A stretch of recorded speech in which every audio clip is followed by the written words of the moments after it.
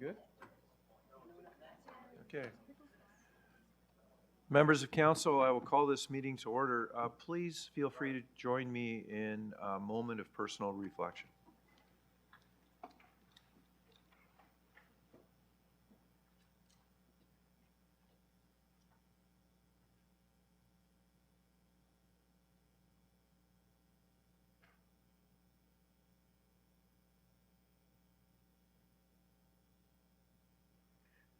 Thank you.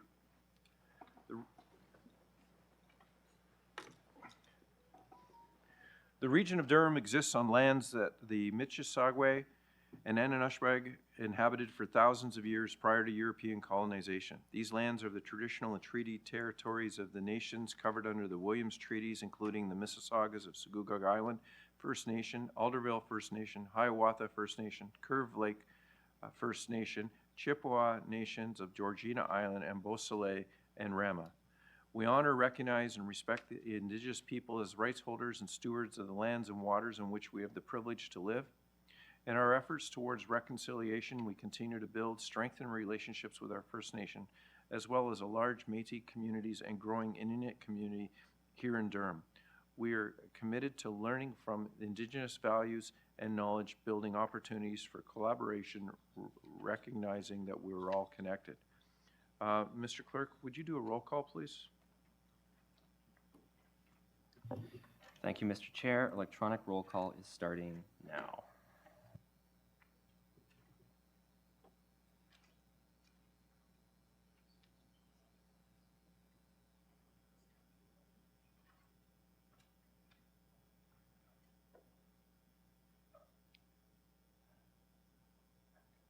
Thank you.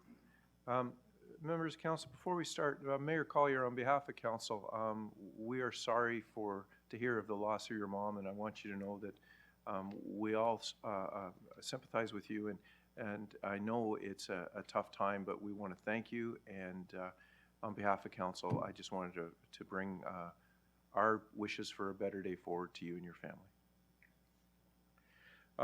Declarations of pecuniary interests. Seeing none online, we'll move along. Could I have a member of council move the adoption of the minutes 4.1, 4.2, please? Moved by Councillor Lee, seconded by Councillor Brenner on the adoption of those two items. All those in favor? In opposition? Seeing none and none online, that carries. Mr. Clerk, we have an amazing presentation coming to us today. It will get us into the spirit of the season, I believe. We are very lucky that we have children from various regional early learning centers to sing for us online today. And Mr. Clerk, if you could start that video, please. Roger?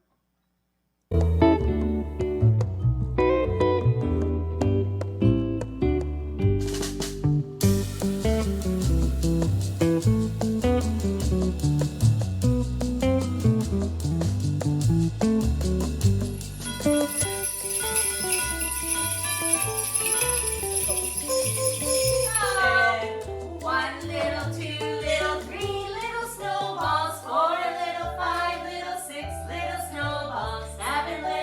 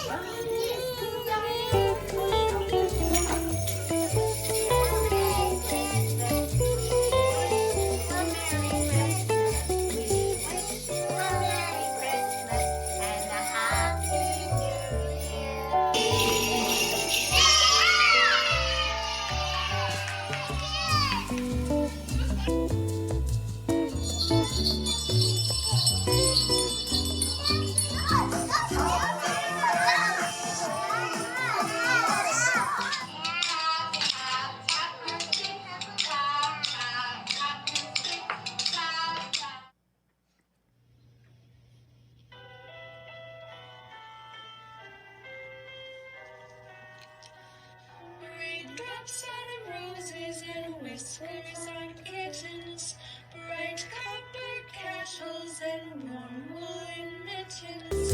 Broccoli and orchards tied up with strings.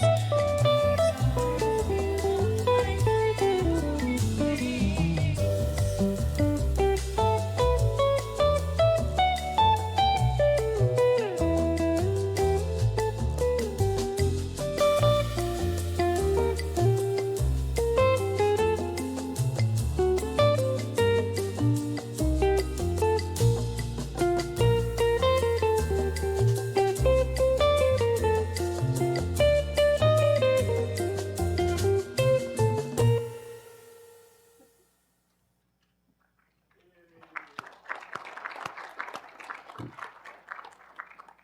Well, that was amazing. As I looked through the seats in the audience and saw all the smiles, what a way to start the day. But, you know, every year, the children and our staff from our directly operated learning centers and childcare centers, they bring this holiday greeting to the council chambers. It's simply amazing.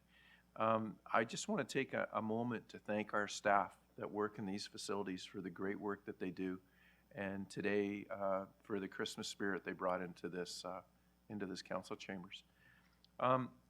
Members of council, we'll move on. We have a second presentation. It's from Mayor Collier, Chair of the Police Services Board, and Chief Morera, Chief of the Police Service, on their quarterly update. Chair Collier, would you like to give an introduction to the Chief's update, please?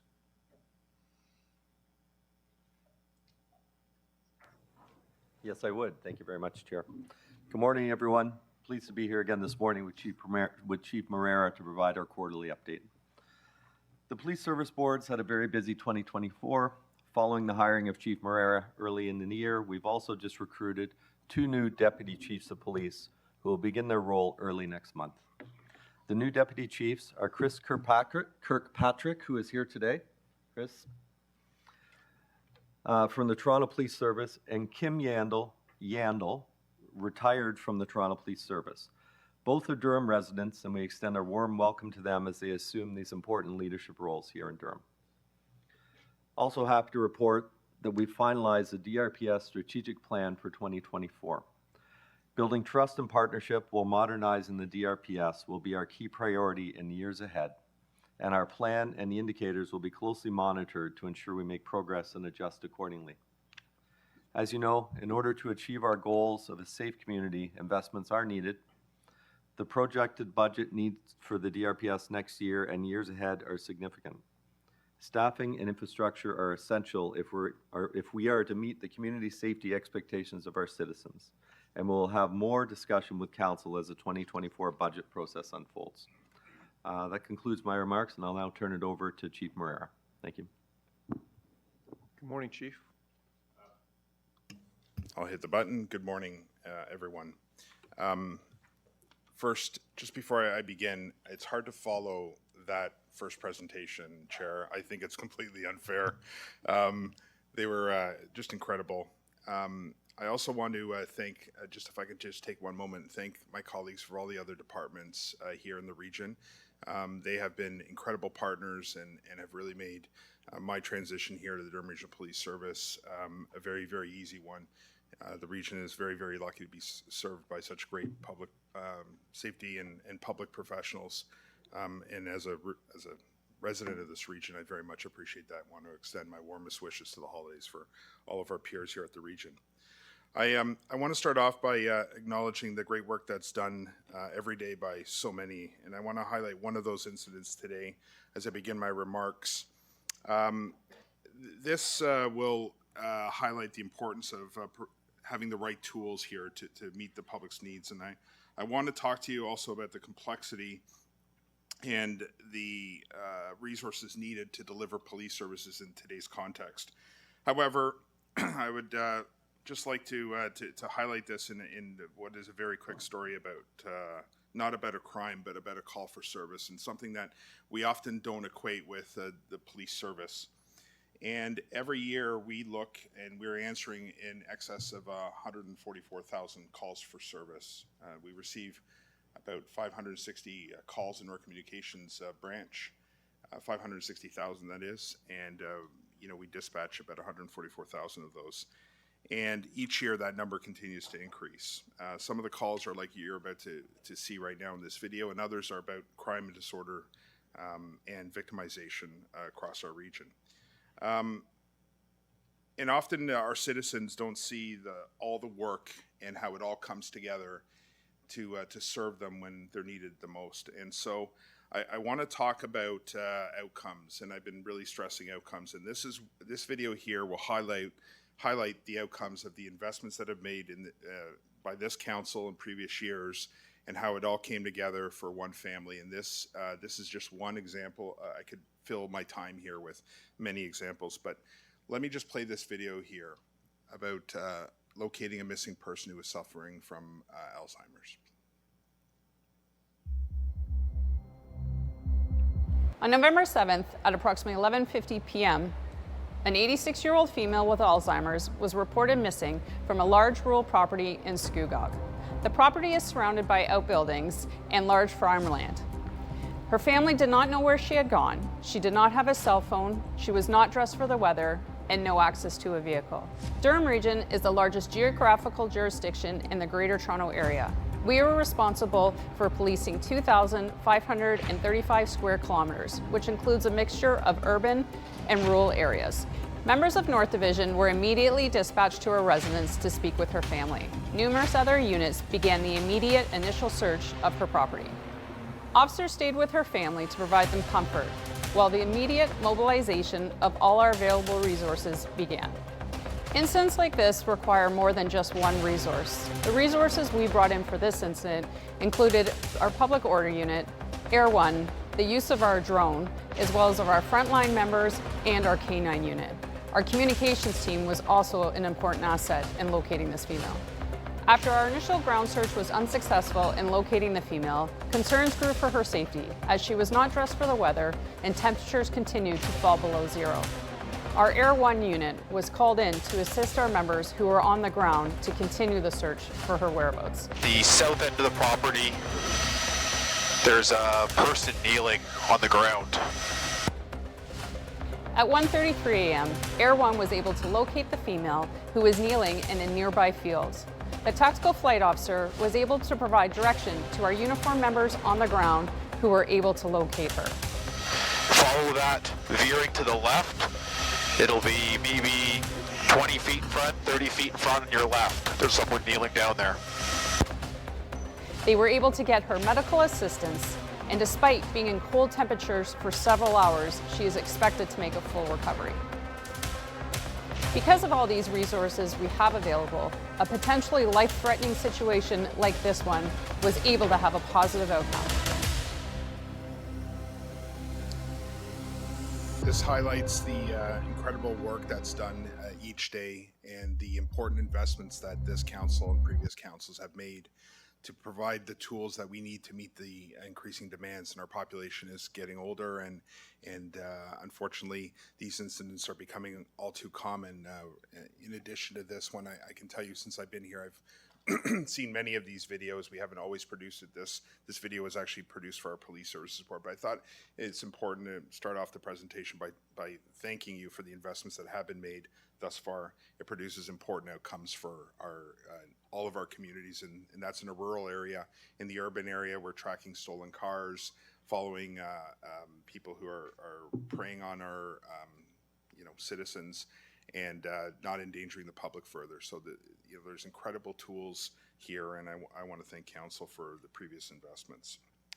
I want to change up how we normally present information to you, and I think it's important that we explain how we are adapting to the changing trends. We strive to be nimble based on trends in reassigning resources, collaborating with other police services, community agencies. We're applying for more and more grants, and obviously working within our regional budget to address the timely and emerging concerns.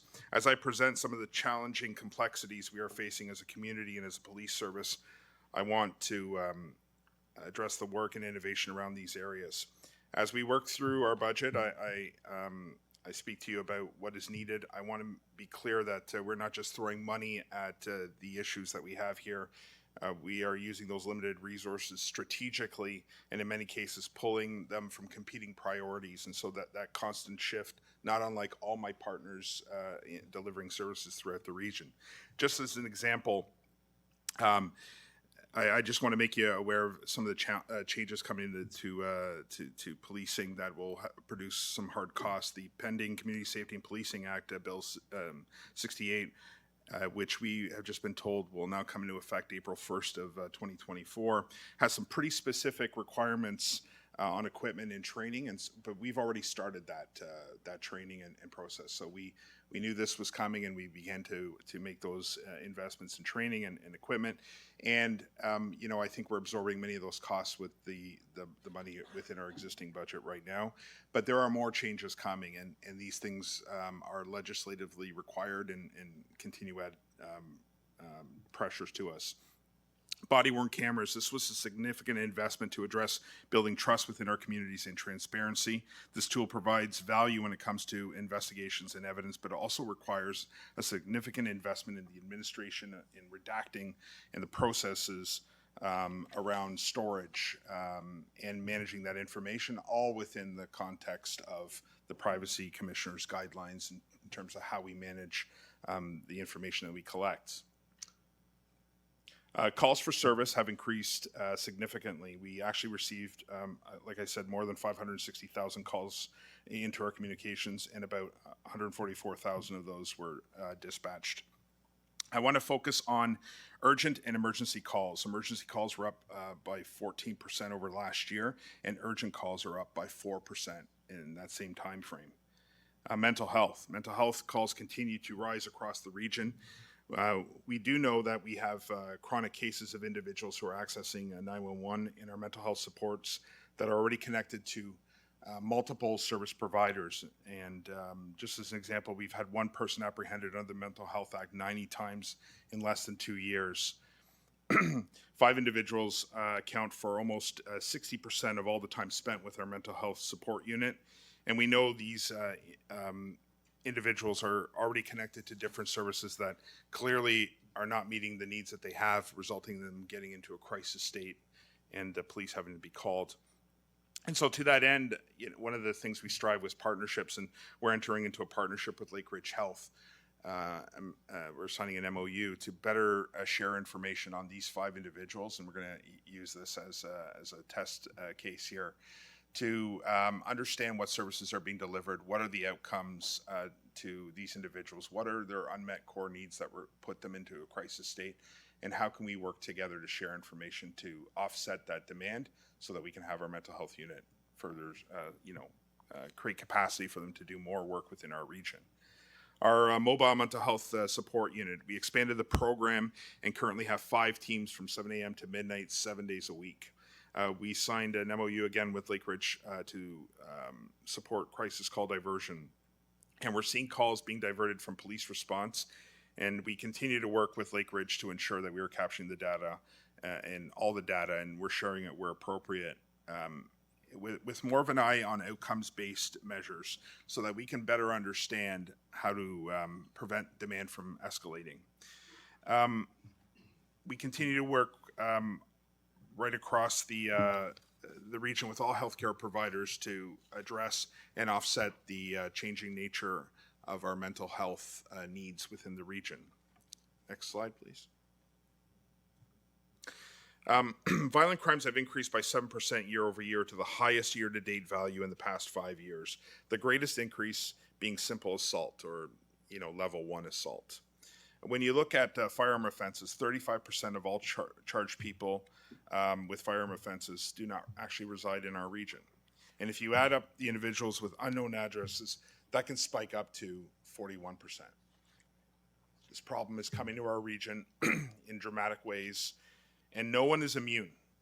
We've had discharge of firearms in every single municipality represented in this room here this year. And we're also not immune to the events in the world around us. While a number of hate-motivated reported incidents each year has been relatively consistent, we've seen an increase this year following the conflicts in the Middle East. Our data shows that there has been a slight shift from predominantly race, ethnicity motivated crimes to an even mix with religiously motivated hate crimes. This should be of concern to all of us, and we're working diligently to get ahead of this. With the increased demands and related complexities, we've added 4 members to our homicide unit. These members were pulled from other areas to address the challenges that speak to my point of allocating of resources based on what we are seeing. We also secured a 3D laser scanner that provides 3D reconstruction of crime scenes, which provides extremely accurate measurements and photographs and improves efficiency and time spent on scene. More importantly, it offers incredible evidence that is extremely compelling so that we can not only charge people but convict them later at court.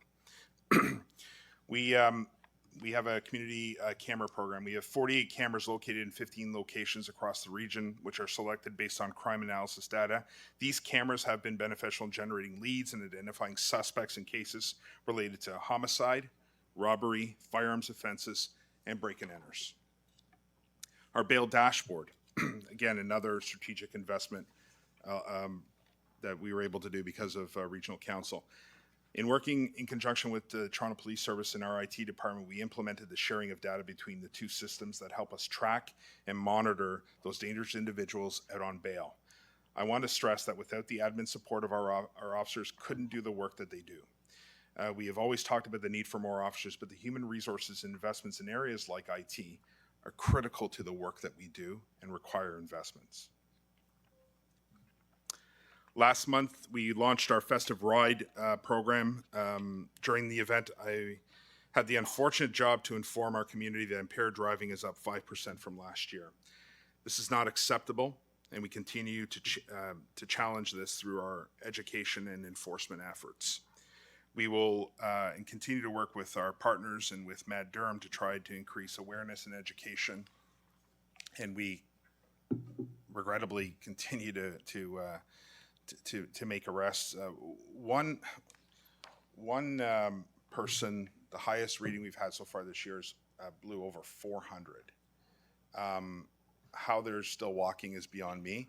And what we're seeing is we're seeing, while the numbers are, slightly increasing, not dramatically, what we're seeing is higher and higher readings, which is very concerning. And obviously should be of great concern to all of us when we think about roadway safety in general.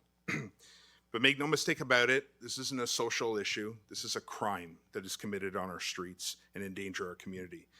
We have had almost 4,400 impaired driving calls between January 1st and October 31st, the last time we pulled those stats. 4,255 of them were generated by our citizens. So it's our own community alerting us to the fact that there are people out there driving impaired. And the balance were generated by our officers being out there in strategic areas, observing the driving themselves and stopping people. So our being out there and leveraging the collective efforts, the crowdsourcing, if you will, of the community can help us put the right resources in the right places to better protect our community. Having the officers available to do that work is critically important to the region, and that's how we have used the investments that we've been provided to do that. Additionally, the province and the Centre of Forensic Sciences will be switching over to a new breathalyzer model. And like all new equipment, this has some costs and obviously some training. This is how we get those samples, the evidence that we collect at the roadside into court is through these machines and through the calibration and the training that we have. Okay, we're probably collectively going to be talking about this topic a lot in the coming years.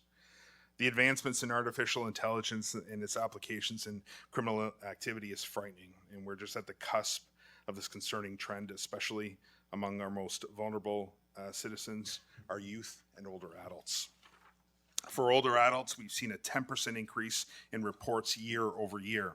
We know that Durham has a growing number of citizens that are 65 years of age and older, and we project this issue, along with new technologies, to increase this risk. We created a cyber crime unit, again, an investment, strategic investment allowed for by council of 2 assigned members. Since its inception in mid-2022, the cybercrime unit has processed 190 requests spanning from multiple investigations, including terrorism, homicide, child pornography, fraud, and of course support to our frontline members in their investigations. Cryptocurrency tracing and assistance made up about 51% of all unit workload in 2023. It's important that we track down the money. Money is a motivator for criminal offenses, and when people don't make money, they're likely not to be engaged in that offense, and that's why it's important to make these investments. People are losing entire life savings now. Some of the cases that I've been presented are absolutely devastating, and it's often to our most vulnerable citizens here, and we take that very, very seriously here within our region. Our youth, we are proactive and collaborative to deliver education programs in school, and we created the Older Adults Police Academy to increase awareness, and of course our school liaison officers are delivering the crime prevention information to our school-aged children. And the goal here is to increase awareness, and those who are informed are protected. And when it comes to youth in just specifically, we've seen a massive increase in sextortion type of incidents where intimate photos or information is shared amongst a peer group, and that is then shared beyond that private conversation. And this can have huge impacts on the mental health of our young people and obviously their families, and it impacts everything from education to job opportunities to self-esteem and like I said, mental health. And people often, increasingly our young people are looking to self-medicate, which is also a big concern. Can we have the next slide, please? Okay, the good news. Well, our weighted clearance rate is the best amongst our comparative services. So this is right across the bottom end of Ontario. We should be very, very proud of that. Like I reported last at a previous meeting, our clearance rate actually went down 4%. Weighted clearance rates means the most serious criminal offenses, and it's a benchmark set across the industry. We actually went down 4%. Our comparators are also facing the same challenges that we are in terms of resourcing and the changing nature of harm and crime, and theirs went down even further. So, we kind of backed into the number 1 spot. I'm quite proud of the fact that we are a number 1, but it also tells us there's more work to be done there. Our 911 communications unit continues to exceed our standards related response and dispatch times, and we've handled more than I've given you the 144,000 calls that we've dispatched and the 560,000 calls we've received in. And we pride ourselves on our proactive work in community building. A great example is our youth in policing program. This is an incredible program. I'm so impressed with it.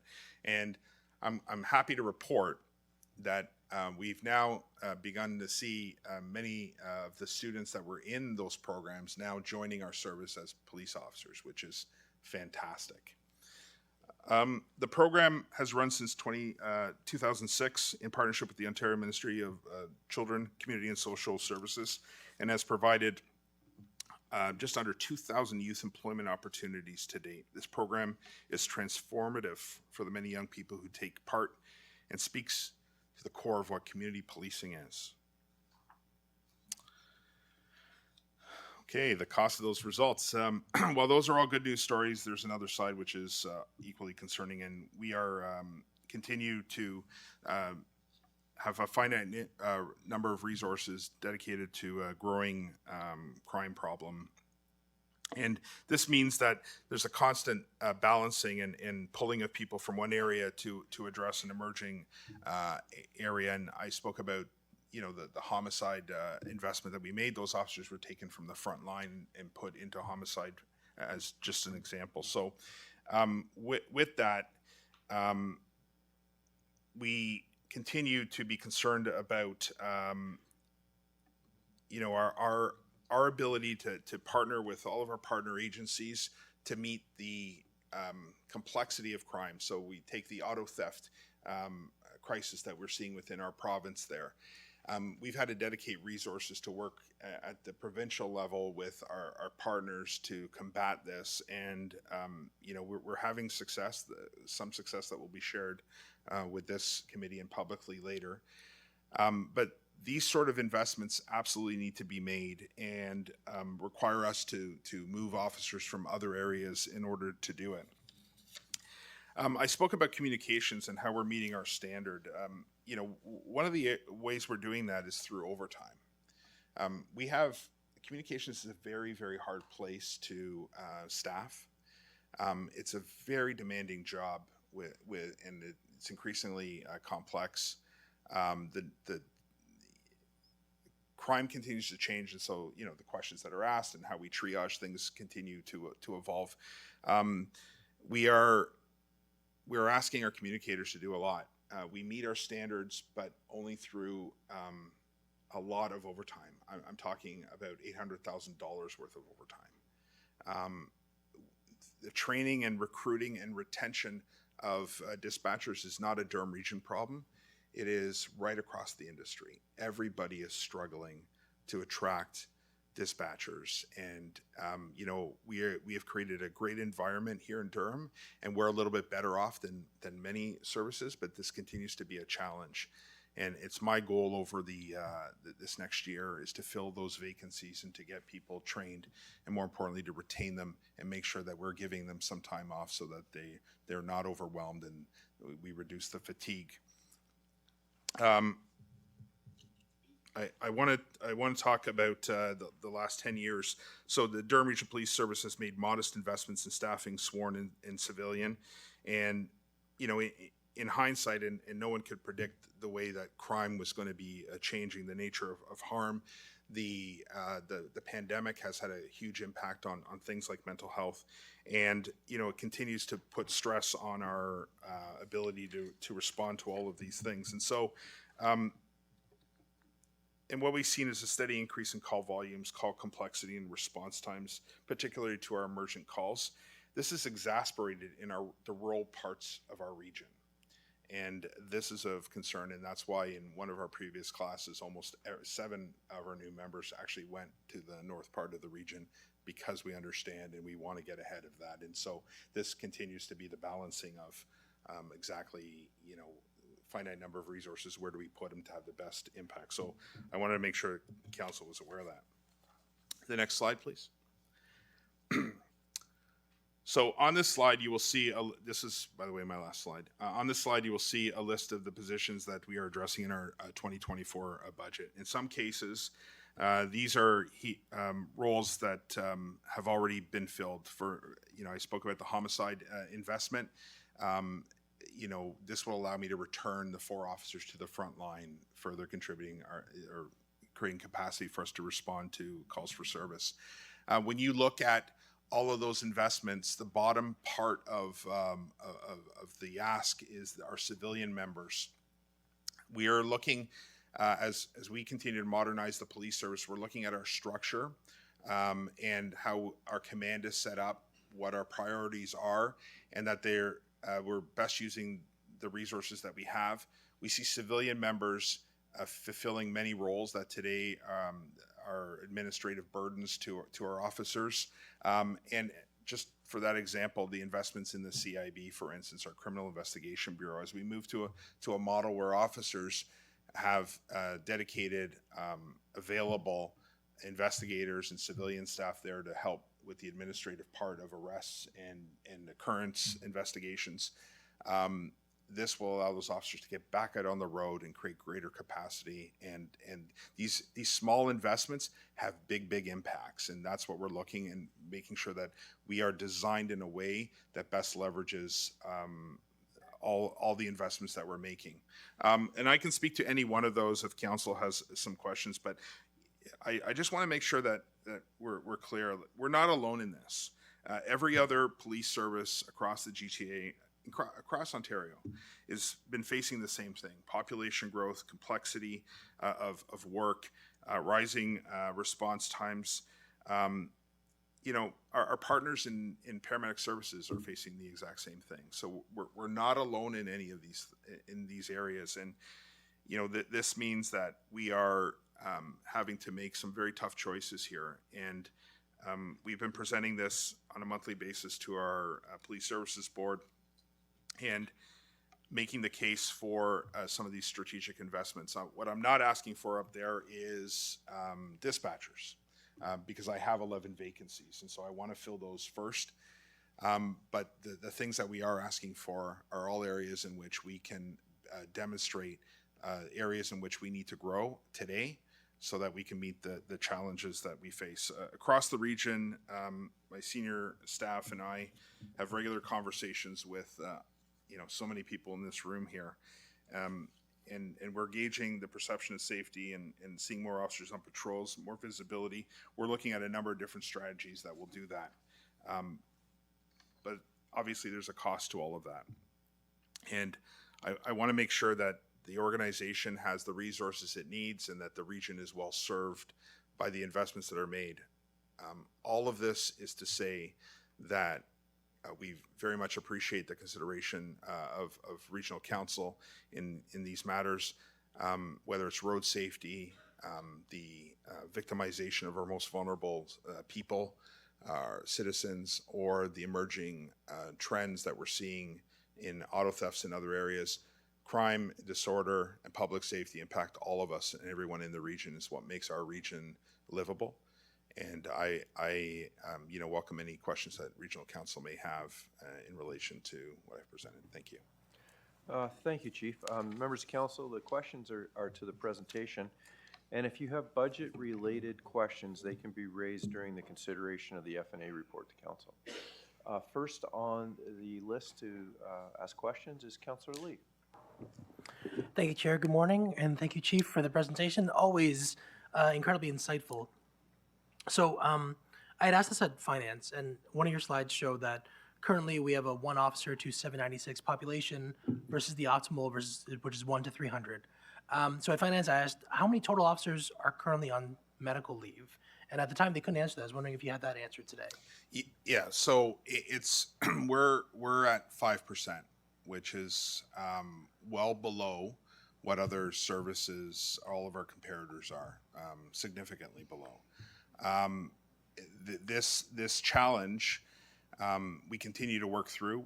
In fact, one of the investments that I'm making is to start a reintegration unit, because we know that getting members back early is the greatest, produces the greatest outcomes for all of us. Getting members back as quickly as possible, obviously within the restrictions that they have.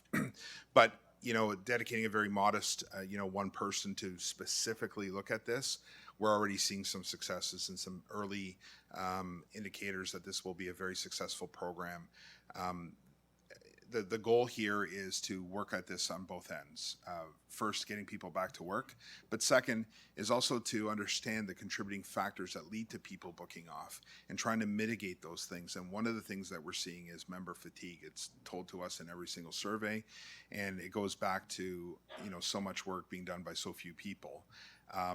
Again, it's one of those areas where we're trying to tackle it on both ends. Well, I imagine it becomes a bit of a downward spiral, too, where people become overworked and then have to go on medical leave as a result of the stress from becoming overworked. I guess, 5% against your force. Can you give me an actual body number to that? I don't know what your total force is. 60. Yeah, it's 60. So adding the 60 then, would that bring us closer to 1 to 500, 1 to, I don't know relatively, No. what would that bring us closer to? We actually did, I can't remember what the analysis was. We actually did that analysis, but no, it didn't Okay. really move the needle all that much. Okay. Yeah. That's fair. You mentioned the evolution of technology within the police force. You mentioned how criminals are kind of cutting edge in terms of the technology they're using to commit crimes. So obviously there is a response required from police, and you kind of touched on that. I'm just wondering, is there an oversight is there an oversight board or committee to ensure that the technology the police use don't overstep, so to speak, and, you know, preserve the privacy of citizens versus the safety of the population? Oh, absolutely, sir. First, we self-regulate. Second, just in the issue of body-worn cameras, for instance, the privacy commissioner was instrumental in terms of developing the governance and how we use it. The courts are extremely helpful in their decisions, right? And often they're binding. So there are plenty of checks and balances, not to mention, I mean, the chair's not there, but our police services board as well.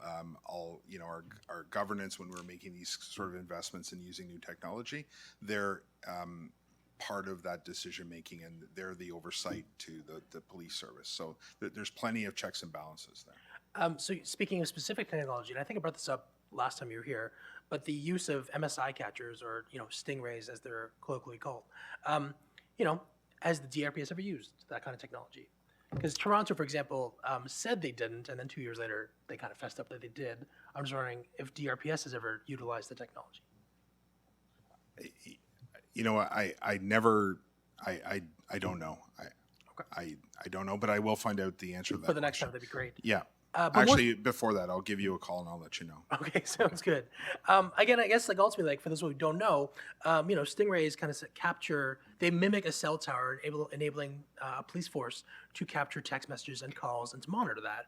And ultimately, like, you know, there are certain privacy groups who feel that it's an overstep of, you know, citizen privacy. And I would tend to agree with that. So I was wondering, like, if the DRPS did want to use that going forward, would that be something that's publicly disclosed? Or do you get my question? Or just like in terms of either the police board or citizen board to ensure that, like, it's used within a very specific parameter and it's, you know, kind of registered when it's being used?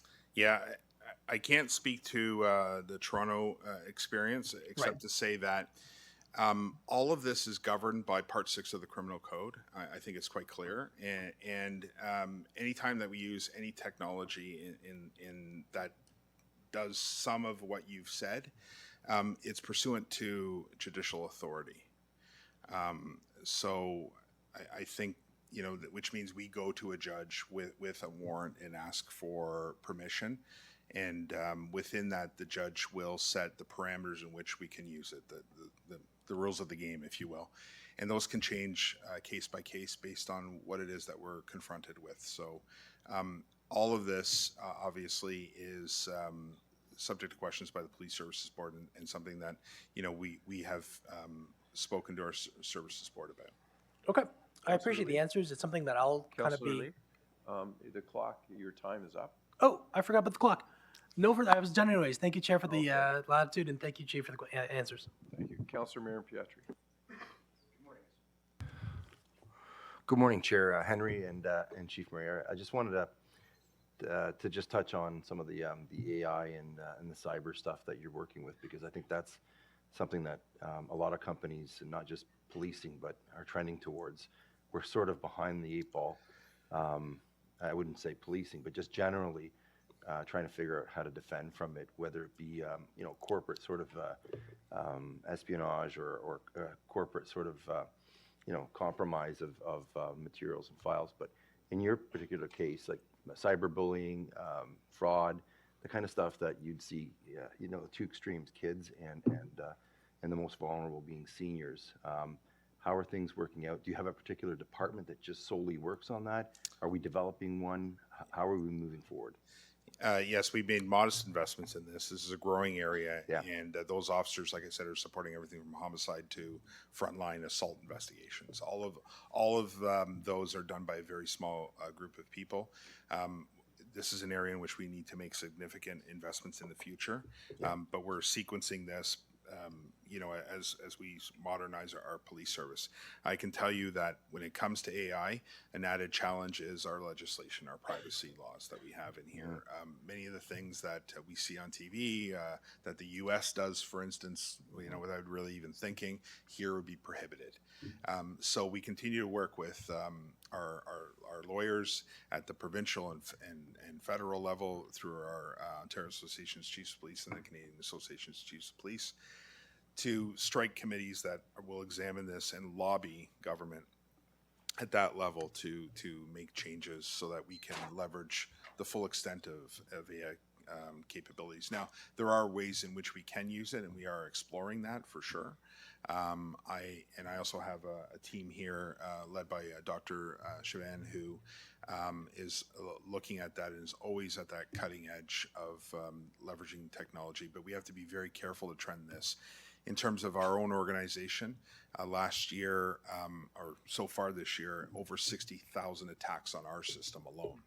So, that's why it's important to have an IT department that is robust and can repel these attacks as well. And obviously, with the information that we collect, it's highly sensitive. And we also have partner agreements with things like the Canadian Police Information Center run by the RCMP. So a lot of this has levels of security that costs a lot of money to maintain. Certainly. Chair, I want to thank you, Chief, for that, because I know we're making modest investments, but this is going to be the way of the future, and we have to sort of find a way to get on top of it more than get ahead of it, because it is way beyond our reach at this current point in time.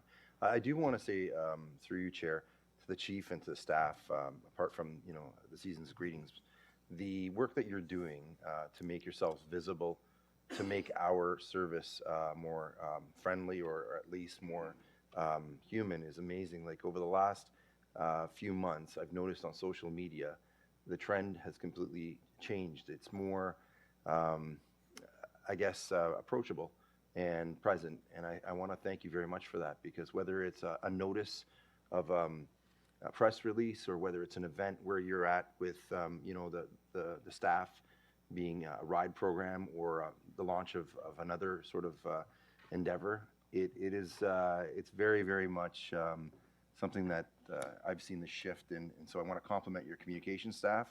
It is, and I'm trying to be professional about it, but it's pretty cool to see that kind of presence, and to see the community, because you're not just in a building, you're in a number of different locations, and I hear it from individuals out in the community. Anyone that's following the DRPS social media site on Instagram is absolutely amazed by the kind of work that's been done over the last number of weeks and months. So thank you very much to you and the staff, and stay safe over the holiday season.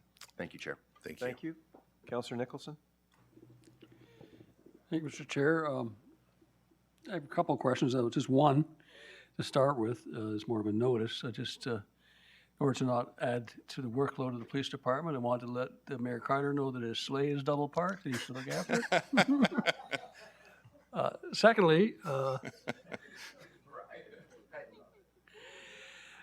Secondly, you mentioned the increase in firearms offenses that 35%, or possibly as high as 41%, are located from outside Durham Region.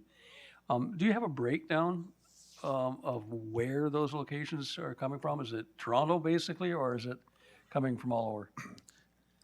All over. Crime is borderless now, and I can tell you, the 407 makes it very easy to get into this region. The 401, there's, and more, we're building this sort of things that are attracting large groups of people. The Pickering Casino, for instance, we had a murder there involving a firearm. So all of these things are drawing people to our region, which is very, very positive. Our job is to keep those intent on committing criminal offenses out. And so we're working really, really hard in many joint force operations to identify these people, to monitor them, and to interject ourselves before crime is committed.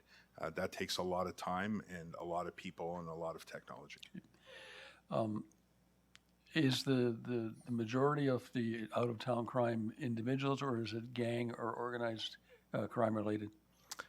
Yeah, rarely are people committing their first offense as a shooting or a firearm offense. They're often already, involved in criminal activity.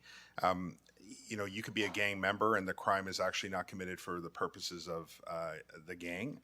It could be for clearly like simply a personal reason, right? Somebody looks at you the wrong way. And this is why it's so important that we are investing in these areas in terms of removing handguns from the hands of people who use them as decision-making tools. What I've said over and over again throughout my 32 years of being a police officer is that lives change on both sides of that trigger. And no one ever forgets, especially when the crime is committed in a gang setting. You know, they will come back and seek retribution, and it's this never-ending quagmire people find themselves in. And my last question is, have any approaches been made, either from police or directly or from police services, or possibly Mayor Collier can respond, to the province to ask for additional funding, specifically because of the infill, the number of resident crimes that are lessening and the number of out-of-town crimes are going up? Have any opportunity to get the province to start assisting us and not dump it all on our local taxpayers? I won't speak on behalf of the board. Mayor, I'll allow Mayor Collier to do that, but I can tell council that the province has spent significant amounts of money in grant funding to address emerging crime trends throughout the province.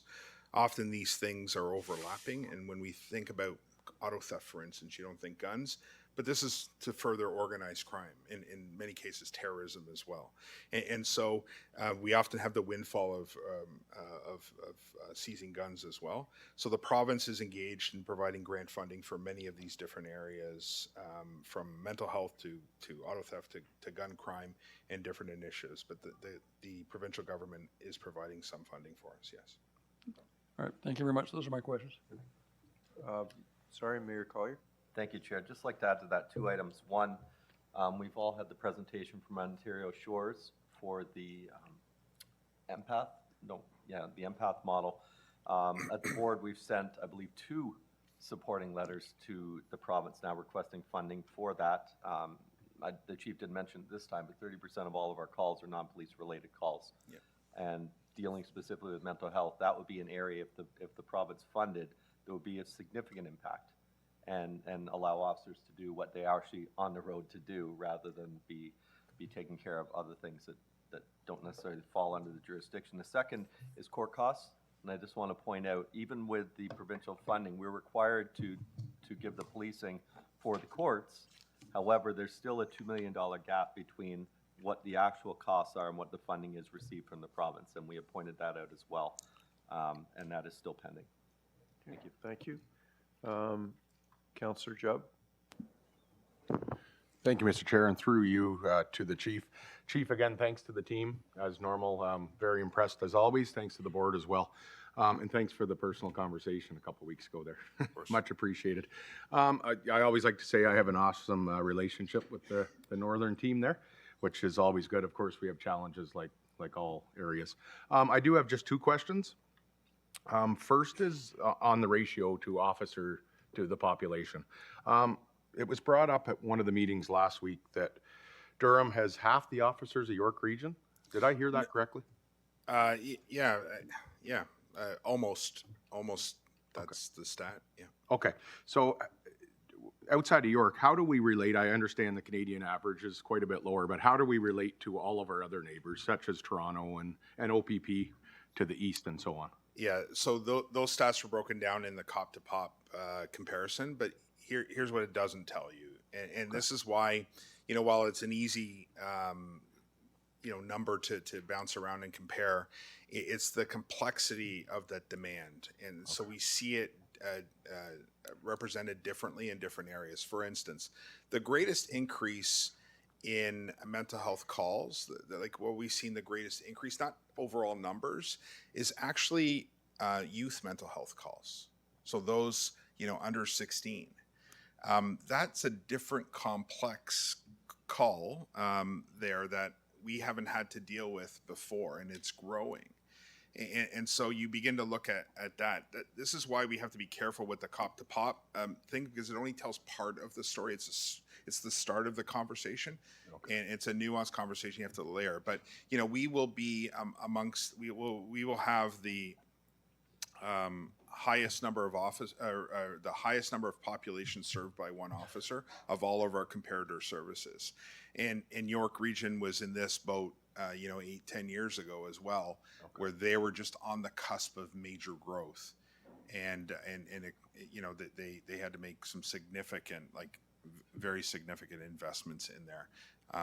We're trying not to have the same kind of burden on our tax base. Yeah. Okay, that helps. Thank you. One last question is regarding attrition.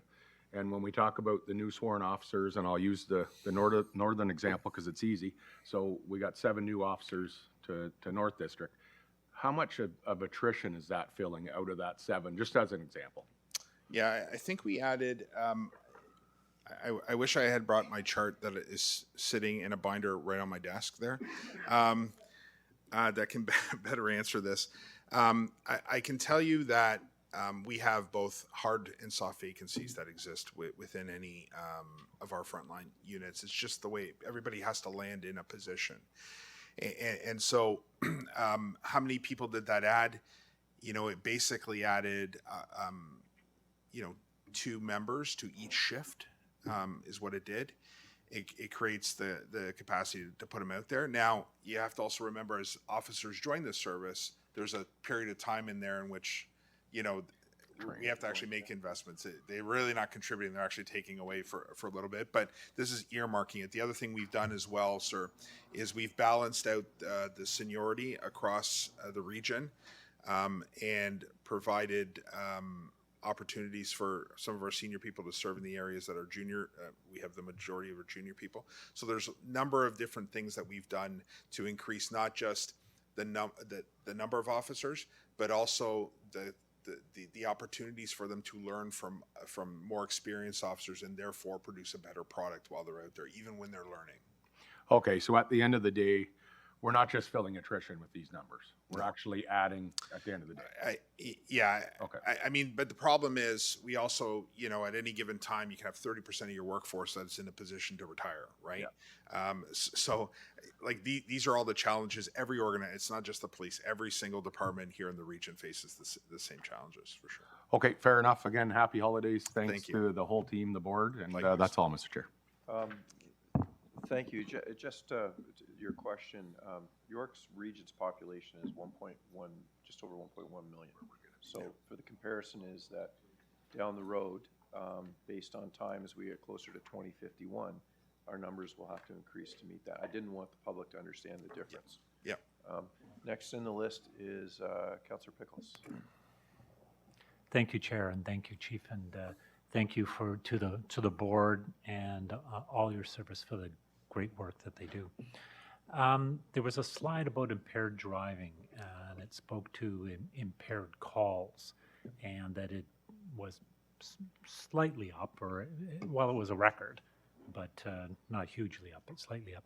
I just wondered the nature of the title of the slide, impaired calls. So does that include calls you receive from residents? Does it include stops for questionable driving or ride programs? So is it all in, or is it just calls reported in from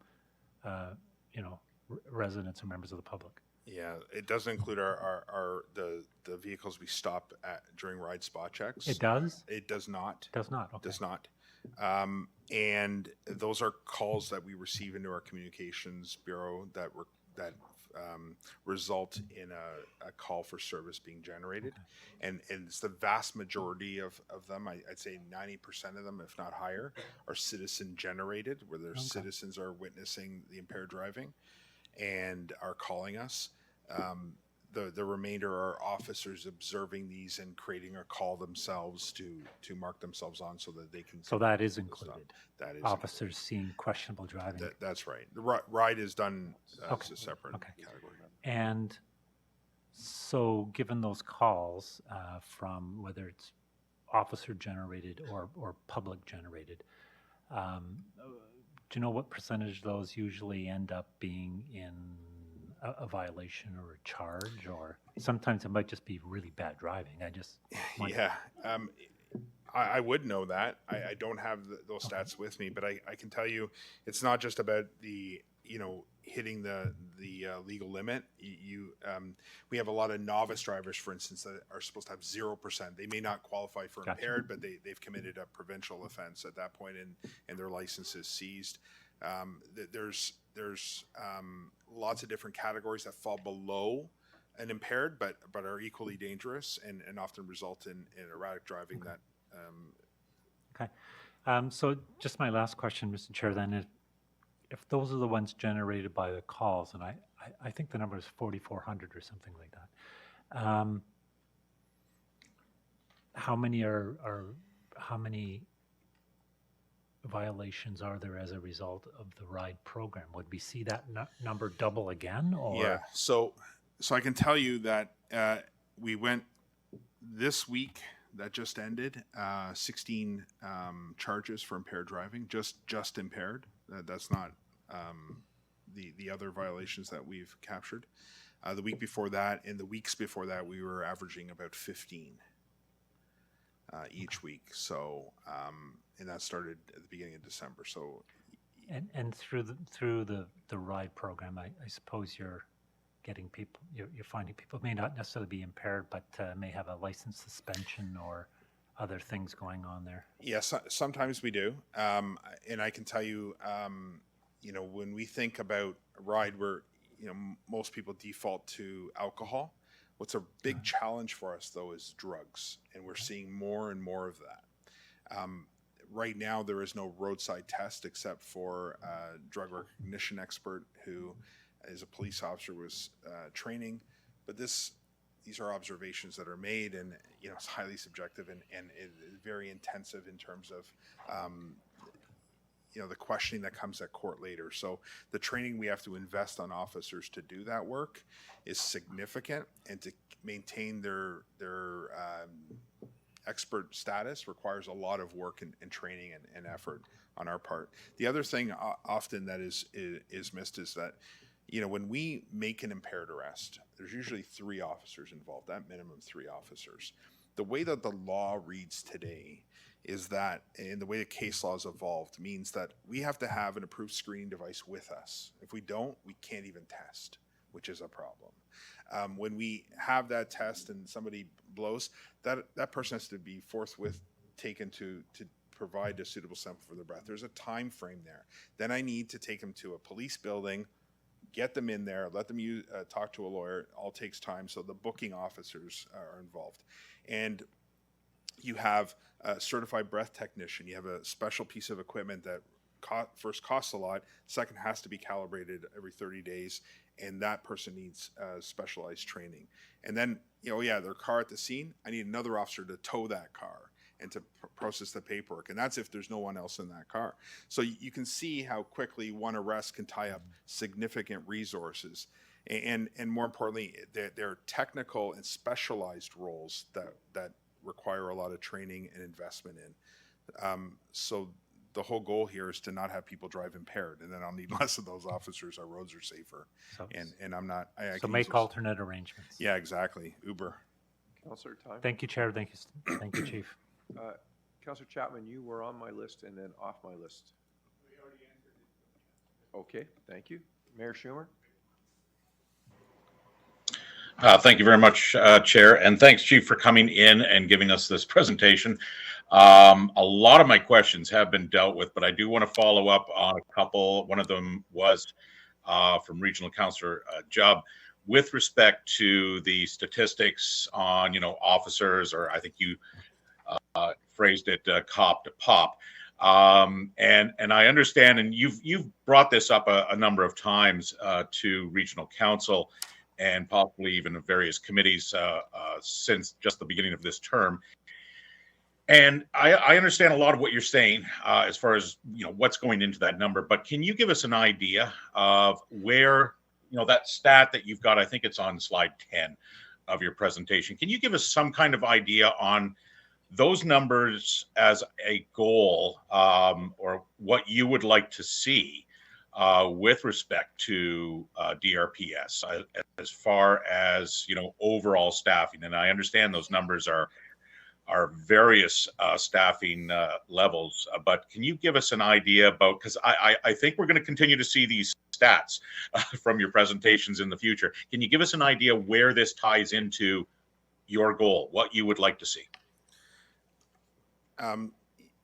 Yeah, I mean, I certainly have an idea, but I think it's most appropriate that I deliver that first to the Police Services Board, because they're the ones, it's actually their budget, and they're the ones that have to authorize it first. But I will say that the needs we have are twofold. First, it's to fill the gaps that currently exist, and the challenges for crime that is occurring today.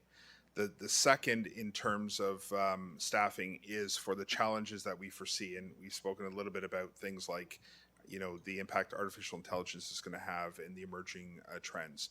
We are not immune from the things that are happening around the world, and increasingly so. So if I gave you a number right now, it would almost be outdated by, the next time I'm before council here. That's how fast things are moving. And so the other thing, quite frankly, Mayor Schumer, that I want to do is I want to make sure that our organization is best aligned. And that's why we have undertaken Forward Together, an internal review of all of our services that we deliver, starting with our frontline, to make sure that I'm making the best use of all the resources that council has given us, and that will better inform how many people I'm actually going to need, and that's why I always say that Cop to Pop is just the start of the conversation. There's so many more things that we have to discuss when we talk about what the right number is. Okay, fair enough. But I think it would help us all understand where the budget is likely heading, if we could understand where the goal is on that statistic. Thank you very much. Councillor Wu. Yeah, through the chair, and thank you very much, Chief, and for staff attending, and a big region of Durham welcome to Chris Kirkpatrick. At the start of the presentation, you spoke about partnerships, and certainly partnerships with Lakeridge Health. And one that we experience here with our emergency services is offloads at the hospital. No different than Durham Regional Police offloads at the hospital, somebody with mental health. And we've worked out a partnership with the hospital where we're trying to get an offload within an hour if possible. And that's working together with Lakeridge Health. Can you speak to that? Yes, incredibly important partnership. We've seen our times decrease at Lakeridge Health in terms of the custody being taken over. There's an assessment form that has been created that helps us assess the likelihood that somebody is going to cause a problem within the emergency room. And so it's that handoff. We have the Mental Health Act that binds us to maintain the custody of the person until they've been admitted. And so admission is what we've actually kind of centered on. What does that look like? What does that actually mean? And Lakeridge has been incredible partners to us in terms of expediting the admission part. And our admission is not necessarily how they classify admission, but there is an agreement there between the agencies. And so it's a case-by-case basis, but I can tell you that it has significantly reduced the amount of time that our officers are spending at the hospital, allowing them to complete their paperwork and get back out there and do more work. Yeah, thank you on that. And with staff here, Dr. Chauvin, and the region is going to go through dealing with or coming up with our strategic plan, no different than Durham Regional Police Services. And one of the key was consultation with the community, no different than probably what we will do here at around the table here. Can you give us an idea of what the community is saying their priorities? And certainly community safety is top of mind. Yes, community safety is top of mind. We did just undertake our 2024 strategic plan. We did have consultations, including one hosted by our Diversity Advisory Committee, which we just met again, and we've welcomed, is it 10? 11 new members, further having better representation from across the region, advising us on every issue that we have. So the things that are important to the community are the number of officers that are out there in a proactive capacity, our community building, and the building trust, and obviously the how we are reflecting the community that we're serving. So all of these are priorities. Dr. Chavan and his team have prepared an incredible presentation on that I know the board has received, and is something that we could make available to members of council that can walk them through exactly all the things the community have said. I have a minute and 19 seconds. I'm trying not to take up all your time, sir. Okay. And one last thing, and you're speaking about trust, and I'm glad that my fellow councillor from Oshawa, Tudo Mayor Pedretri, mentioned about social media, and something that for the service, it's not routine, but it gained international attention. Can you speak a little bit about the apprehension of a kangaroo? I will hop right to it. So yeah, not a call we ever thought we would get. Obviously, pretty incredible. And coincidentally, the officers that responded in the first instance took the occurrence were the ones that found the kangaroo, which was a nice fitting tribute for them. They, from what they learned at the first call, they were able to grab the kangaroo by the tail, which was how we were instructed to do it. It did not save the officer. The kangaroo jumped backwards. I didn't know it could do that. And it activated his body-worn camera, which was a really good moment to kind of highlight, how we can be called to do almost anything at any time. And we now have an honorary canine member because we used the canine truck. It had the biggest area to hold the kangaroo while we transport him safely. And I don't think our dog liked sharing the space, but nonetheless, it happened, and we were able to return the kangaroo safely. Thank you very much, Chief, for that. And Councillor, your time is up. yeah, thank you. Councillor Crawford. Thank you, Mr. Chair.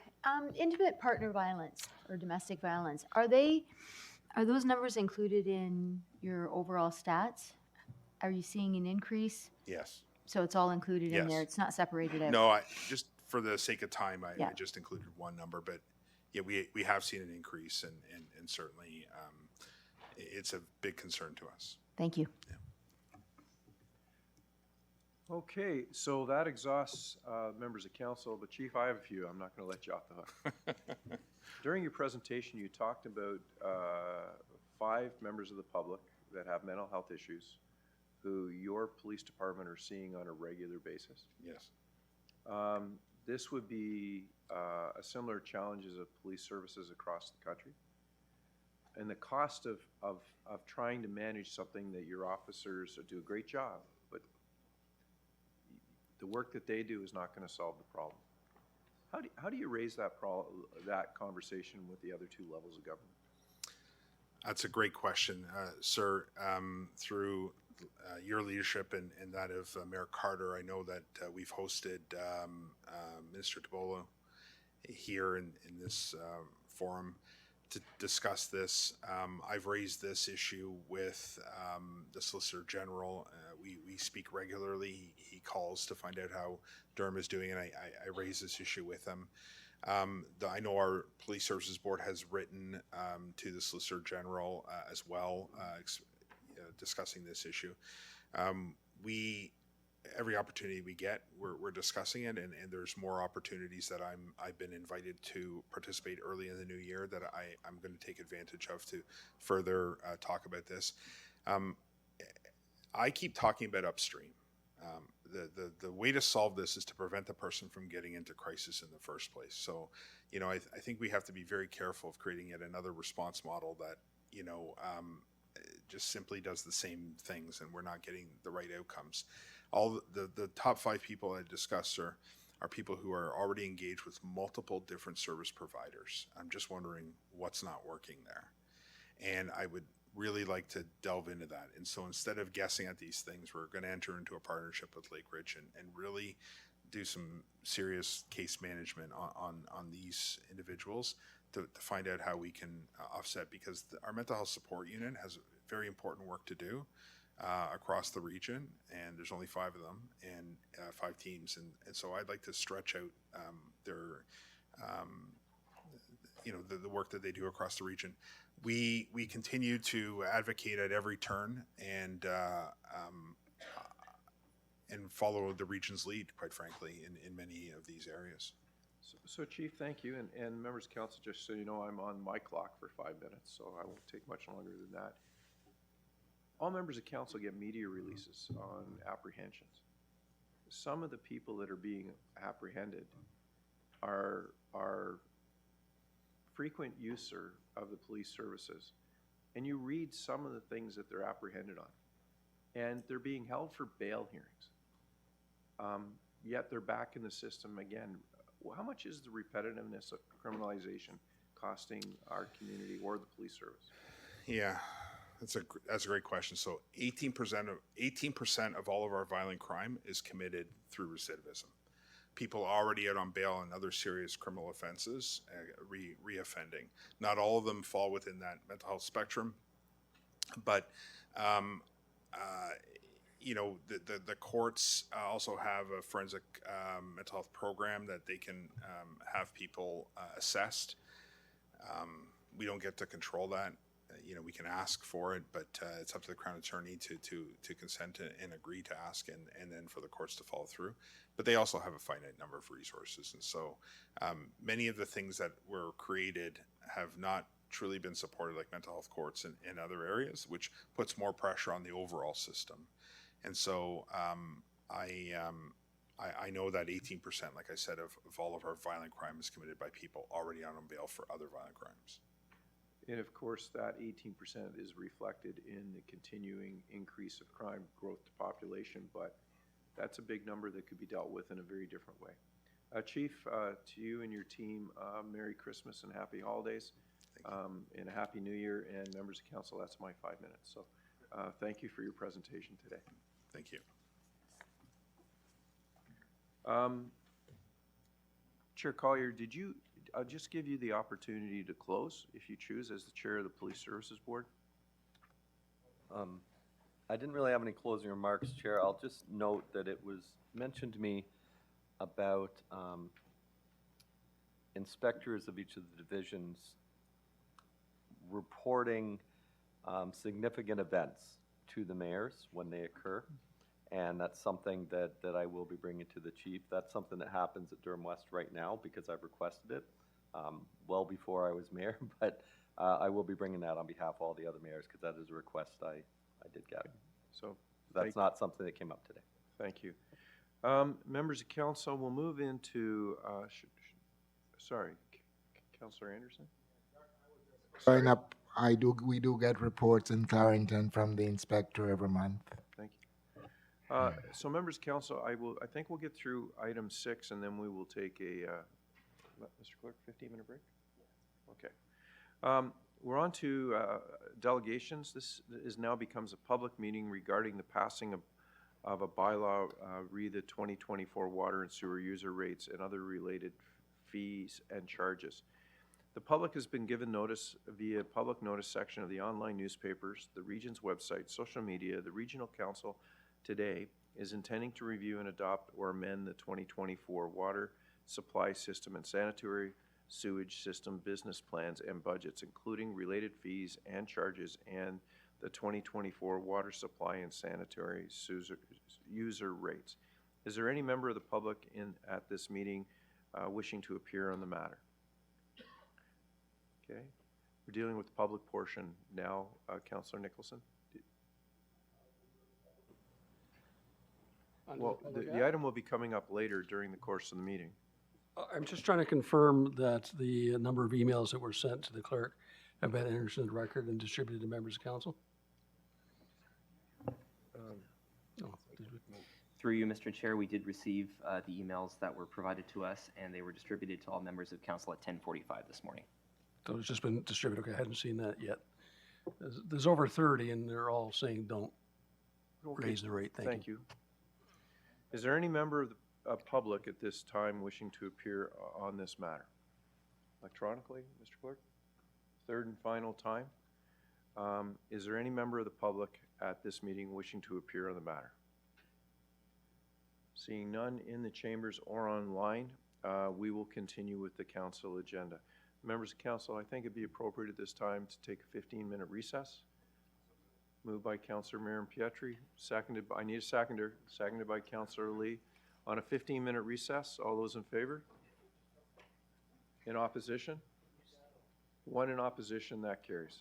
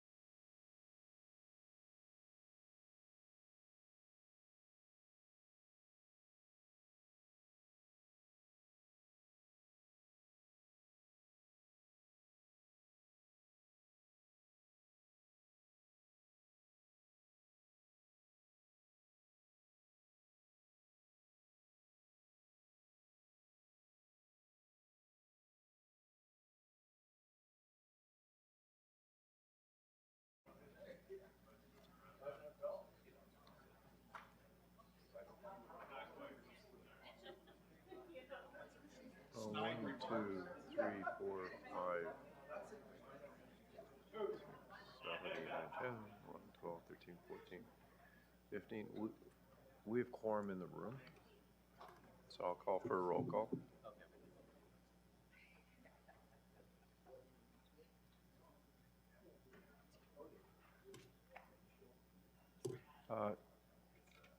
Mr. Clerk, I will now call this meeting back to order. Roll call, please. Thank you, Mr. Chair. Electronic roll call is starting now.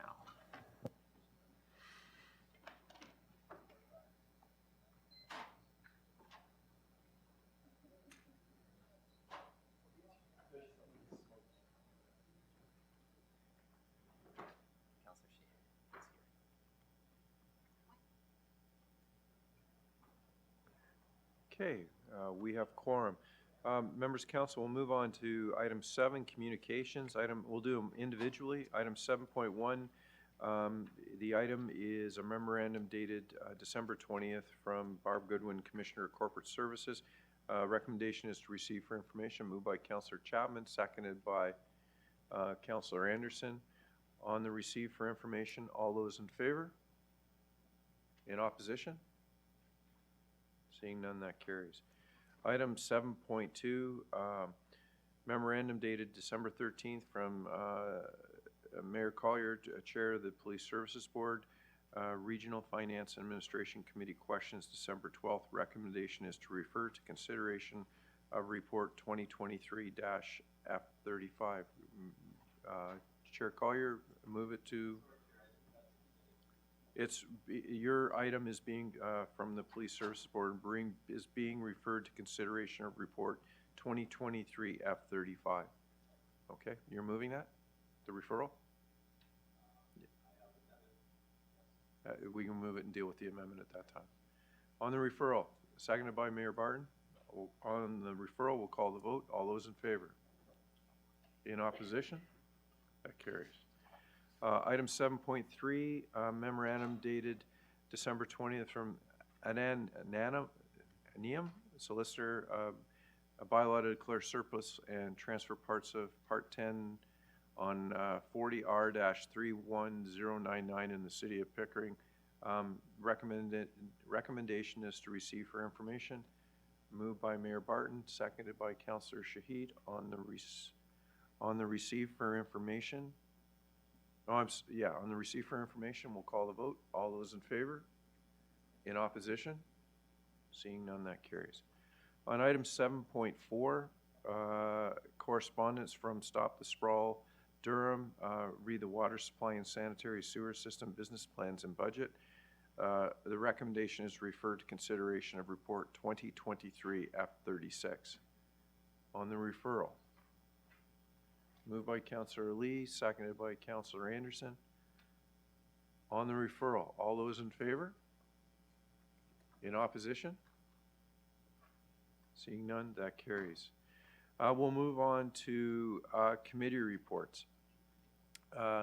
First one is located is Finance and Administration. I need the yellow sheets, please. Thank you.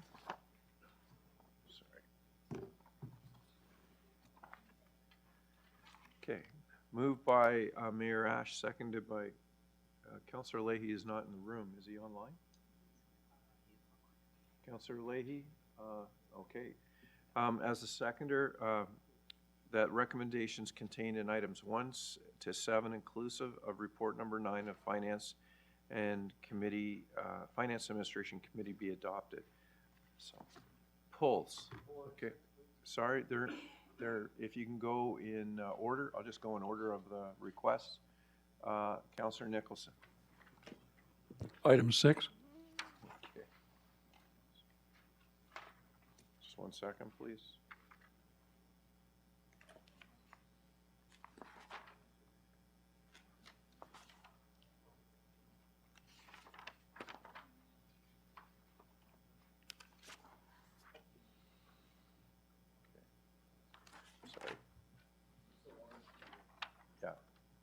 I just was trying to find the page. So item 6.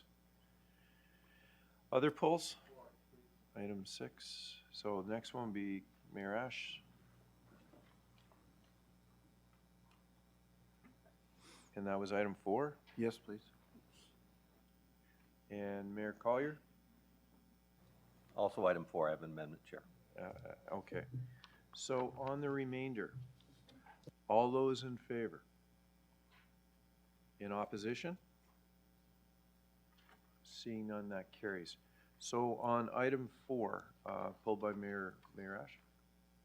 Thank you, Mr. Chair. Sorry, 1 second, please. Thank you, Mr. Chairman. I wanted to give a kind of a background on what happened over the course of the last several months from F&A in regards to this. There was a number of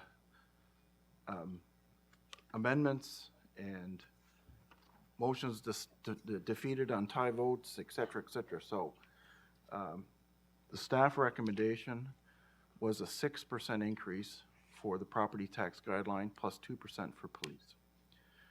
There was an amendment made by a councillor to have a 4% and a 2% increase, and that there was a subsequent amendment to that to increase the police to 2.5, and that was defeated on a 3-3 vote. We then proceeded to vote on the 4 and 2, and it too was defeated on a 3-3 vote. We had a subsequent amendment to go to 5% and 2%, and that motion passed 5-1. So that's the motion before us today, Mr. Chairman.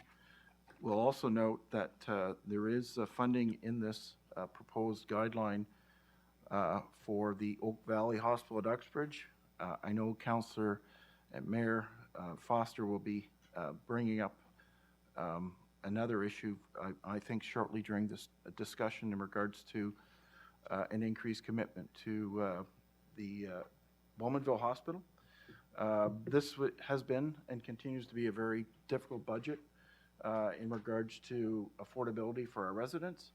We have significant requests for growth and reinvestment, and these are not going to be just a one-time ask. We have ongoing plans for investments in paramedicals, paramed services, transit.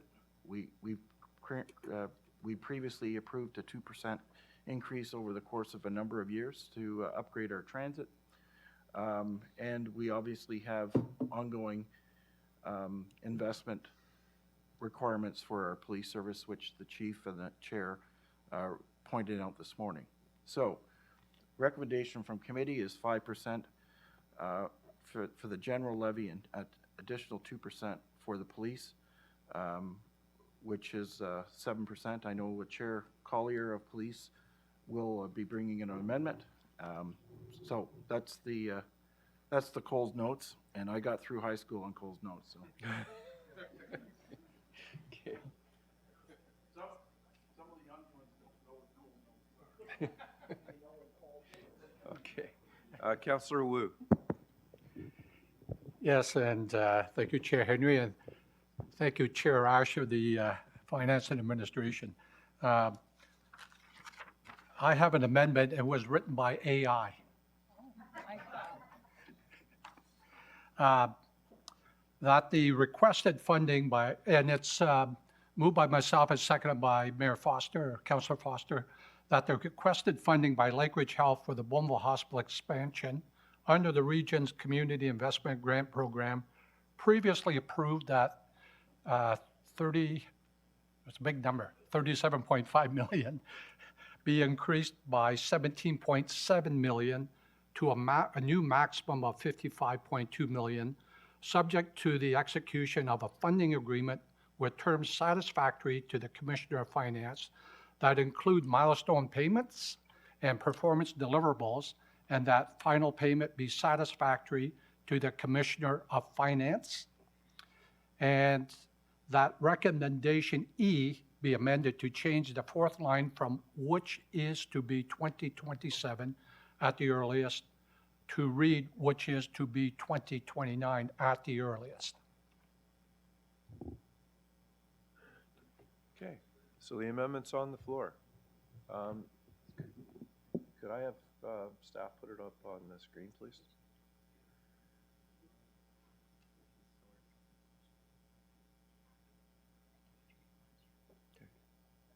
You're on the list. Okay. Okay. Okay, Councillor Wu? Your amendment's up. Are you finished and I can move on? Okay, thank you. Councillor Nicholson. Your mic's on. I don't wish to speak on this item. I put it in for another item, and it was interjected by Mr. Wu. I've got it, okay. It's We'll to go deal with the police amendment that's coming. Okay, we'll go to Mayor Collier. Thank you, Chair, and I'm happy to support the amendment. I will just simply speak to it and point out that this budget before us and this amendment are items that are, or there are things in the budget before us, and this amendment are items that are not regional responsibilities. They are not things that we collect regional tax dollars for. Yet, I do recognize the importance of these and the need to subsidize the components of the provincial responsibility that the province does not pay. So I'm happy to support this, and I hope the same consideration is given to my amendment when it comes. Thank you. Okay. Mayor Foster. Well, thank you, Mr. Chair, and thank you to all members of council. Mayor Collier's absolutely correct. We are dealing with a number of things that we shouldn't have to be dealing with, but the reality is if we do not step up, some fundamental services that are required in our community won't happen. The Bowmanville Hospital has not seen a significant capital expansion for 30 years. For those of you that have had an opportunity to talk with Lake Ridge Health, the ER is one of the busiest. The rooms cannot accommodate modern equipment. This is desperately needed. And without Durham Region stepping up, Clarington already has. We increased our give to the hospital by 50% in the last budget. The rebuild is at risk. The province has numbers, and these numbers shouldn't surprise anybody. We had a pre-COVID, post-COVID change in the cost of doing this. Of importance is the hospital needs a commitment. They do not need the cash immediately. In Clarington's case, we will take a number of years to pay that commitment. It's not a lump sum that they need on this, but they do need the commitment. With that commitment, the province will step up and allow the build to happen. And we know that there are going to be future needs. Councillor Wu laughed that this was written by AI. It was written by NT, not AI. So, to Ms. Taylor, thank you for the help in writing this. We're appreciative of the advice and the challenges that finance has, but the expansion to bring that hospital from a time when the population was roughly half in Clarington, and of course it serves all of Durham Region. There are specialized services that if you want, you have to go to Bowmanville to get them, true of any of our hospitals. So I would hope that there is support for this. There could be some very dire consequences if we don't step up. And part of the rationale here is Clarington has stepped up. Durham, please step up. We did hear MP Pig McCarthy at a Board of Trade meeting suggesting that the province needs to step up. So if Clarington is, Durham is, the community absolutely is with a renewed fundraising effort. It'll be difficult to put the thumb screws on the province if we don't do so here. Mr. Chair, you were hoping, are you still hoping to have this referred to the budget, or can we simply deal with this today? I'm at the will of council. Okay, thank you. Thank you all, and I do hope you can support this. Thank you. Mayor Schumer? Thank you very much, Mr. Chair, and my apologies to Mayor Foster, but I cannot support this. Of course, the money's needed by the hospital. The money's needed everywhere. And the province is sitting back laughing. They know that if somebody, such as a hospital, is going to come to us for money, we're going to give it to them. And that's less that the province has to put in. I understand that this could be money that's paid out down the road. But I've got a gut feeling that these budget problems that we're experiencing are not going away. We've gone from 2.5% increases to 5%. Now we're looking at, we've been anywhere between, 8, 10. We're looking at 7 now. I don't know where it's going to be next year. When these amounts have to be paid, we're going to have budget problems. I can guarantee you of that. We should know that by now. Dire consequences, I would agree with Mayor Foster. Dire consequences indeed. An affordability crisis is going to be gripping the residents of this region when these property taxes and water and sewer rates continue to climb at these rates. And the Board of Trade says perhaps it's time for the province to step up. I would say it is time for the province to step up. It's past time for the province to step up and do what they're supposed to do. And let us do what we're supposed to do. We cannot keep picking up the province's shortfalls. They received how many more billions of dollars from the federal government this past year for healthcare? Where is it flowing? Where's it going? It's not coming down to us. We continue to fund healthcare. It's not coming down to us. I don't know where it's going, but we've got to break the cycle here. At some point, we have to say, look, the province is dumping enough on us. We can't keep carrying the load for them. I'm afraid I can't support the amendment. I would ask for a recorded vote, but I do understand where Councillor Wu and Mayor Foster are coming from. I do sympathize with it, and I sympathize with the residents and the Hospital Foundation. It is, of course, it's a needed service, but it's not our responsibility to provide it any more than it's the province's responsibility to provide municipal services. So, we have got to stop this at some point. Thank you very much. Councillor Brenner? Thank you very much, Mr. Chairman. While I don't disagree with the sentiment or the comments of the previous speaker, I do recognize the fact that to not have proper health care in our region is a deficit to attracting into our region. Regional Council was there to support Ajax Pickering when it came time to fund that hospital for long-term. Regional Council was there to support the Cancer Center when it came time to commit funds. We need to be there to support Clarington and their hospital. I will be supporting it, but I think that we need to also do a better campaign of alerting the public to why our taxes may be going up above the inflationary factor, why we've had to step in and step up to help the community when it comes to health care and the other things that we're going to be debating today.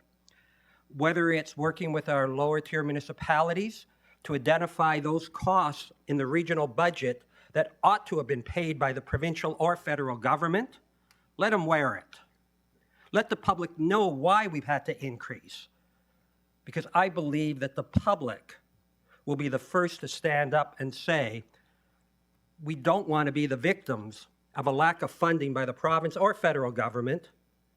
We agree with our regional council, the steps they've taken to support healthcare, but we will hold you, the province of Ontario, and the federal government accountable. We need to do a better job of messaging, and we need to make sure that those tax bills that are going out clearly identify where that responsibility lay. Mr. Chairman, those are my comments, and I look forward to supporting my colleagues in Clarington. Councillor Anderson. Thank you very much, and thank you all for the support. We shouldn't look at this as a Clarington hospital. It's Durham Region Hospital. It's Ontario's hospital. When you go to a hospital, they don't ask you, you're not asked where you live or where you come from, you get treated.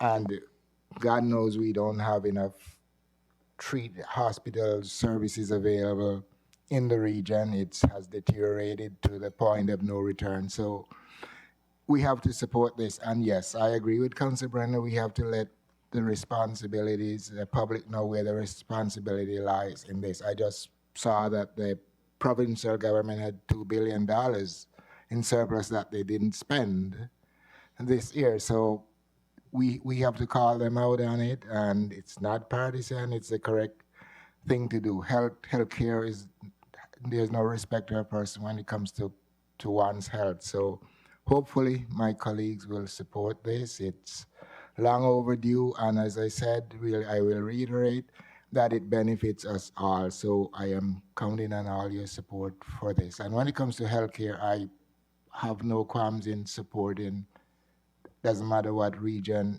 or what hospital in Durham region, I'll always support that because healthcare is vital and it affects us all. So I am going to thank you for your anticipated support.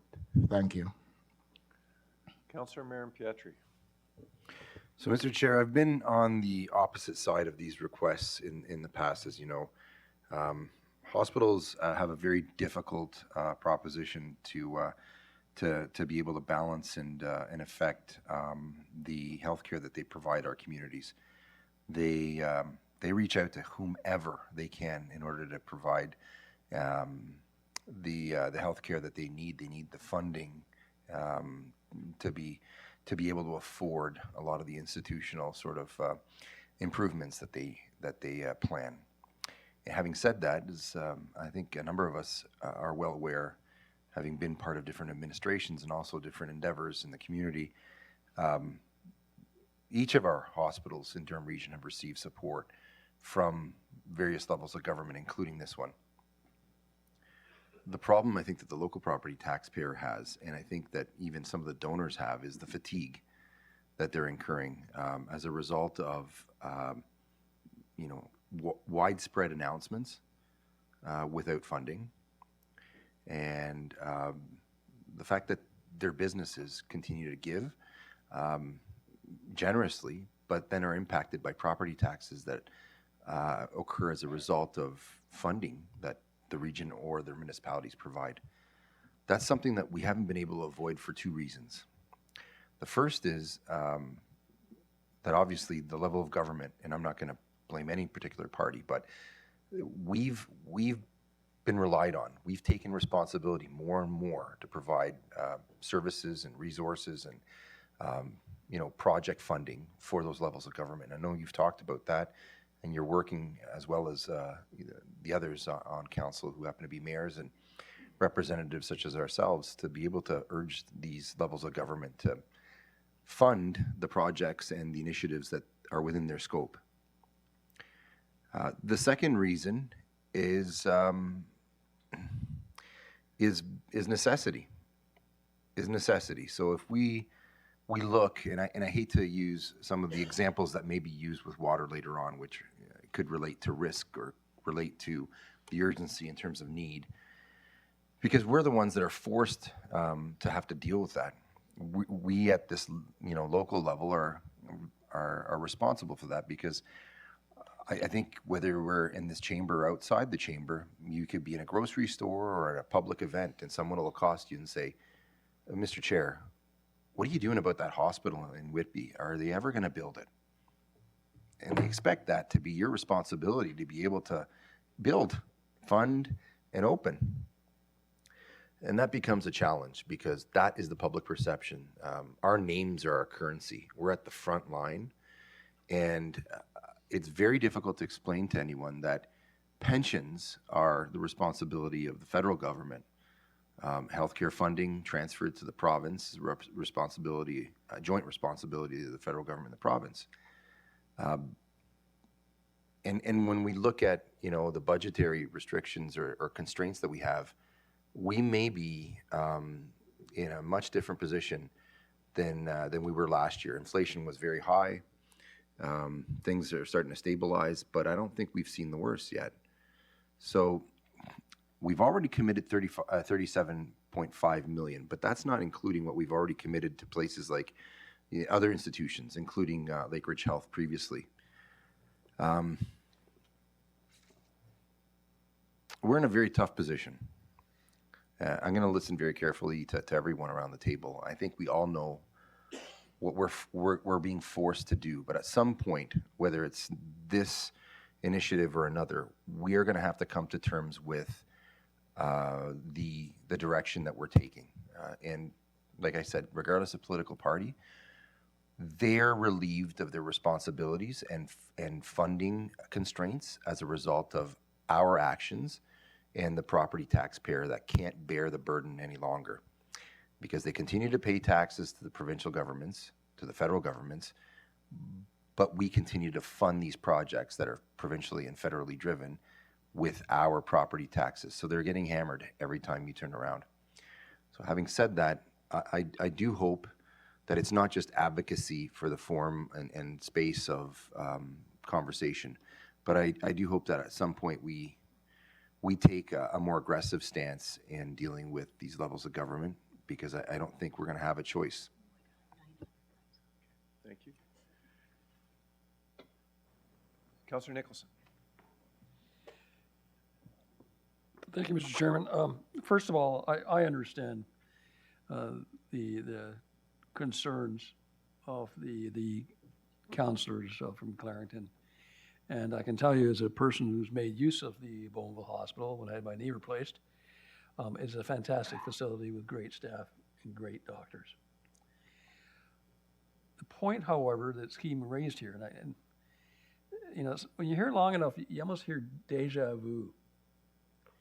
Every year, somebody gets up and says, we ought to blame the province for the fact that they're downloading all their costs onto us. And we send them a nice letter, and I think it gets sent in the file with all the other letters we sent, and it's ignored. At some point,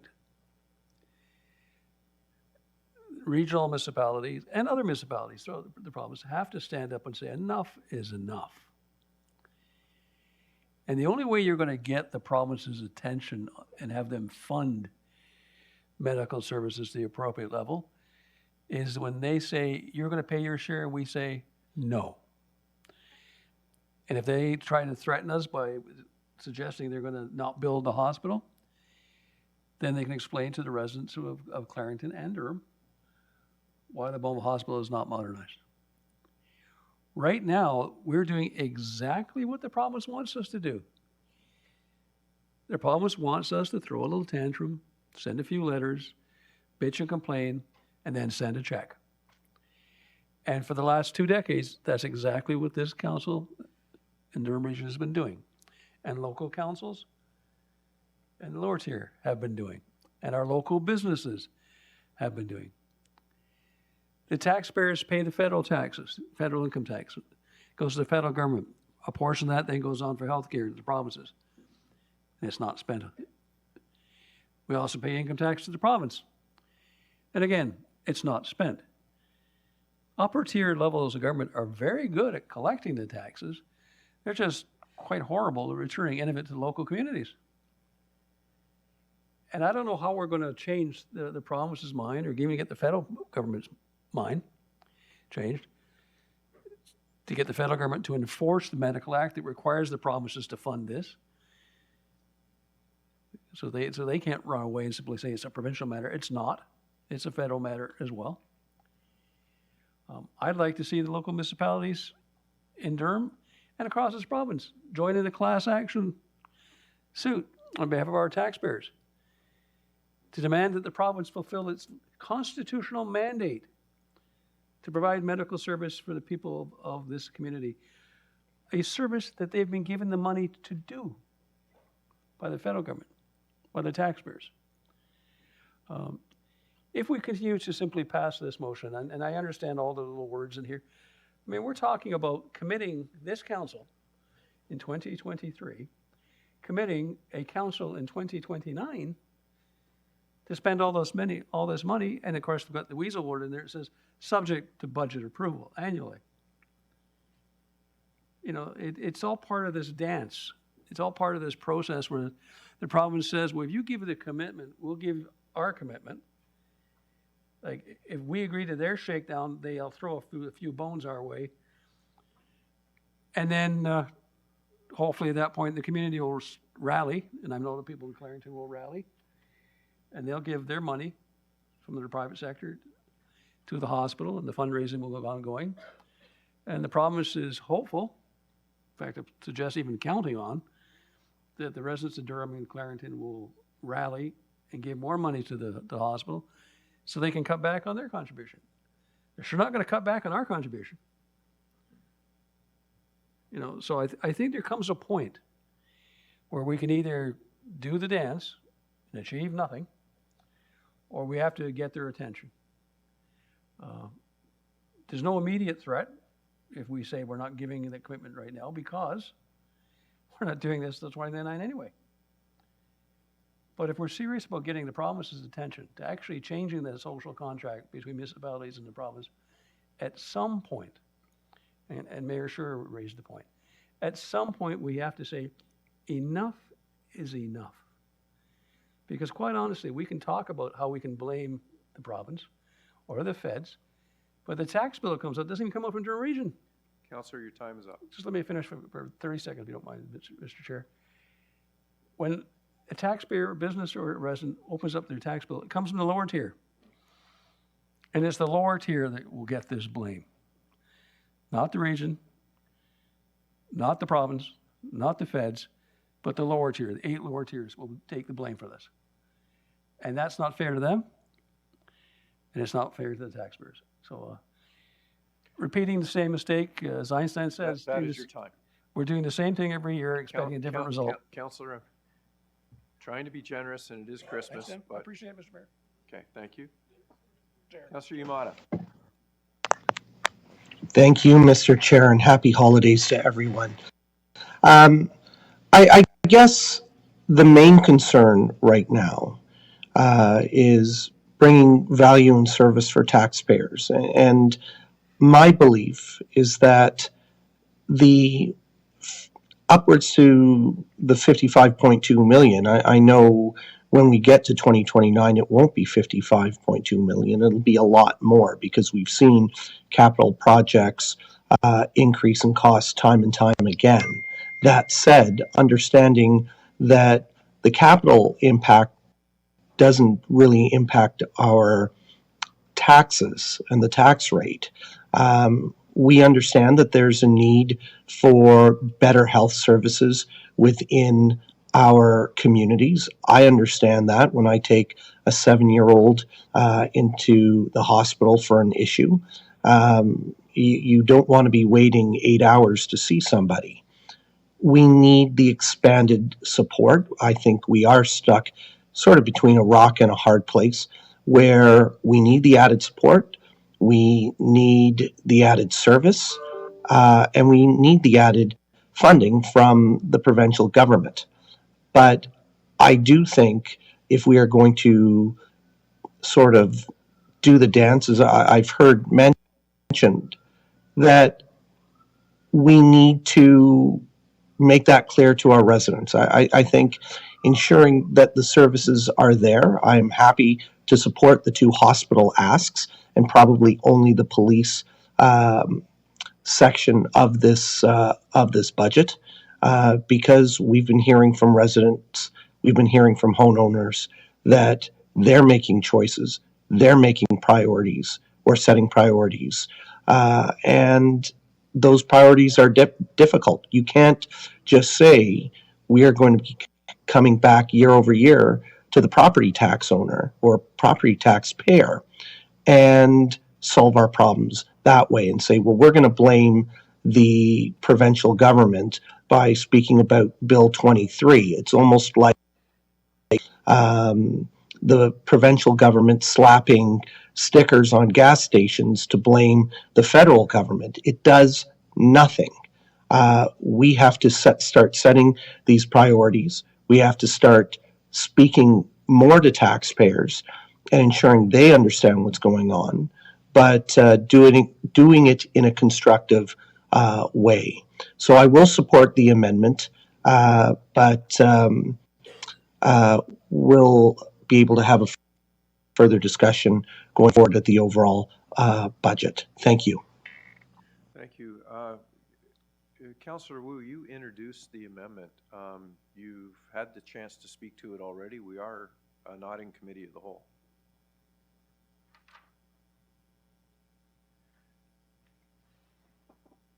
Councillor Wu? Yeah. I'm getting a look.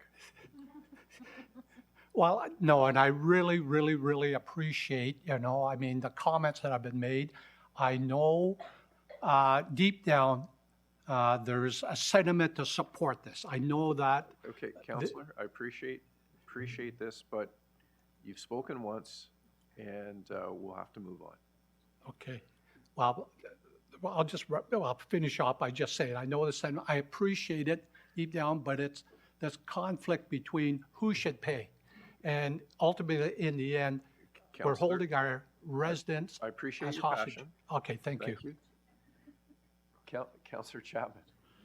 Thank you, Mr. Chair. Just a couple of questions maybe the treasurer can help me with.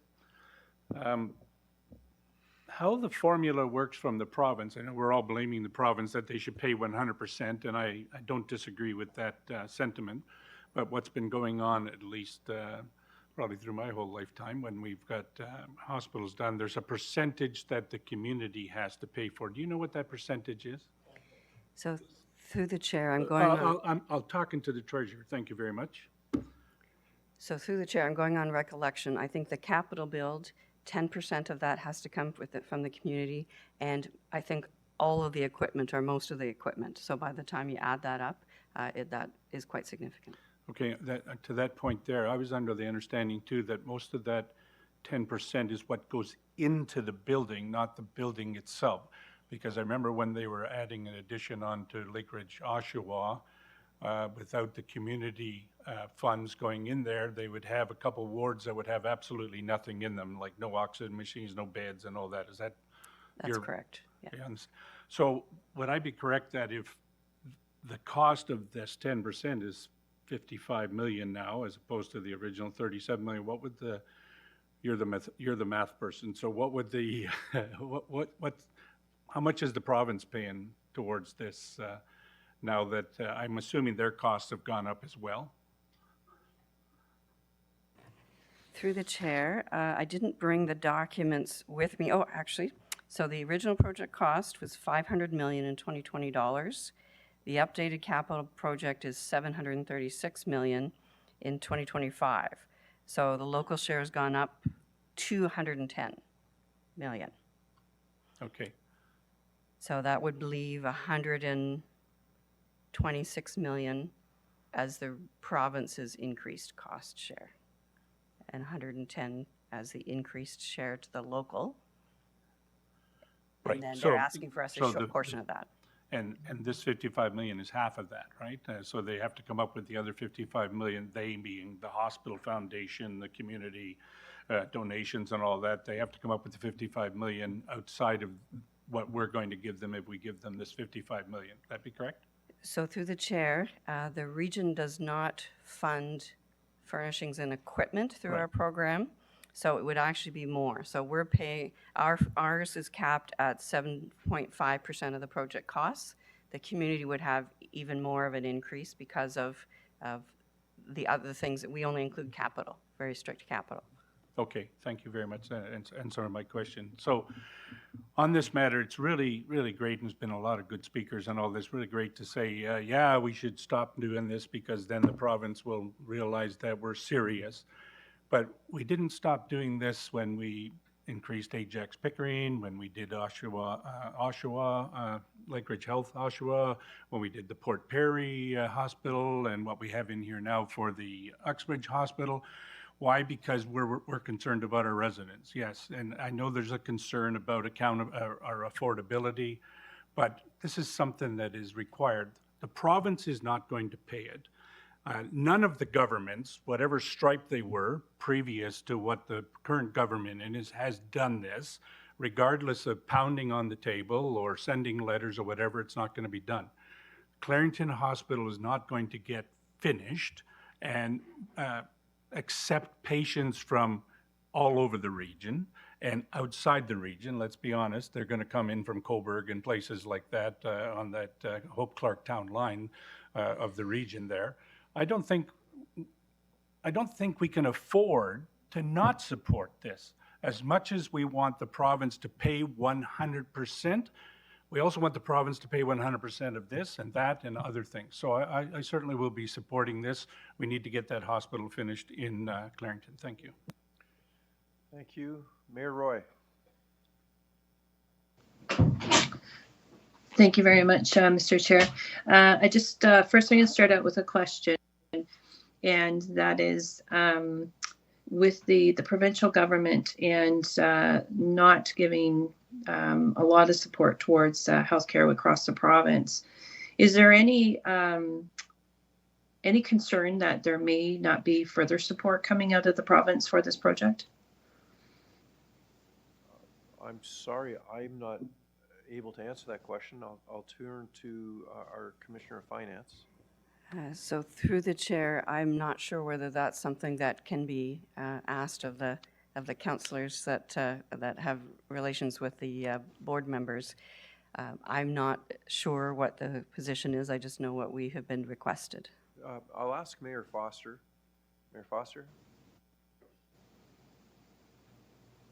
So thank you, Mr. Chair. I can only reiterate, we had at the Clarington Council meeting on Monday night, did ask the question of the board chair and the executive director of the foundation, and the quote was that, yes, potentially the project is at risk. So without the additional funds being raised, this is not a done deal by any stretch of the imagination currently. Okay, and I appreciate that, Mayor Foster. And through you, Mr. Chair, just further to that, this commitment would only be predicated if the project goes forward, correct? Yes. Okay. I'm going to, just in terms of just the support for healthcare and especially for this expansion, and for many of us who are around the table, this is a Lake Ridge Health facility. This facility is a regional facility. Yes, it does give support to local residents in terms of their emerge, but I'm going to say that many of us who take a look at the time frames and the waiting frames for emerge may look upon Bowmanville and go to Bowmanville because they may have the least time waiting for access to a doctor. But orthopedic is a regional program, as is the eye program that they have there. And a lot of what we are talking about also gives the support to the seniors of our community. And as our population is aging, this requirement is more needed. We need to keep investing. We need to invest into the programs that are in place and expand them. I'm very happy to support this. We need to be continuing with the expansion of health within our community. We do hear two things. We hear from our residents about affordability, but also healthcare, and the need and requirement of both. Yes, this is a provincially funded program, and with the capital program, the commitment is upon the local residents and the local community as a whole. But if we're going to talk about responsibilities and looking at how we can speak to our community of where the expectation should be upon supporting programs across the province right now, and I know talking to Mayor Collier yesterday, the word PIL, which is the Provincial Impacts Local Levy, I'm not sure if that's something that we also want to give emphasis to in this budget, to the aspects of our budget that are not supported and that should be supported through the province, that are now being supported by the tax base.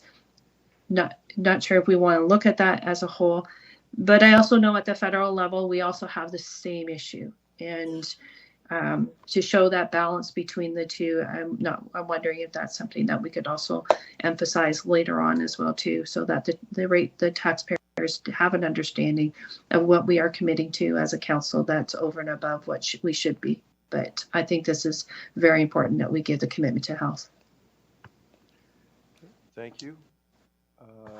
Councillor Jubb. Sorry, Councillor Jubb. Thank you, Mr. Chair, and through you, I'm definitely struggling on this one. I fully get both sides. Probably my biggest struggle since I've been here in my short time. I get both sides that by just giving into the province, which I've seen both arguments here, we are feeding that fire. And some decisions today, I'm basing off of because we have to fill in that provincial gap, which I do have problems for. I guess mainly I have problems for the top up, only because the region has already give 37.5 million is where I'm struggling. Where the Uxbridge ask here is their first ask, which I can get a little more on board with. I do have some questions though. Just for point of clarification, did this come to finance and was it carried or was it not passed? So through the chair, it initially came to finance, I want to say back in February, and was referred to the 2024 budget.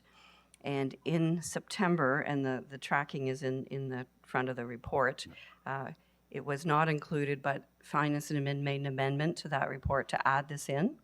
And then the entire report was referred to council, and so it sort of reshaped. Okay. I understand that now. Okay, and just back to the Commissioner of Finance, is the staff recommendation any different than what it was in the past on this? So through the chair, I will suggest to you that the council-approved program, when these requests come through, we meet with the proponents. We make sure that they comply with the details of the program that's required, and then we bring it to council. So it really isn't a staff opinion. This is one of those things that is a council, but we make sure that they comply with the rules that council have set out and that there are measurable reporting targets. We don't pay the cash out, for example, until certain points at a building permit, at occupancy, at various different stages. So we oversee council's decision and we make sure that the requests comply with the rules that council has approved. Okay, thanks for that, Commissioner. And just in the past, was there a recommendation not to approve this? I thought I read that in one of the many reports. So through the chair, I don't believe there was a recommendation not to approve it. I think there was just no recommendation to action it until council was ready to address it.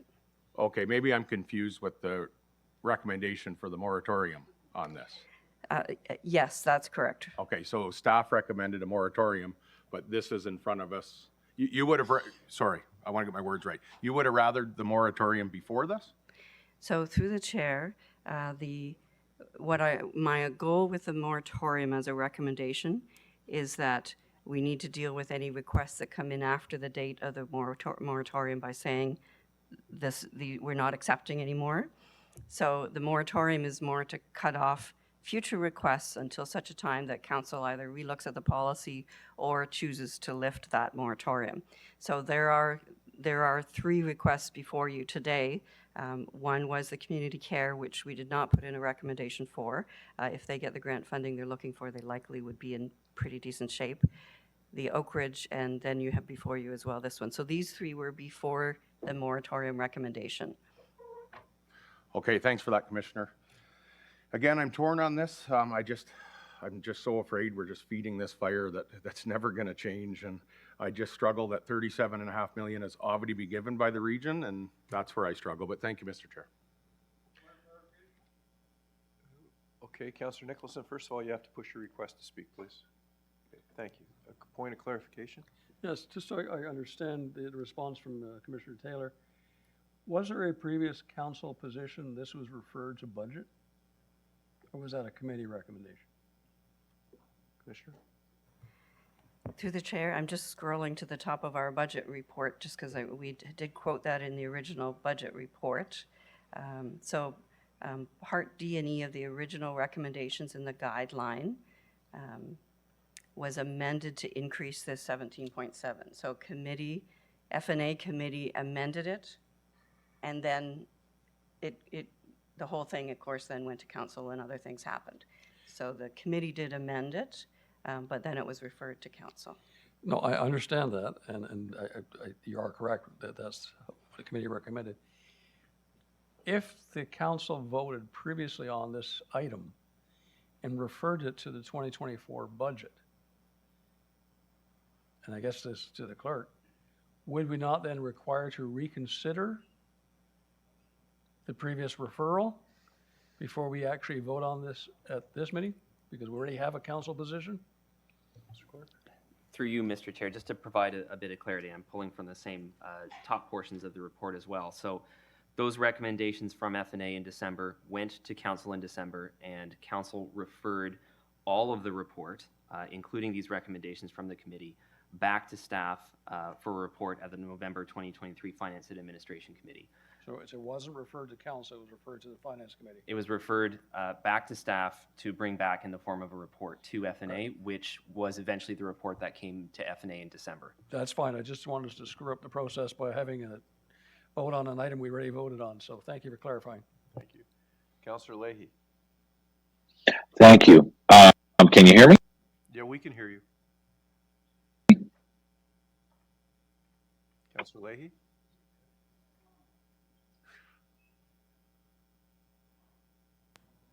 Okay, so my first question is to, and then the costs are going up. Councillor Leahy, So this extra $7 we cannot hear you. You are breaking. million. We don't have anything in Councillor Leahy, we coming from. we cannot hear you. So if you're on your phone or your keyboard, please try another location or turn off Can you hear me? image. Try again. Go ahead, please.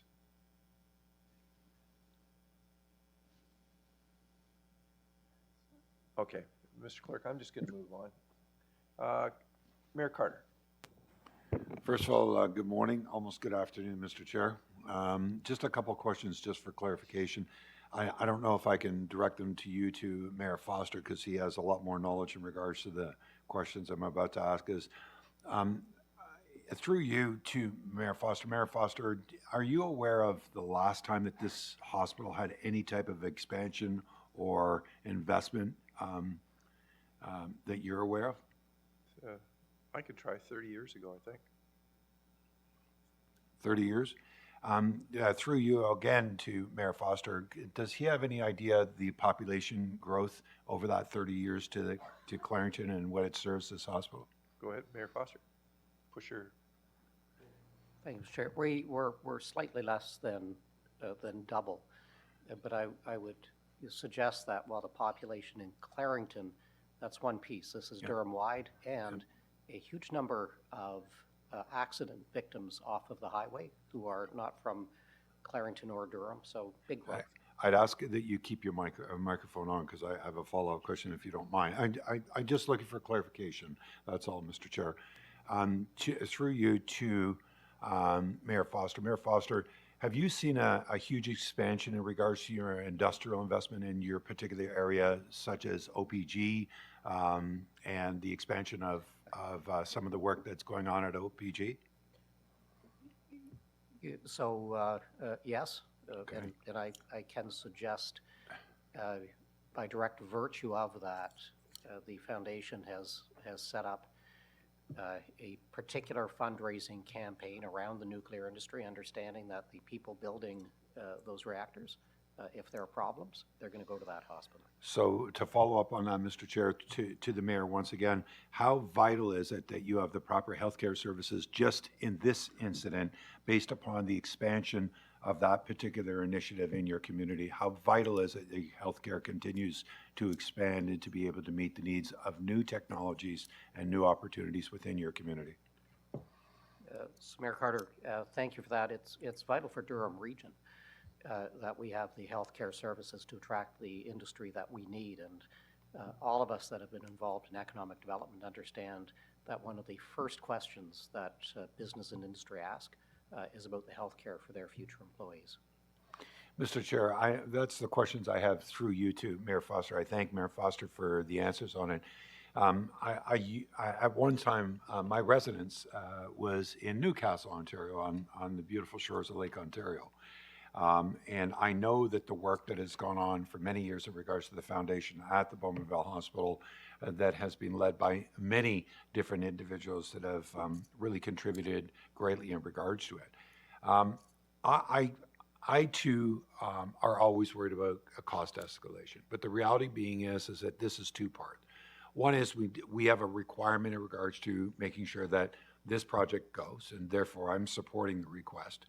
Number two is I think there's also a challenge to this body and to our Health and Social Services Department about bringing solutions and ideas forward in regards to how are we going to get upstream?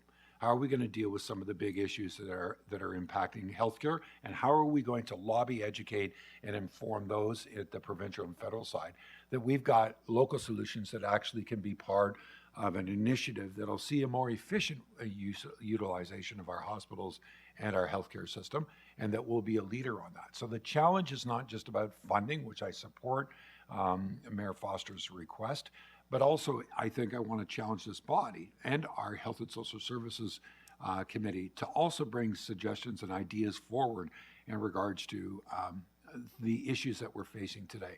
Innovative ideas, looking at how we're going to be able to do that. We heard it from the chief about how we have to be innovative in regards to how we're going to address the complexities of mental health and addiction and some of the other issues. We've got an aging population, and I think that all of us are looking for the right solution moving forward. So I challenge all of us to be a part of that solution moving forward. Let's bring our ideas forward and let's lobby the provincial and federal government on that. But let's support Bowmanville. This is an important initiative, not only for Durham Region, but also for this particular initiative. I think it's fair to be able to ask that the province understands that we're all in and we support our communities. Thank you, Mr. Chair. Thank you, Mayor Foster. Councillor Leahy, All right, I'll try again. Can you hear me? I can hear you now.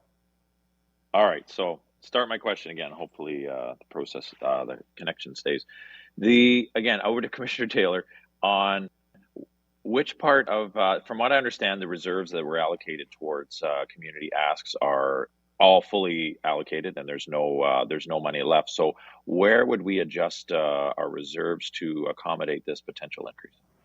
So through the chair, that's where the second piece of the recommendation that was put forward, where it's extending the time frame of the moratorium. We have $6.2 million in the base that goes into that reserve fund to fund these items. Right now, essentially, we're in the hole for another 2 years, and adding this onto that would add an additional couple of years of a necessary moratorium to get us back to zero. Okay, so now I appreciate that, but if there are any other additional hospital requests or any other requests of any sort, do we not have to, they're still going to come forward? Like how are we going to adjust that? Are we going to have to look at raising the taxes, looking at other contributions to reserves? Like that's the part I'm interested, because I appreciate, we're just pushing off the amount of money that we're going to collect in this reserve to deal with this request, but we're going to get more requests between now and 2029 and that we're going to need to support. They would be advised that the funds are already allocated to the date of 2029. Understood, but the only other way would be do we not have an opportunity to raise the contribution to this particular fund at some point? Councillor Leahy, you can make an amendment to add money into that fund through the budget process if you choose to. No, fair enough. So the next thing is that, so if a request comes forward and it's something that was deemed important, let's say it's another hospital request, and then the response from staff is that a moratorium, how do we get that in front of a committee so that we can reconsider it, so to speak? Councillor, they would be told that the funds are exhausted to that date, 2029, and that the application could come forward at that time. All right. I worry that there'll be important requests between now and then that we'll be turning down. In any event, I'm supportive of what's here. I don't mind using some capital funds or allocated funds to address with the hospital requests. We should be supporting all the hospital requests. I wish the province was accommodating more from their side, so it's not on the property taxpayer, but I will be supporting this tonight. Thank you. Thank you. Councillor Kerr. Thank you, Chair. In brief, I think Councillor Chapman nailed this down for me. We may feel that we don't like the idea of increasing funding to this project, but take a look at a lot of other projects we have in our municipalities where the costs have gone up exponentially. Is the project worthwhile? Absolutely. This is the hospital in the eastern part of the region. So that's the process that we have right now. we pay a certain percentage of it. Through Councillor Chapman's line of questioning, this process falls within those percentages. If we want to draw the line in the sand here and say no more after this, fine, but this project needs to go forward. This hospital needs to be upgraded, and I certainly intend to support it. Thank you. Okay, that exhausts the list. I will bring to council's attention that decisions like this are over a long period of time. And to Councillor Jubb, the Brock Community Health Center is under construction right now.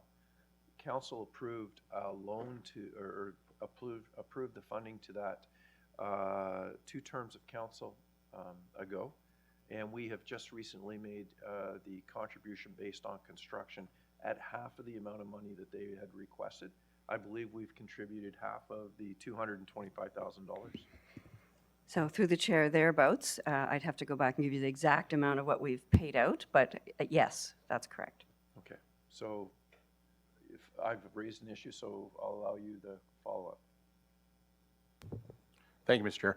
Can you just confirm if there was a top-up to the Brock Community Health Center amount? Because I'm stuck on the top-up. I'm not stuck on the original. So I can confirm at the time, the ask was $225,000. There was no request for a top-up, remembering that the donation was made prior to COVID, and we, as a region, were we informed of additional costs? So through the chair, the top-ups have occurred on the hospices. Top-ups. Again, for the same sheer escalation of costs. So there have been top-ups to the hospices. There's one in Port Perry, one in the Whitby, and the one in Clarington. So top-ups have been approved for those as a result of this, after they've gone through a whole process of trying to scale down and get their numbers under control.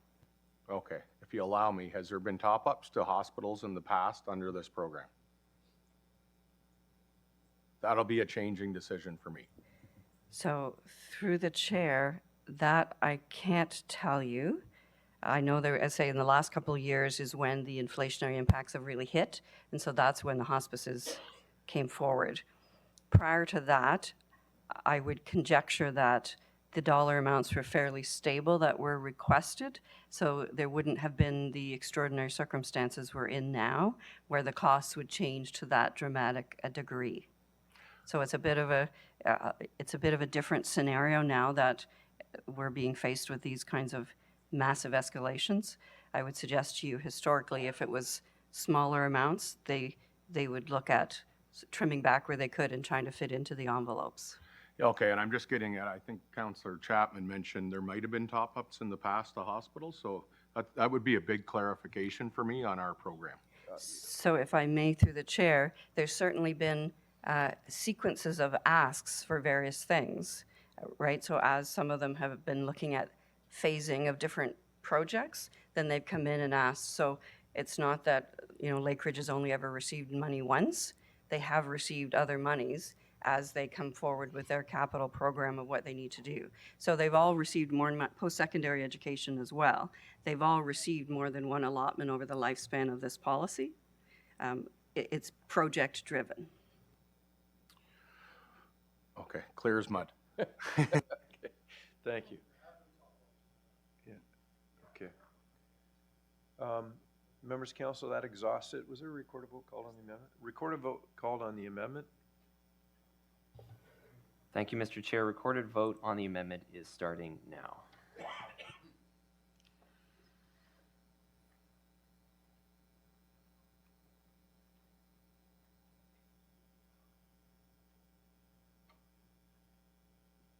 Okay, so the amendment carries 26-3. Members of council, we're back on the item. Are there any more amendments to the item? Mayor Collier. Thank you, Chair. I emailed an amendment moved by myself, second by Councillor Wu, to the Clerk's Department a couple hours ago. Okay. If we might get it on the screen, please. All right.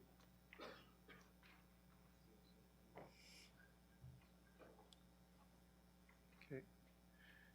Councillor Wu, you're seconding the amendment? Just a nod. Thank you. Okay.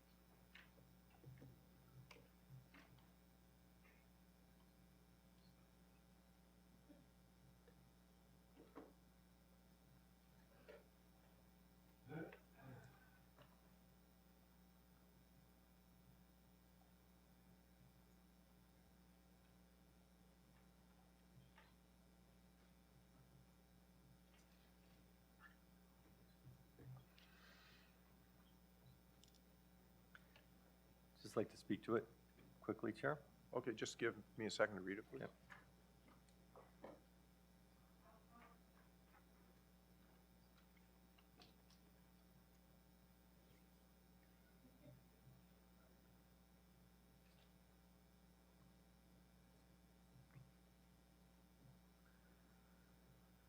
I'll just read it into the record, Chair. This is the same motion or amendment that was brought at Finance last week that lost on a tie 3-3. Amended is B, item I, that 2024 business plans and budget for the Durham Regional Police Service Board not exceed $267.966 million, an increase of 8.26% compared to the 2023 Durham Regional Police Service Board budget, or a 2.5% overall increase. And I'd just like to speak to it quickly, and I was happy to see the vote that we just had, and two of the members of Finance that voted against this amendment actually voted in favor of the item we just had, which was excellent. On September 12th, the Finance Committee provided Durham Regional Police Services with a budget guideline of exactly what I have here before us, 2.5% on the regional budget, which represents an 8.26% increase to the overall DRPS budget. At the same meeting, the committee passed a motion that the Durham Regional Police Service Board be requested to provide a scenario of an overall budget property tax impact of 2%, so a reduction of 0.5% for council's consideration, which DRPS provided. The in-camera report outlined several areas where levels of service would need to be reduced or eliminated altogether to meet the 2% guideline. Since then, I had several meetings with the regional chair, thank you, Chair, and the CEO and DRPS staff to bring our budget from 9.1% down to the budget guideline of 8.59. Sorry, 8.26. We were able to get to 8.59. We are incredibly close. We can meet the 8.26 today without reducing services. However, this will add pressure to next year's budget. Before you today is a recommendation to reduce the police budget to 2%, and the amendment I brought, sorry, I've already said that. I do think the 3-3 tie was telling. Happy to go in camera to discuss any of the details of what services will be reduced or eliminated should this amendment that I brought be defeated. I'm expecting this to be a healthy debate, and I appreciate that. And you may hear that you know, some staff vacancies and hires will be used to justify the guidelines and justify the 2%. And this simply is not realistic. DRPS experiences the exact flow of vacancies and hires as we all do in our individual municipalities. These are not one-off. These are continuous, and the budget based on this just creates a hole that we'll need to fill in next year's budget. You heard earlier from the chief and in prior quarterly updates the changes in policing and the state of much of our infrastructure. Significant investment needs to be made in these areas just to keep up. This is simply a pay me now or pay me later scenario, and part of our discussion we just had, and I think we can all agree, is nothing's getting cheaper over time. This just is getting more and more difficult being put off. This council voted to expand our urban boundary, and Durham is expected to experience significant growth. It's not reasonable to support growth in population and not expect the same growth in policing requirements. DRPS is already operating a much lower ratio of officers versus population than other forces like York and Peel, well below the provincial average. And growth provides DCs and increased property taxes, and these increases need to flow through to fund our services and our expansion to meet the growth. At the same time, as has been pointed out over the last hour, this budget includes funding for many areas that simply are not the responsibility of the region, such as refugees and homelessness, opioid and mental health crisis, and also hospital funding. I do understand the budget pressures, but according to my calculations, there's over $100 million in the recommendations to fund these non-regional items. We just spent considerable time discussing and approving an addition of $17.7 million more for what we all agree is a non-regional funding obligation. And I'm happy to support it because it's needed. And 25 of my colleagues are also happy to support it, which is good to see. Mayor Collier, you must wrap up.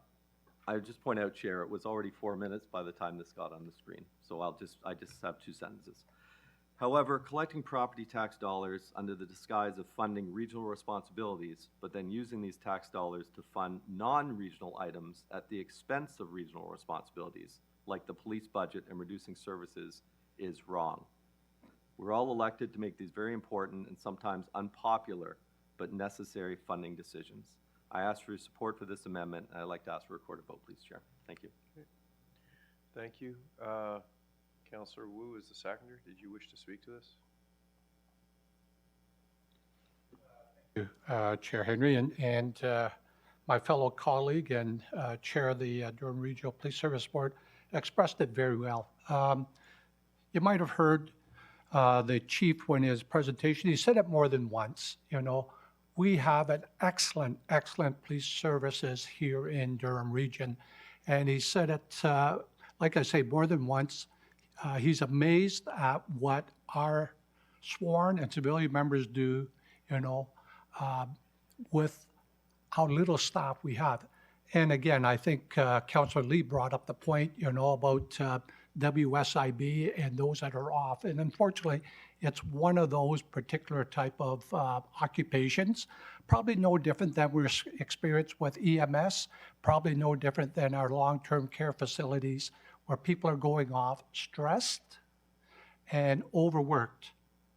And, you know, we've been, and I think it's been pointed out for the longest time. In fact, I think even you, Chair Henry, mentioned about, you know, probably 10 years where we really have flatlined the amount of hiring, if I'm not mistaken. Not me. Okay. But again, we have not kept pace with the population growth. And, you know, this is an opportunity. Again, if we just go by the 2%, we're just covering basically just the base without having to, and again, it was mentioned before about they'll do their job. The Durham Regional Police Services will do their job with the manpower they have. Will they have to redeploy? I think it was said that some frontline officers had to go to homicide to cover that.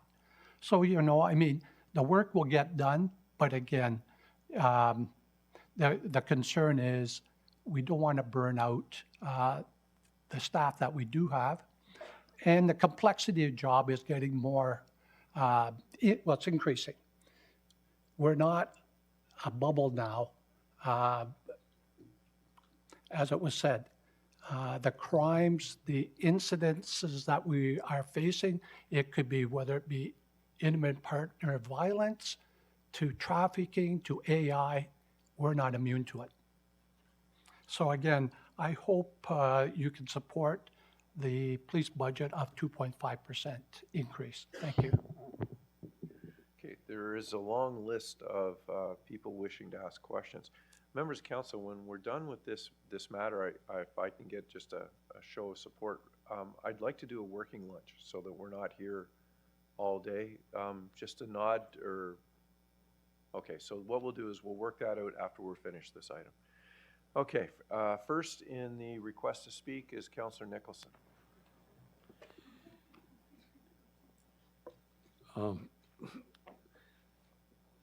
I'm going to support the amendment. I won't surprise you. Conditionally. I want to straighten that. If you're going to reduce the overall tax impact and fund 2.5, then though at the very least you should be reducing it to 4.5 under item A1, or even further during the budget discussions, because you can't have it both ways. You can't say this is absolutely necessary, but there's no offsets. Right now, if this were to pass with any offsets, we're looking at an increase of 7.5%. Now, if you can live with that and you're willing to go to your constituents and say that's what you're willing to support, look, more power to you. I'm not.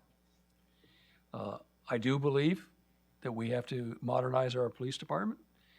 I think the reality is staring us in the face that, you know, as we heard, 35% of gun crimes in Durham are from people outside Durham. I think if you broke down a lot of the other crime statistics as well, you see a lot of that as well. So my argument then and is now is that it's time that the promise has to step up more. Otherwise, in a sense, we're again subsidizing provincial grants not being to deal with the fact in the GTA we're seeing a massive amount of crime increase. The current provincial government is very strong on policing and very strong on law and order, except when it comes to writing checks. Then they get a little tight. But that doesn't change the fact that we need a very efficient and a well-supported police department. But I again make the point.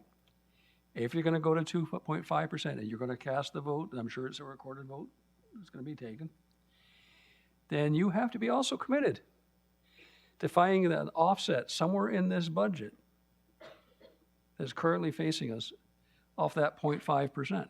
It can't just be an add-on. We can't keep reaching out into the pockets of the taxpayers. We just decried that. The promise does it. Now we're doing it. So I respectfully will support the amendment conditionally, and I look forward to see what changes will occur when the budget comes forward. If it's not amended significantly, then my vote at that total budget might be a no. Thank you. Thank you. Mayor Foster. Well, thank you, Mr. Chair. Ms. Taylor, we're looking for 0.5% additionally, and I see $20.43. Okay, good. So can you? I was trying to figure that out. Can you tell me what 0.5% equates to the average tax bill? So through the chair, to make numbers round and easy, essentially a 1% on an average tax bill is about $30. So this is a $15 increase, on top of other increases, to be fair, but we're debating with this amendment $15.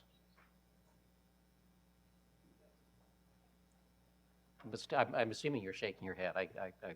Okay, perfect. Thank you with that. So I've probably said it here before, and before everyone rolls their eyes, one of my favorite quotes was Oscar Wilde, and Oscar Wilde's quote was, "A cynic is a man who knows the cost of everything and the value of nothing." I will share with you, I had a call a short time ago from a resident in Newcastle who felt they could not buy a nice car, because it would simply be stolen. I mean, and that is probably, one of the lower issues. But if we want to talk about quality of life, if we want to talk about intimate partner violence, human trafficking, and I could go on, and we know that these are accelerating problems in our community. This is a $15 fundamental quality of life issue. And I mean, we just had a fundamental issue on healthcare. We're going to have more fundamental issues, but this body is dealing with exceptionally fundamental issues. So we're debating an addition of $15. And I guess my question to all of you, what do you get for the $15? How many of you did not hear at the doors, knocking on doors, that the number one issue was dealing with traffic? People blowing through stop signs, speeding. In Clarington, that was the number one issue. And we've got to resource DRP to be able to do this. Thank you, Mr. Chair. And frankly, in foresight, I think Christmas outfits, now that the good Mayor Bosch was not here, we may need to bring a motion forward about whether DRP should be dealing with that. Thank you. Councillor Brenner. Thank you, Mr. Chairman. This is very similar to the debate we had on the previous amendment. And Mayor Foster is correct when he raises the fact that we're talking about a minimal amount of, whether it's $15 or $30 per 1%. We have residents right across the region that are paying as high as $50, $60, $70 a month for private security, for camera systems. And that doesn't prevent crime.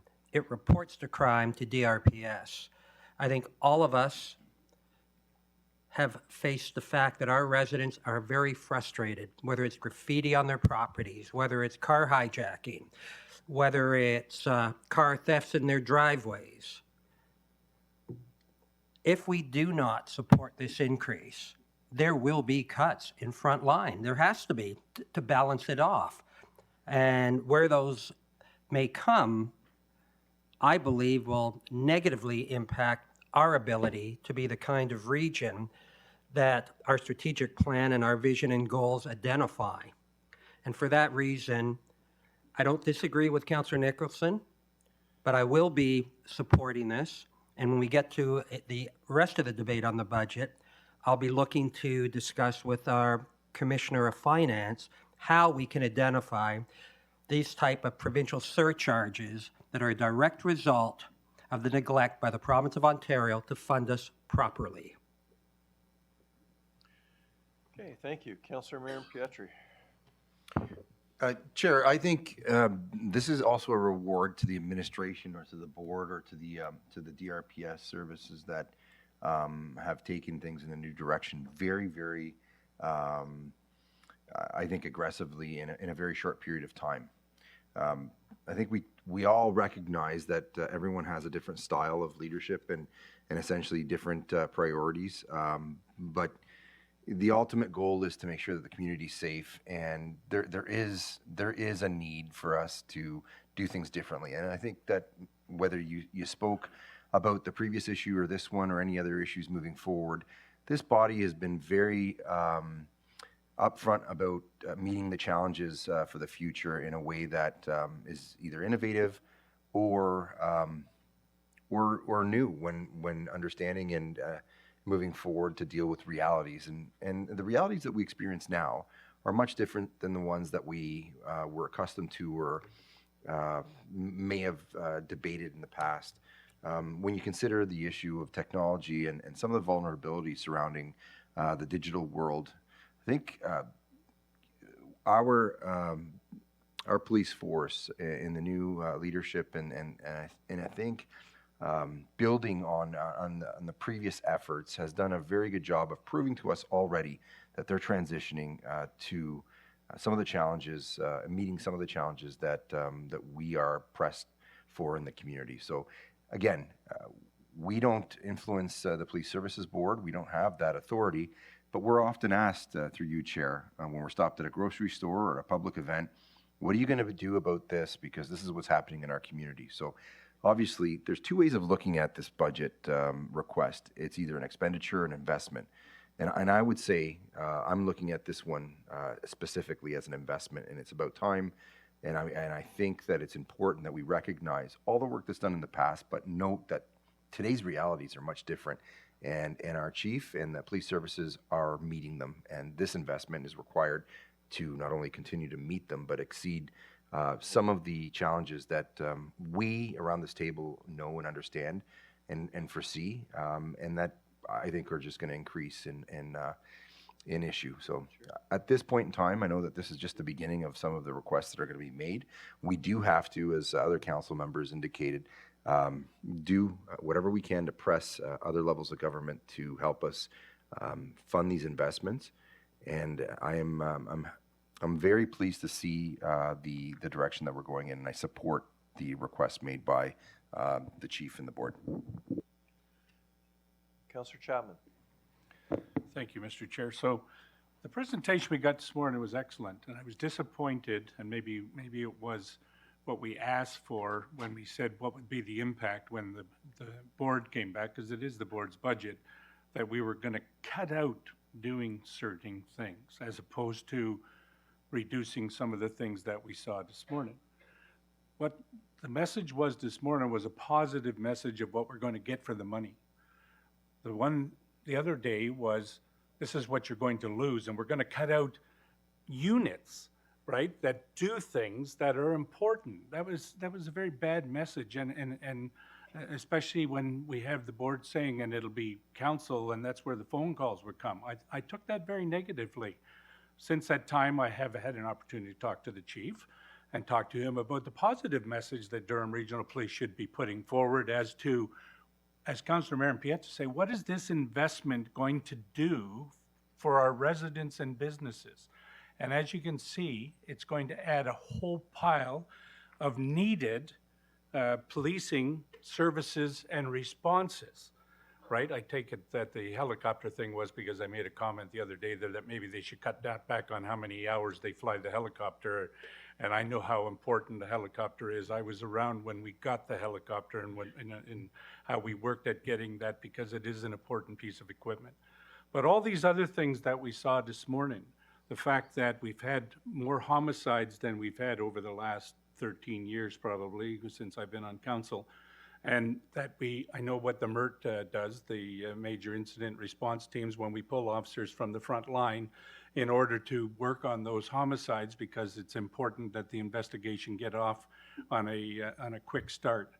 But we're taking those officers off the road from answering radio calls or 911 calls or doing traffic enforcement or doing impaired driving enforcement.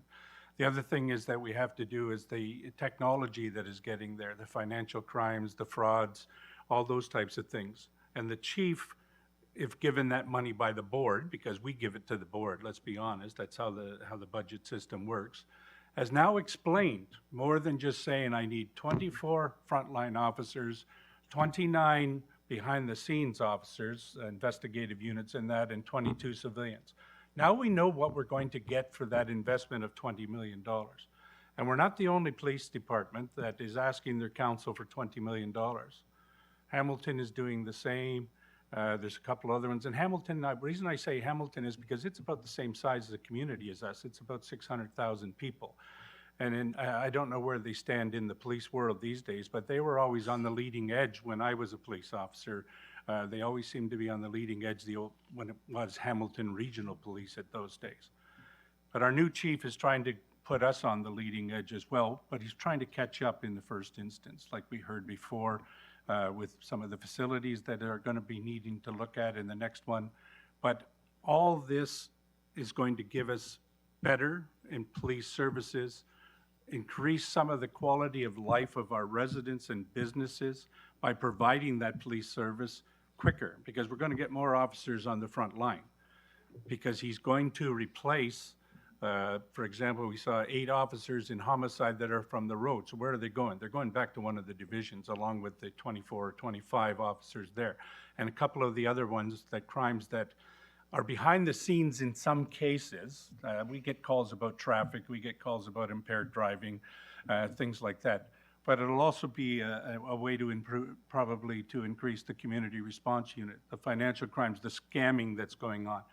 The important area is the crimes against children and the human trafficking, which is going to get more officers by the looks of it, by the chief's plan. And I know that's his intended plan.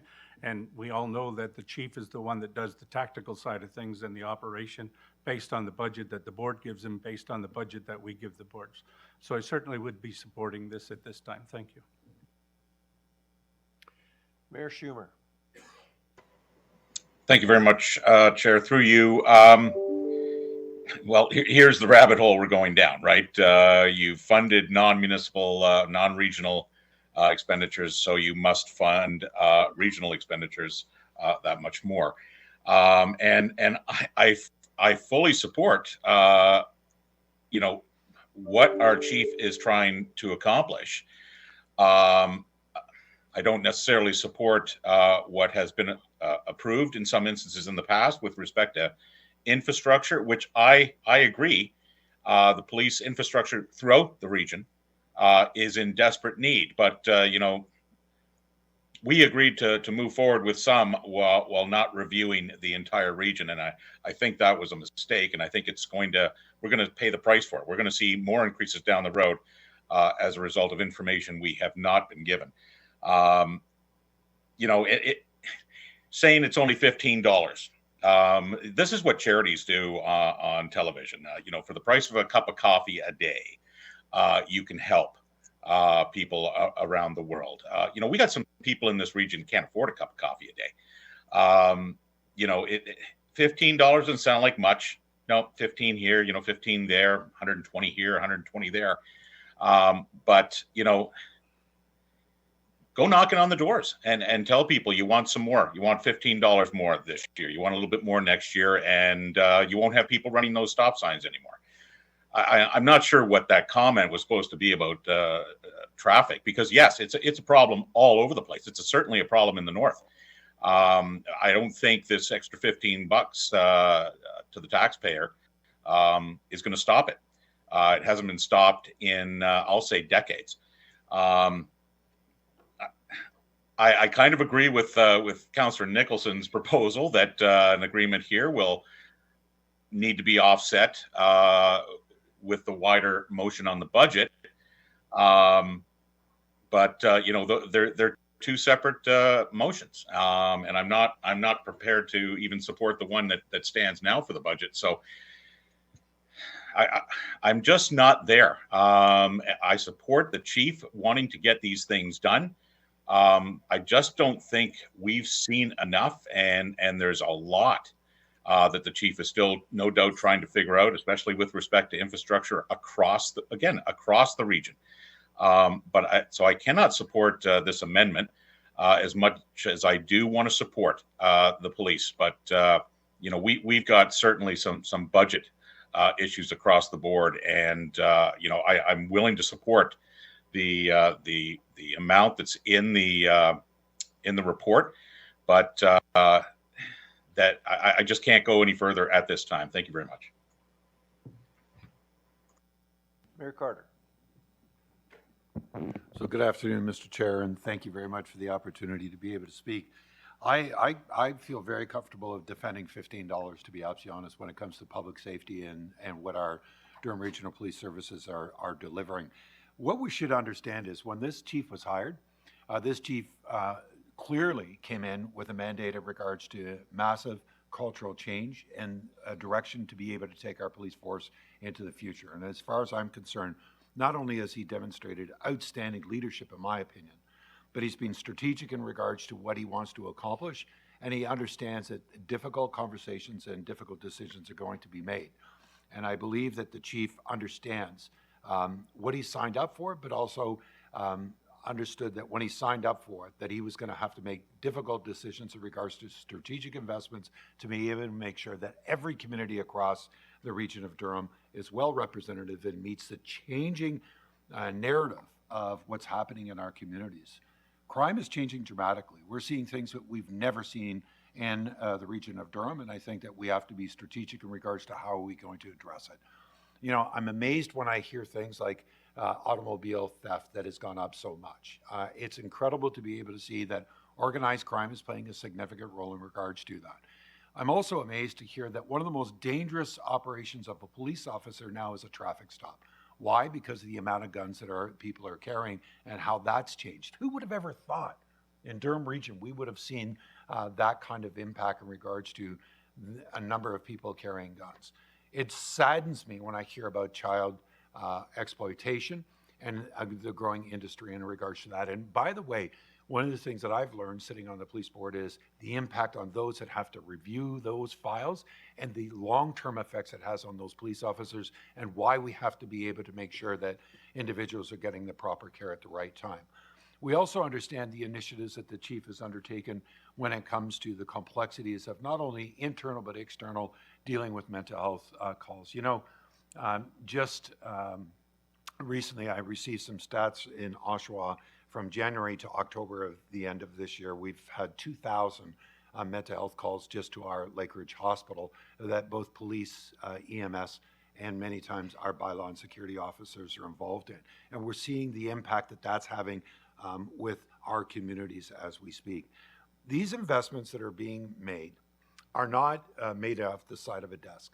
This is strategic thinking. This is tough decisions. This is decisions that are necessary if we want to be in a position to be able to not only meet the challenges of our growing population, but the commitment that many of us as mayors have made in regards to the housing pledge. But we also said, many of us around this table that are part of the Big City Mayors Caucus meetings have said to the Premier at the same time, if you want to build the houses, understand those houses need the services. And we're not just talking about water and sewer. We're talking about social services, long-term care, policing, EMS, all the other services that this body provides.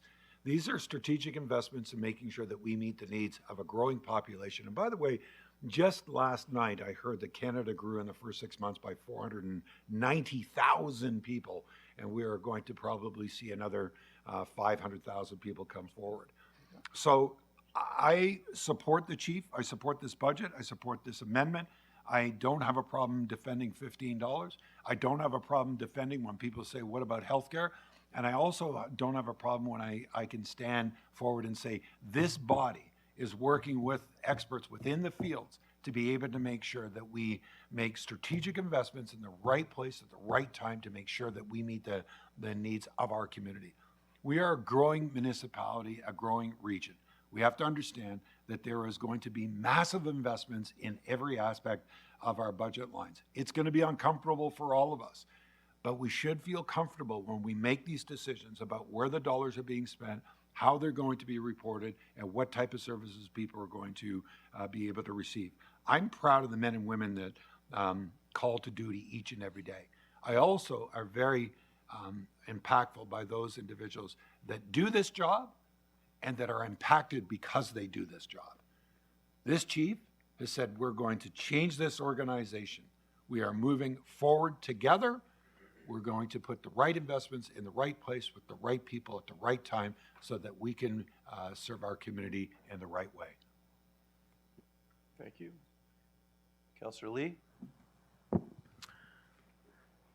Thank you, Chair. I'm approaching this from a different lens, and I brought this up earlier this year, where it seems, North American society, we keep equating a higher police force or more numbers in our police force to lower crime.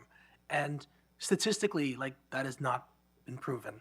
So what happens is we have this cycle where the DRPS police board says we need more money for more frontline officers. We give it to them, crime increases, and ultimately we're told afterwards it's because we didn't have enough frontline officers. And I don't know what the answer is ultimately, but I ultimately, Councilor Marion Pietri brought up, modernizing our police force. And I truly hope we are taking that to heart beyond just constantly adding staff. So an example very clearly is our neighbor in Toronto. They increased their overall budget by 4.3%, the police budget, and year over year they saw assault go up by 10.4%, auto theft go up by 37.7%, B&E go up by 18.9%. There's no equating more police officers to a decrease in these statistics yet, right? I think it makes a lot of rational sense, but realistically, the numbers don't lie. And so, I ultimately, after much, soul searching, I think I will support this 2.5 under the assumption, though, that we're going to go beyond just constantly increasing our police levels, because sooner or later we become like Toronto, which I believe is spending over 1.2 billion on their police force and still seeing an increase in all major metrics of major crimes. And again, I don't know what the answer is. Chair Henry has spoken many times about recidivism, and I think that is a component to it. But ultimately, I think we need to just change our mindset that every time we increase police presence, we are somehow decreasing crime, because we have never seen that, or at least, let's say outside of COVID, I've not seen that. So I'll constantly be bringing this up, because I think we need to find new ways to modernize police force, modernize deployment, and maybe in that way we will see a reduction in the crime. But that said, the chief did present a long-term vision for us. I think it's only fair to buy into his vision, so to speak. But absolutely, I'll be watching these numbers like a hawk, because again, I still don't see a correlation in spite of what we think our gut instinct is providing. Thank you, Chair. Okay, thank you. Councillor Kerr. Thank you, Chair. Well, Councillor Lee said he was going to approach this from a different angle, and so am I, differently again. So I'd like to start off with a question through you to perhaps the representatives that are here today. The population of Durham is roughly 700,000. How many frontline officers do we currently have on our complement? Maybe Deputy Chief, if you could come down the microphone, please.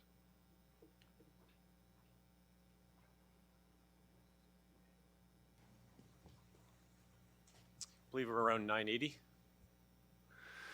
Okay, so roughly 1,000. Yep. Yeah. So thank you. I think that's all that I require. I'm just going to carry into my This comments. is so easy up here. I'm going to mention that to the chief. That's it. Dean, don't go up to the third row. Stay in the front row, please. No, I don't think I have any further questions along that line. So the reason why I bring this up, and policing is far different than fire service, but they're both essential and they both have different parameters that maybe have to be approached from a numerical analyst perspective. Recently, and this is tangential, but it applies. Recently in the city of Oshawa, we used to have 164 firefighters, and we had 164,000 population. It was based on 1 to 1,000, roughly. And then we found out that to our surprise, the population of Oshawa had gone to 189,000. And we had huge overtime numbers in our fire service. And we voted last year to hire 25 new firefighters, which actually took us a little bit above the current population, but now it's come up again. So basically 1 to 1,000. This year, the amount of overtime dollars has plummeted. Now you have to think about the impact on the frontline serving officer, whether they're fire or they're policing. And we've heard that we have a number of police personnel that are off on stress leave, disability, medical dispensation, whatever. What's going to be the impact on our current serving officers if we have what's deemed to be a full complement, a fuller complement to enable us to provide that level of service at the same time reducing the stress levels and fatigue on the current officers that we have on staff? That's why I'm going to vote to support this. I'm thinking of the frontline officers and their ability to not only do their job, but do their job within work parameters that enable them to have a less stressed and more focused and effective work life. That's the thing that I think is being missed here. And that's why I'm going to vote to support this. Thank you. Councillor Leahy? Thank you. Can you hear me? We can hear you. Okay, perfect. Just want to make sure. So again, appreciate the concern here. I also appreciate the adjustment in the approach from the police in the presentation this morning, because as we started off before, it was all the things you're going to lose. We're going to lose traffic enforcement. We're going to lose community officers in schools. And this is a challenge when you're saying a change in the approach makes it more palatable. It makes it more appropriate about what we're going to get for this investment. So I'm more inclined to support. I guess the challenge overall is it's just a little bit more. It's just a little bit more. Like Toronto and their $1.186 billion budget ask from their police services board for 2024. Their whole increase for the entire year was only $20 million. And now we want to move our increase to even more, from $20 to $24 million. There's also talks about it's only $15, it's only this, but I guess we could look at the approach to residents. So, it's the average residence pays about $3,000 to the region. So it's only $250 a month. It's only 136 coffees for those of us that go to Tim Hortons. And you get all the services from the region. And now, let's say if this passes and we don't change the target, we're at 7.5%. So that's only $225 more dollars a year, which is only 10 more coffees a month. So for the low price of 146 coffees a month, you can get all these great services from the region. I guess the challenge I have when we keep dropping it down to little amounts in dollars and things, if we want to talk about coffees, is that people can't afford coffee. A lot of people I know, they're not out buying coffees. They're making coffee at home. They're trying to find ways to reduce their costs, but taxes it's not something that T has as an option. It's mandatory, and these constant increases are really, really, really challenging for the average residents. Like 7.5%, we're more than double inflation. We're like 250% of the inflation numbers from November at 3.1%. So it's just residents, those on fixed incomes. It's a real challenge for them when government keeps coming in and say our costs are really high. We got to increase our taxes a lot just so that you maintain the services. So I'm really torn here. I think I'll be taking the approach that I can support what's here, but only on the overall budget if we can offset that increase with a reduction, as was mentioned by Councillor Nicholson, in another way, because I just can't support anything above 7. I just can't support 2.5 times the inflation rate when people are on fixed income. So I will applaud the police for adjusting, telling us what we're going to get for the investment, not telling the things that we're going to cut, like traffic in high schools that are super important programs, but that we are going to get more for this investment. So I will support it today, but only on the caveat that we need to have offset cuts in the rest of the regional budget, or it's just going to be unable to support the overall budget. Thank you, Chair. Councillor Jubb.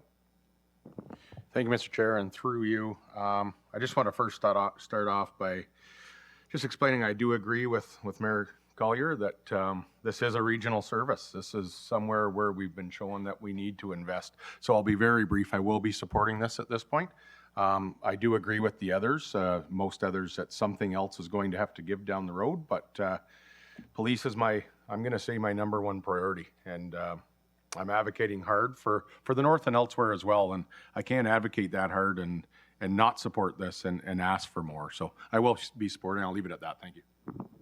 Okay, so thank you. So that exhausts the list. So I have a couple questions to the chair of the Police Services Board and then to our deputy chief. Mayor Collier, you heard this morning in the chief's comments, one related to mental health and how 5 individuals are occupying a big part of his staff time. There is a price tag to that. What is the Police Services Boards, not just Durham's, but the boards of Ontario, doing to get the message to other levels of government that the responsibility of care, while we respond, we cannot fix that, only we respond? Are you advocating that the province deals in a different way with mental health care? Thank you for the question, Chair, and I'll maybe ask our Executive Director, Bill Clancy, to back me up on this. I have sent in this last year, I believe, 2 letters on behalf of the board to the province on exactly that. Well, 2 on the empath, for one, and 2 as far as sort of the revolving door bail system and asking for reform. One of the things, and in my closing remarks, if I was going to make any, I took note of something that Councillor Lee had said about crime continues to increase. And it's true. The chief outlined the steps that needed to be followed for a simple DUI stop and how much manpower is involved, or person power, whatever you want to call it, is involved. And yeah, I have abdicated to the province on behalf of the board. Have we quantified the cost of related to mental health, the challenges that our officers are dealing? I know we collect all kinds of data, but do we have the quantified cost of what takes place over the course of a year? I don't believe that the cost has been quantified. I think I've just stated that it's 30% of our calls are non-police related. So the next question I have is, if 18, and Councillor Lee brought it up, recidivism, people who are repeat offenders, and in some cases the list is long. There's a cost to that. The chief said today it was 18% of your budget. I think that's about right. And one of the, and I stand to be corrected and going from memory, one of the reports we had 2 board meetings ago spoke about, of the number of calls we get, I think it's something like 80% or 90% are attributed to 8 people. So, and the other challenge that we have is that when it comes to the repeat offenders, and we use the drug dealers, it also, the challenges that we have as a level of regional government managing within our Health and Social Service Department those costs. So we actually pay for it twice. I won't argue with that.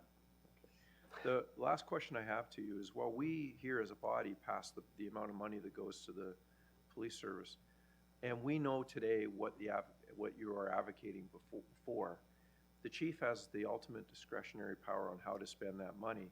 Now, we get quarterly reports on policing in Durham Region, but we've never had a quarterly update on how that money is being spent. Noted. Okay.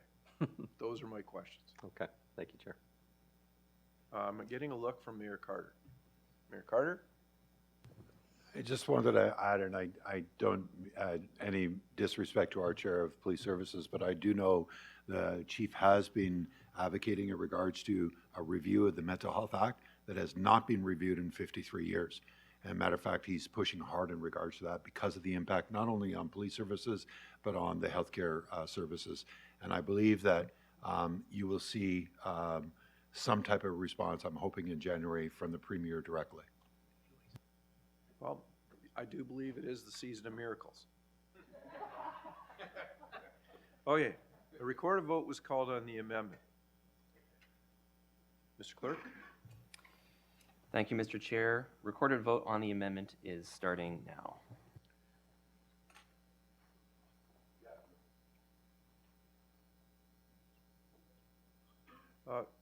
Councillor Nicholson, after this is called, we are going to break for lunch, and then I'll come right back to you. So when we, okay, thank you.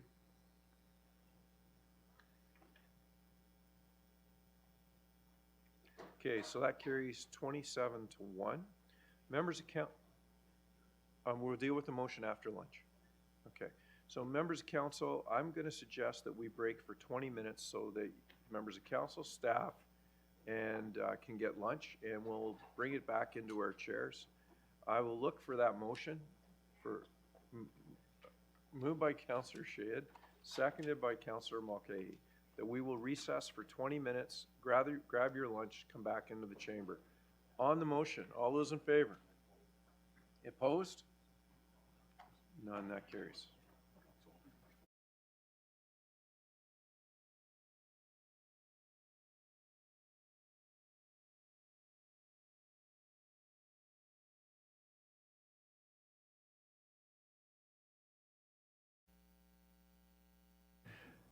Good afternoon. I'll call this meeting back to order. Mr. Clerk, if you could do a roll call, please. Thank you, Mr. Chair. Electronic roll call is starting now.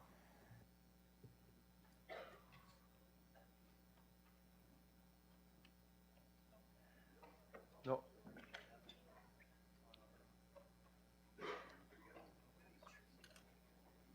Councillor Nicholson, Councillor Nicholson, you were supposed to push your button as I was coming back to you first. Thank you. Okay, Mr. Clerk, this confirms we have quorum. As you were first on the list when we broke for lunch, Councillor Nicholson. Thank you. I'd like to move an amendment to 4A1 to, in the second line, to reduce 5.0 to 4.5. Okay, do you have a seconder for that amendment? Seconded by Councillor Lee. Councillor Nicholson? As I indicated, I supported the police increase. We came into this property tax guideline at 7%. We've now increased it by 0.5%. And therefore, as I indicated earlier, I supported the police, but if we're going to do the police increase, we need to offset it with the property tax guideline decrease. And to use the argument that was made on the police, it's only $15. You can have it both ways. The reality here is we came into this meeting today with a 7% increase. If we don't at least adjust this guideline, because remember, it's just a guideline at this point, then the guideline is now at 7.5%. And that's before we actually get to the budget debate. I think that's moving in the wrong direction. I mean, if I had the power and it was solely my decision, the whole 7% would be much lower. But at the very least today, let's not increase the guideline. If we're making the tough decision to add to the police budget, then let's make the equally tough decision to offset from the remainder of the budget. And then our staff go back and find ways to address 4.5 rather than 5. I would ask for a recorded vote, and members of council can vote their conscience. Thank you.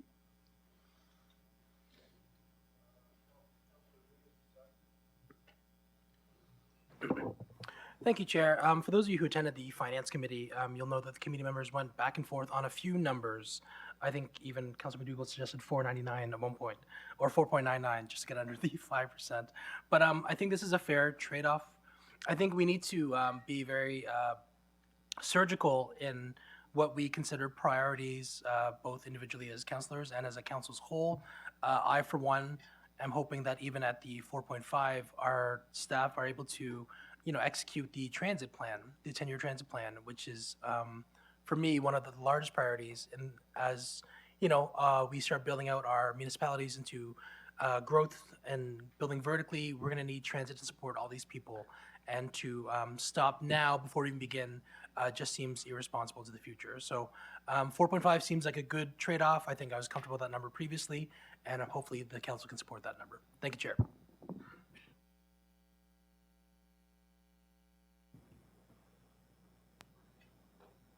Mayor Ash.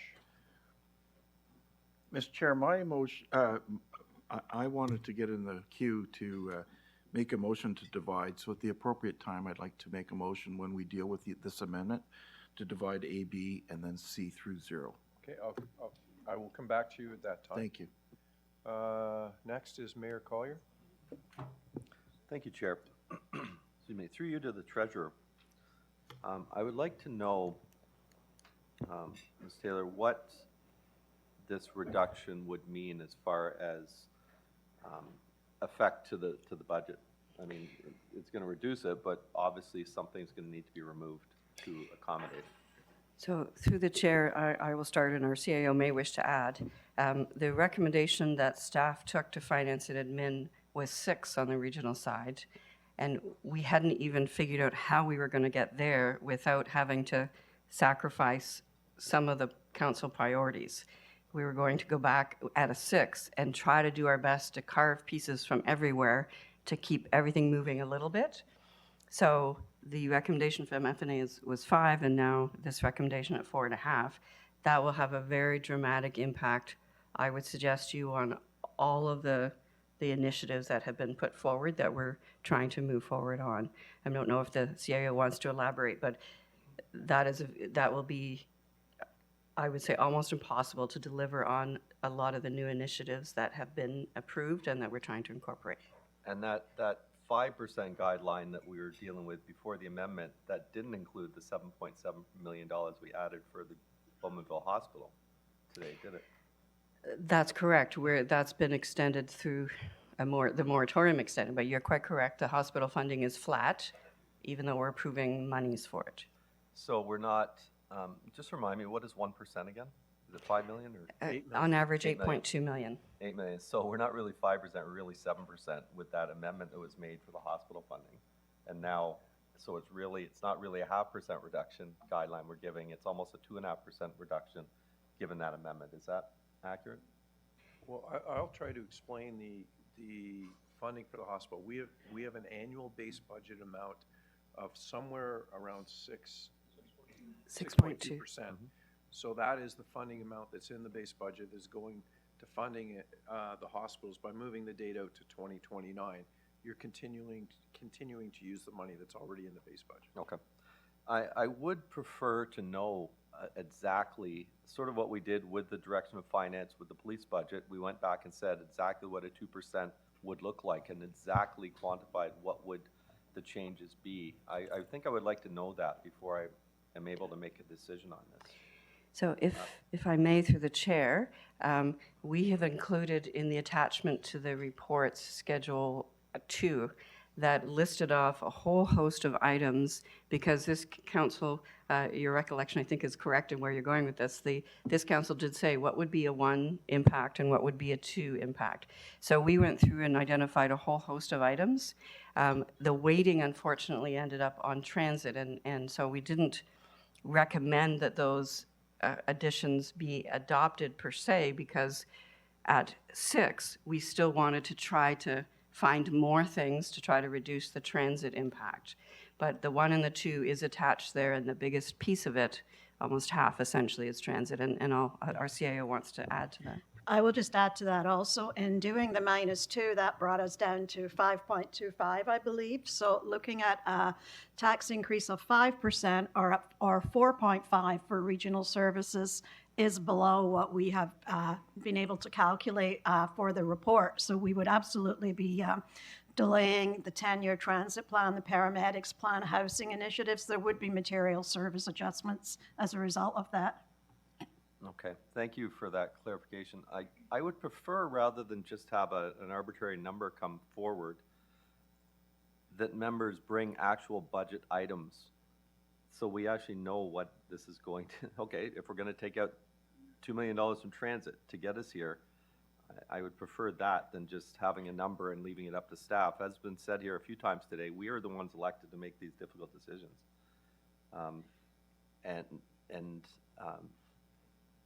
I don't know. I don't know how else to deal with this. Would it be appropriate to have this referred and come back to the next meeting with those options so we can make that decision, or is this time sensitive today? So it is time sensitive for staff to prepare the budget documents to bring to each of the committees during the course of the new year, getting up to our budget meeting in March. Okay, thank you. Those are my questions. Thank you, Chair. Thank you, CA. Mayor Schumer? Thank you, Mr. Chair. Through you, I understand what Councillor Nicholson is trying to do, and to a degree, I support it. However, I didn't support 7% at the beginning of this meeting. I won't support it now. So I think a recorded vote has been called. If not, I'll call one, but I can't support 7%. Thank you. Mayor Foster. So, thank you, Mr. Chair. Somewhat along the lines of Mayor Collier, to simply go to staff and say cut. We're actually not involved in what is being cut. And we've also given direction to staff to undertake things that may be cut, which, you know, obviously puts staff in an exceptionally awkward position. I am concerned, Madam CEO, you've got the charts here, 1% and 2%. We would now need is it a 3 3/4% chart? Is that another 1 3/4? So you'd need another chart finding 1 3/4%. I am somewhat concerned with how long a budget meeting is going to be if we go line by line, and my Clarington councillors may be rolling their eyes a little bit on that. I wonder if any of us, particularly on the capital pieces or where there are additional services that are communities, I wonder if any of the lower tier municipalities want to step up and offer up to Durham Region that you don't need to do something in my community, be it a set of traffic lights or, you know, water sewer expansion. I know that's separate from this. But I'll put the challenge out there that, you know, if there are things that we determine we don't need the region to do in our municipality, we could actually step up and help.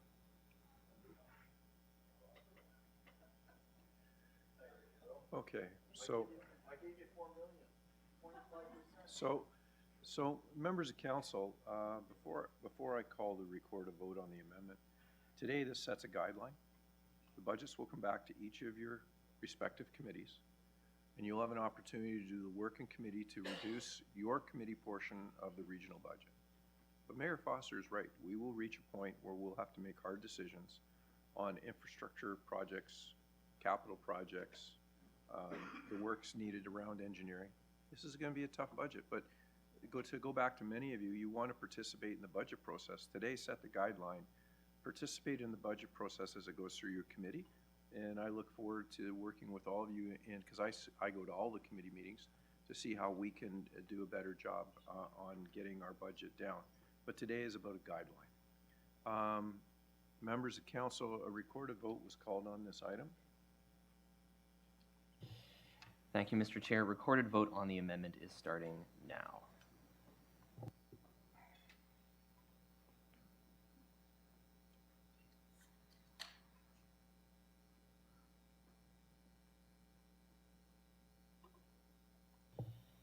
And for Councillor Jubb. It's not in his chair.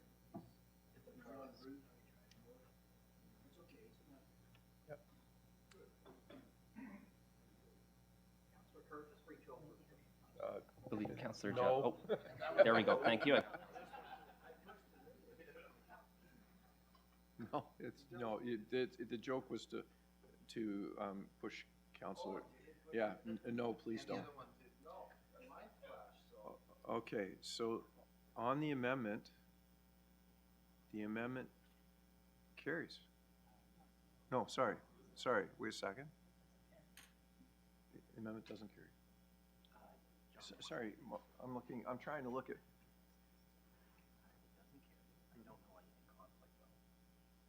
Oh, I'm sorry, I didn't. So if you're saying I hit conflict, I apologize. So, Mr. Clerk? Please state your vote, Mr. Chair. Members of council, I wear progressive lenses, and when I look down, I hit the conflict button. My intent was to hit no. That fails 13 to 16. So that fails 13 to 16. Okay, we'll move on. Pardon? We're on the main motion, unless there's other amendments. So I will go to first in the box before, which was Councillor Ash, or Mayor Ash, sorry. Chair, I would then ask for a motion to divide A, B, and then C through O together. Okay. So that we have 3 separate votes. And we're I'm looking for a seconder. Seconded, Councilor Mayor Pietri. Call the vote on division. All those in favor? In opposition? Okay, only 2 in opposition, that carries. A motion to call a question, would that be in order? Do I still have the whole floor? Mr. Clerk? Yeah, okay, motion to call the question on, we're now in division, so we're starting with A.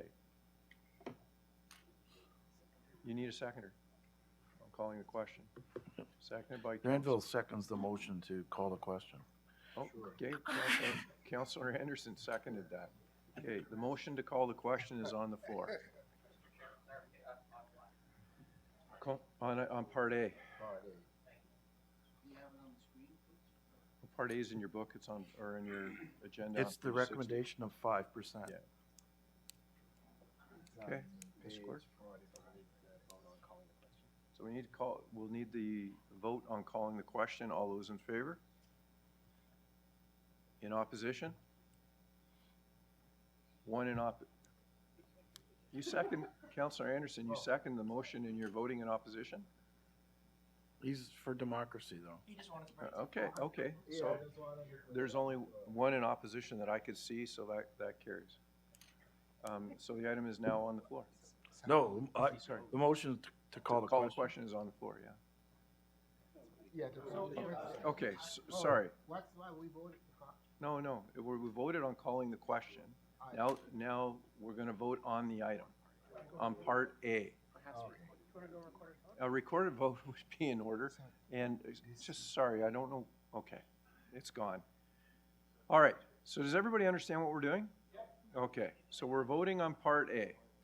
Recorded vote has been called. All those in favor, and I'll take my glasses off so I can see the right. For clarity, I heard 5% across, that was the number in front of us. The number is the recommendation in front of you. That's what we're voting on. Thank you, Mr. Chair. Recorded vote on Part A of the recommendations is beginning now. Took my glasses off, Mr. Clerk, so I'm assuming I hit the right one.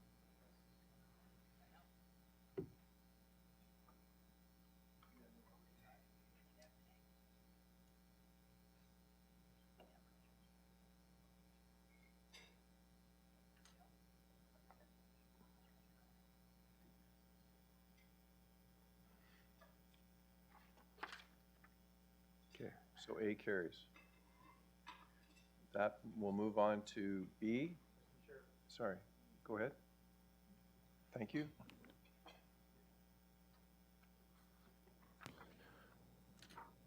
Thank you. If I still have the floor, because we've already had a lengthy debate about the police amendment, I'd like to move a motion to call a question on number B. Okay, seconded by Mayor Barton. 2.5 is the amended. Calling question is always in order. Can I push your button again, please? On a point of order, do we know, without being able to debate, and without being able to ask Ms. Taylor, and with increasing and then leaving things, do we actually know what we're voting on? It's a guideline. It's the guideline that's before you. 5 and 2.5. So I would disagree, but. And they are guidelines. Okay.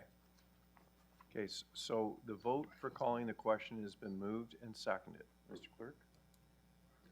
Okay, I'll call the recorded vote.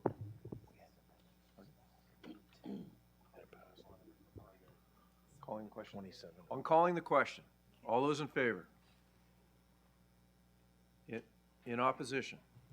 1, 2. 2 in opposition, that carries. Pardon? And Mayor Schumer was on the screen, so that's 3. So that carries, Mr. Clerk. So now we'll call for a recorded vote on item B as amended.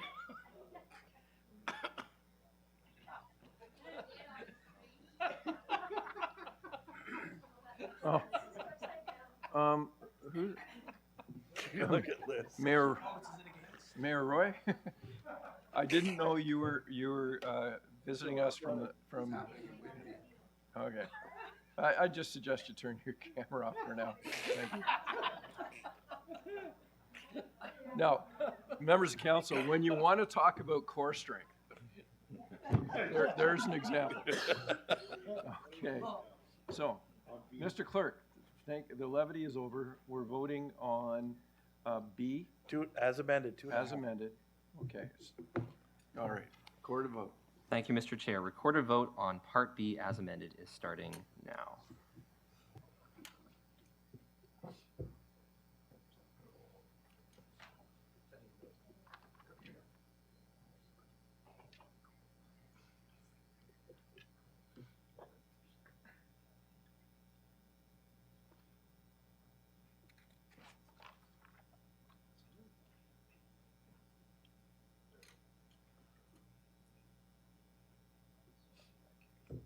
Okay, that carries. So members of council, we're now on C through N. Sorry.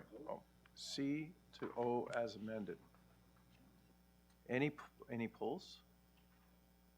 Mr. Clerk, I see none. No further discussion. We'll call the vote.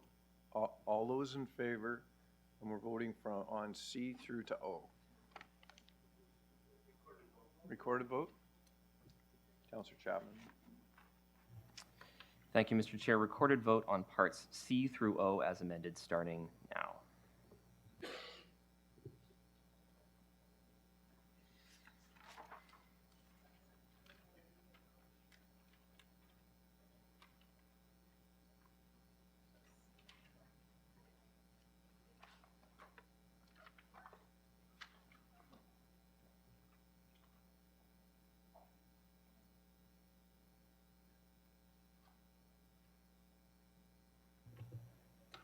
Looking for Councillors Jubb and Neal online.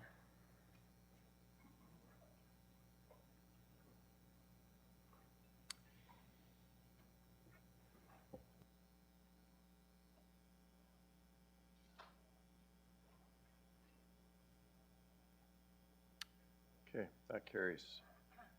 Mr. Clerk, we'll move on to the other item that was pulled was item 6. It was pulled by Councillor Nicholson.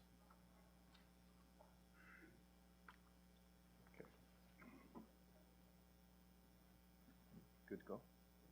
Okay. Councillor Nicholson? Thank you, Mr. Chair. I've presented an amendment to item 6. Staff have it. They could present it on the floor. Could I please have the amendment posted, please? It's basically seconded by Councillor Marion Pietri.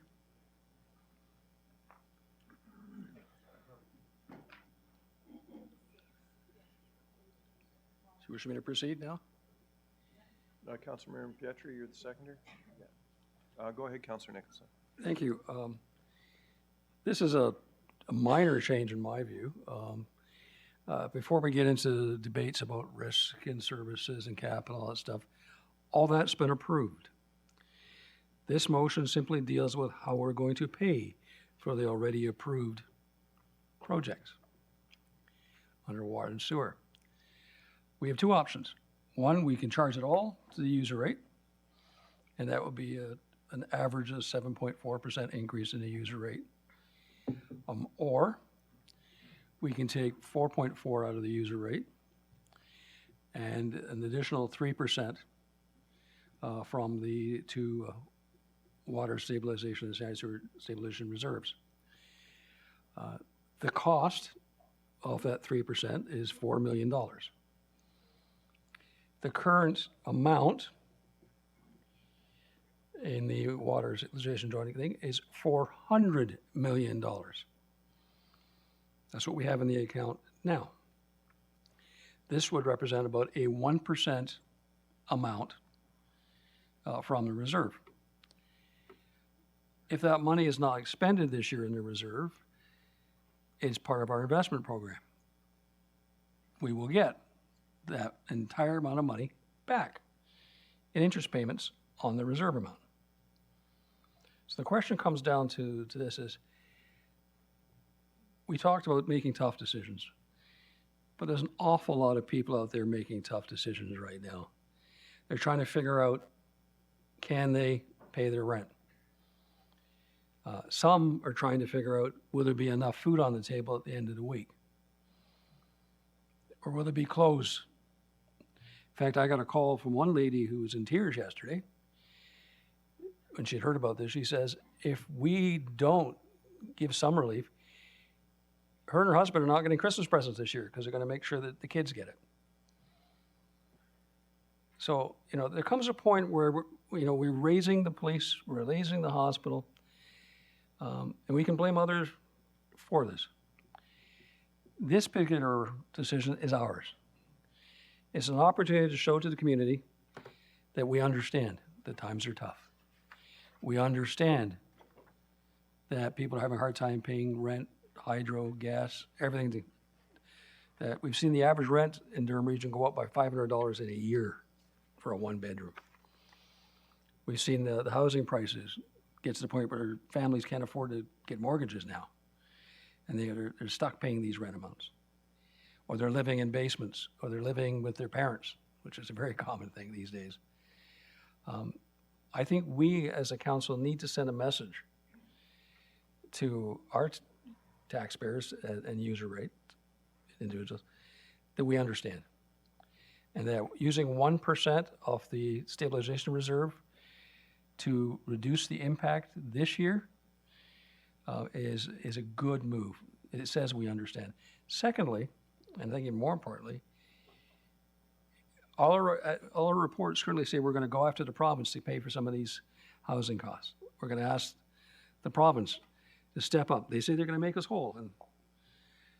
And I laughed when the chair of finance referred to it as HOLE. Well, he's right. But here's an opportunity we can say, we've done our bit. We're doing a little bit to impact the cost. Now it's time for the province to step up and fund this. And if we're simply going to raise rates, the province is going to simply ignore us. It really comes down to, it's 1% of the reserve, but it will have a great impact on the users out there. And it's not just residential users, it's business users as well. And they're hanging on by their fingernails. They're trying to keep people employed. They're trying to make the right number of investments to grow their business as they recover from the pandemic. We need to send them a message as well, that we understand. Mr. Chairman, I'm not going to debate it any further. I think it's a judgment call for each member of council. I would simply ask for a recorded vote to record that judgment. Thank you.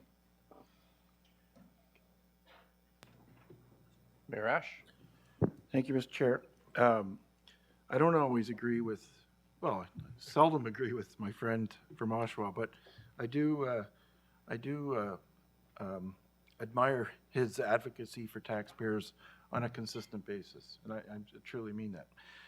I do have some questions through you, Mr. Chair, to the Commissioner.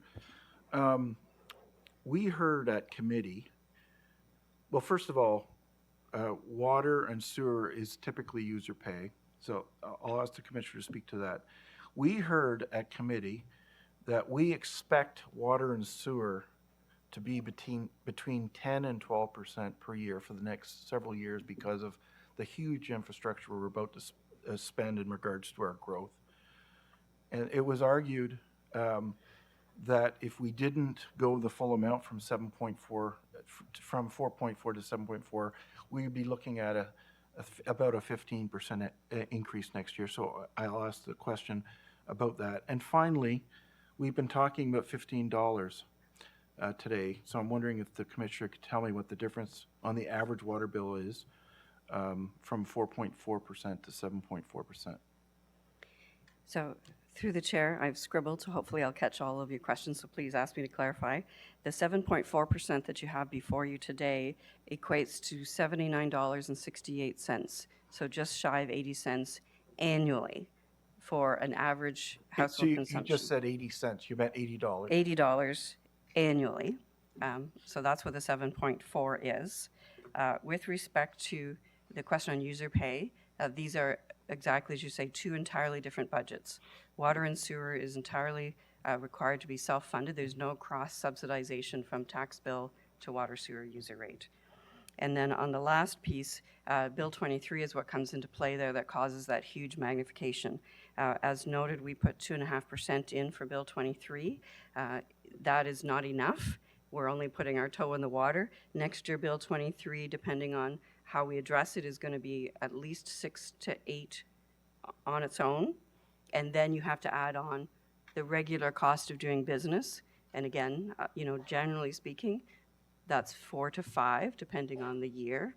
So the numbers magnify greater if we don't address, at least on the Bill 23 side, some of that piece now. And I don't want to use up your time. I can explain Bill 23 a bit more, but I'll wait to see whether that comes up. So one final question. I won't be supporting the amendment, but the staff recommendation was to go with the 7.4, including an allowance for Bill 23. So we don't have as much of an increase next year because it'll be in the base. Is that I don't want to put words in your mouth, so. So through the chair, as you know, Bill 23 started hitting us July 1st, 2023. So we are already bleeding money from that. So yes, that 2.5 is to address shortfalls that we're going to have for our funding, and it gets worse in future years. And if we defer it, it magnifies even more. Thank you, Mr. Chair. Mayor Collier? Thank you, Chair. And along those same lines, just to the motion or the amendment, I don't believe it should be increased by 4.3%. In order to do what Councillor Nicholson, and I stand to be corrected, wants to do, I think that has to stay at the original amount. Its only change is to use the respective 3% reduction from the original amount submitted by the stabilization reserve, because the budget still has to increase by 7-point-something%. Is that accurate, Madam Treasurer? That's accurate. Okay, so this doesn't make sense in that respect. You can't do it this way. So I just will say to the mover and the seconder, I think those should be the original amounts with the amendment before. I want to talk a little bit about the funding piece and using reserves, because it's a bit of a slippery slope, and Mayor Ash touched on it exactly right. Anything that we bring, and please correct me if I'm wrong, Madam Treasurer, anything that we use a reserve for this year becomes a hole in our budget next year and doubles. So through the chair, whatever we cut out of the base this year, you're quite correct. If we're funding it not out of the base, then I'm already in the hole for next year. Correct. Okay, I just wanted to make that point, because it is very, very important. It sounds easy, but it's not. It actually just makes next year that much more difficult. Thank you. Mayor Foster? You had a point of order from Councillor Nicholson, sir. Hasn't pushed. You have to push your button so we can hear you.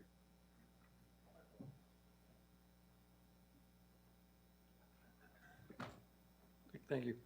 Could staff clarify that last point that was made by Mayor Collier? All we're doing is changing the rate, the amount we're taking out of the user rate. We're funding the full program. Just 4.4 is from the user rate. 3% is from the reserve. Is that correct, or is Mayor Collier's interpretation correct? So through the chair, what's happening is you are replacing user rate funding with reserve fund.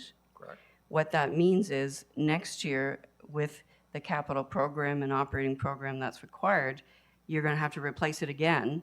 So that would be either, you'd have to replace it with the user rate. So if you don't use the user rate this year and the costs remain the same, you need that user rate money next year. So that's how, perhaps that's clearer to my answer to Mayor Collier. Okay, If it's not in the base this year, then it's not in the base next year, both on the funding and expenditure side. So there's a mismatch if you take it out of one and not the other. All right. Council has already approved the 7.3% increase in funding when it approved the previous motion under item 5. Is that not correct? So if I may, through the chair, my comment to the clerk and CAO at break was that if you change the funding in this report, we do need an add-on to say, and the appropriate schedules on the previous report be updated. because you have to subtract, on the charts there, you have to subtract out the user rate funding and increase the reserve fund funding. So that report has to be amended to reflect your decisions here. So I had asked the clerk that we'd need to add that proviso in that they have to be fixed in sync. All right, and at this point, if we vote for this amendment, then we'll need a subsequent amendment to make that clarification added in subsequently. If we don't vote for this, it's a moot point. Is that correct?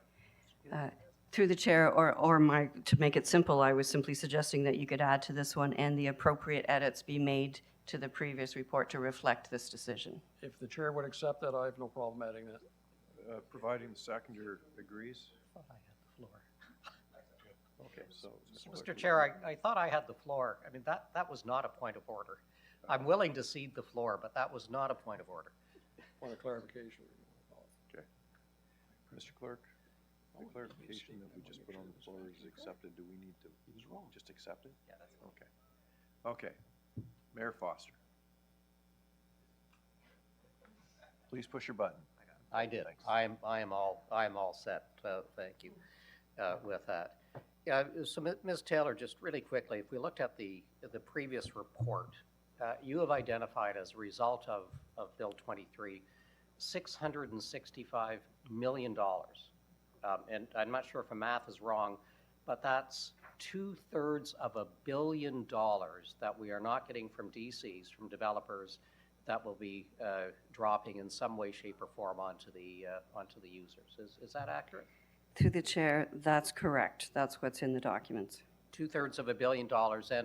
And if the developers opt to continue to sell houses at market rates, you know, would that simplistically be 2/3 of $1 billion of existing, I'm going to call them taxpayers, because if you're using the water, you're paying taxes that are dropping into developers' pockets?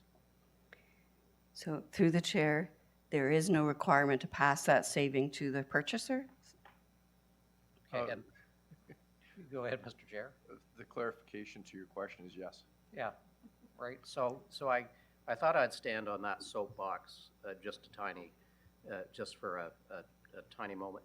And Ms. Taylor, we had this discussion earlier, but you have really had to winnow out the issue of current costs, a huge amount of future borrowing. So the reserve funds are not enough to provide what we need for the next 10 years, both in operational and CapEx expenses, correct? That's correct. And a quick adjustment. The suggestion here was 4 million. It's actually 8. It's 4 on each side. The reserve funds, the rate stabilization, have about 400 million in them. We need 541 million from those in the next 10 year, and it's front end loaded more so in the first 5, as was discussed at F&A. Okay, thank you. And my fear, Mr. Chair, is sometimes, we hear these huge numbers on reserve funds, but the huge numbers, are not the reserve funds. It's the future debt required to provide, again, basic infrastructure. So the notion that we can simply take money out of the bank and this will last forever, perhaps that's not what's being proposed. But, to Councillor Collier's point, I guess there's an NFL game going on. To Councillor Collier's point, I mean, this is you got to pay the dough. You're doing it now or later. And again, Mr. Chair, I hope the province does look at 23. I hope that next year we've got good news recognizing that just here at Durham, just for this, 2/3 of $1 billion, is being transferred, not helping but hurting significantly. Thank you. Mayor Barton.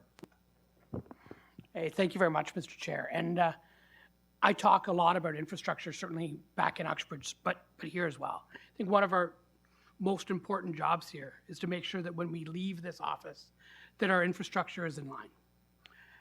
Just a question to the Commissioner of Finance. What is the construction inflation at right now for projects like, the doubling of our capacity for water and wastewater that we expect over the next 25 years? So through the chair, I've not looked up the release numbers for construction cost index. They are often significantly higher than the CPI that you see that was released 3.1. It's been in the vicinity of 14%. I can't tell you what it is today because they have been coming down, but there are factors in that that are different than the basket of goods in a CPI number. Okay. Yeah, to that point, there was a report through finance not too long ago that on 4 projects, the increased costs on just those 4 projects were $8.9 million, which were unexpected, but directly related to the cost of labor and materials. Thank you for that, Mr. Chair, and to Nancy. We need to be really careful.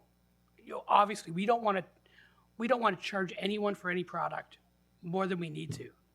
But we need to be really careful that we're not making the situation significantly worse for future councils and especially for future taxpayers. So although I love the intent of this motion to use reserves, with inflation numbers like we're seeing and with us creating a huge population increase in the region of Durham, I don't believe this is the right approach, and it would be unfair to our taxpayers. It would be short-term gain for long-term financial instability. So I don't support it, although I do support the intent, just not in this way. Thanks. Councillor Kerr. Thank you, Chair. I'm going to somewhat reverse Mayor Ash's question. I think Mayor Ash's question was, what does the 7.5% mean in terms of a dollar increase to the taxpayers? About $80, I think. So what does the dollar savings to the taxpayer mean by this amendment? Through the chair, I'm rounding here as I was scribbling. It's about $32 less. So you'd be at $47, $48 annually. So $32 and that less, and that'd be over a year. That's correct. So we're looking at less than $3 a month. Thank you. Councillor Crawford. Thank you, Mr. Chair. So can we, somewhere on the bill, identify the Bill 23 costs? If I may, through the chair, yes, in short. We have an easier time identifying the financial shortfall rather than the capital cost of moving projects forward. But for the 2.5, we can absolutely put, not on the bill itself, but we have 56,000 people online. We can put trailers on the website. We can put both on our normal communications, but even on the My Durham Water. So when you log on to see your bill, we can put trailers on there as well. So we have lots of scenarios that we're looking at because that had been requested through Works for us to take a look at that. Thank you. I'm really torn on this. I was very strong in Works. But anyway, never mind. I'm done. Okay. Mayor Carter. Thank you very much, Mr. Chair. I need some, good afternoon. I need some questions answered in regards to just some mechanics of this. So did I hear correct through you to our treasurer that there is a reserve fund of $400 million dedicated in this for this file? So through the chair, there is what's called a water stabilization reserve fund and a sewer stabilization reserve fund that are used to fund water sewer related issues. Okay. Stabilization is a bit of a misnomer, and we are using it to fund the $5.3 billion capital program that is staring at us. Can I ask where those dollars come from? Where does the reserve, how is it built? So historically, that has been funded, at least in the last few years, if there's been any surplus, that goes into that. That is shrinking each year, but historically, I think it was primarily surpluses. So there's no money out of the user fund, user rates, that goes to the reserve? So there is an annual contribution. Nicole is updating me. So there is an annual contribution that goes in there. Okay. So there is an annual contribution that is made by the users into that reserve? That's correct. So based upon the knowledge that you have, what are we lending money to municipalities out at through their debentures at this time? So through the chair, it has been floating quite high in the last little while compared to historic. I would guess that we're around the 5 mark if we went to the markets right now. So that's fair. That's what I understand also. So does that mean that our reserves are not receiving 5%? So through the chair, our reserves are earning interest, and we factor that into the cash flow when we're looking at funding the capital. So we do actually factor in that it's also earning interest when we figure out how much we're drawing. Okay. So I hear the arguments on all sides. My question being is, did I hear correctly that we're looking at 12 to 15% increase for the next 10 years on this particular bill for time ending? So through the chair, that's primarily a Bill 23 impact. So as you know, water sewer infrastructure comes in first. So the Bill 23 impact has been much more significant right up front with water sewer, and because of the phase-in requirements.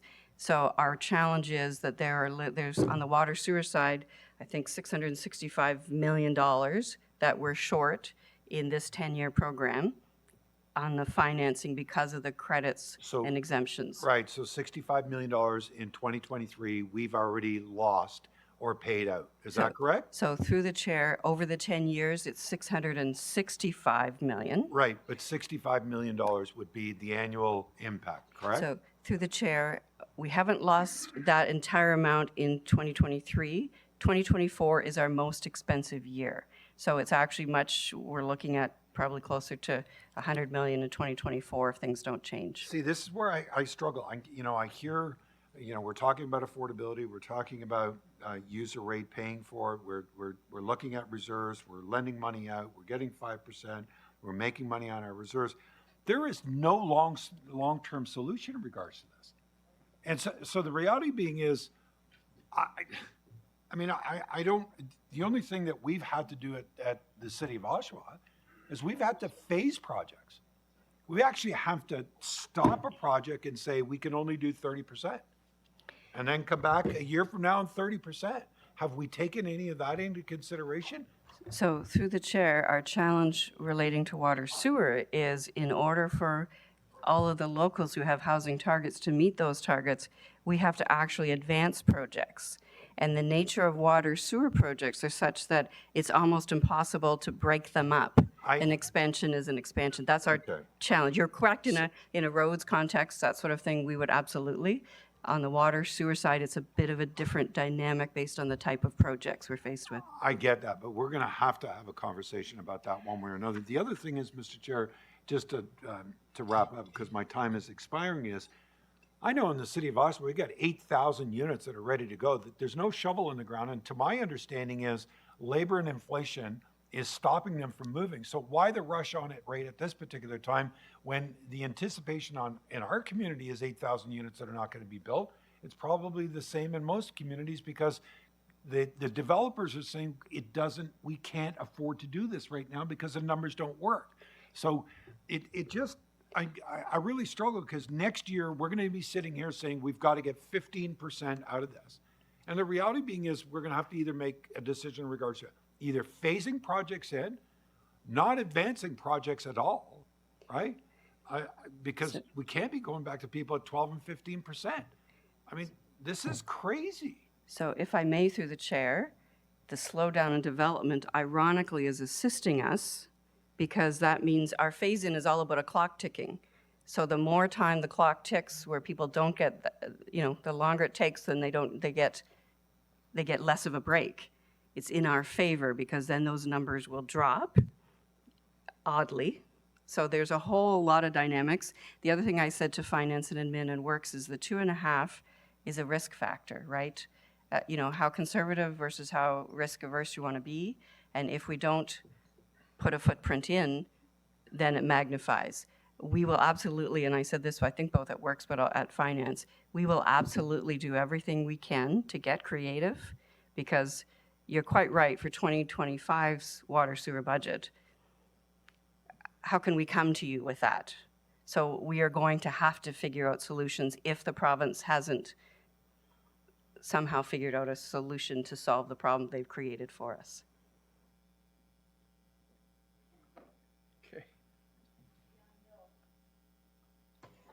Mayor Schumer? Thank you, Mr. Chair, through you. And I'm echoing a lot of the frustration I think Mayor Carter is exhibiting. Question to the Commissioner of Finance. Do we have an idea about the surplus or deficit for 2023? So through the chair for water sewer, I'm not anticipating much, if any, because we have had, as part of those projects that have been coming in at higher values because of the changed times and the increasing requirements, we have used in-year surplus to try to offset. So I'm not anticipating much surplus at all in the water sewer side because of that. Okay, and so from what I'm hearing, you're not thinking it would be a good idea to utilize this rate stabilization reserve in the manner proposed? So through the chair, I'm not recommending that simply because of how much we need those reserve funds in order to meet our capital program.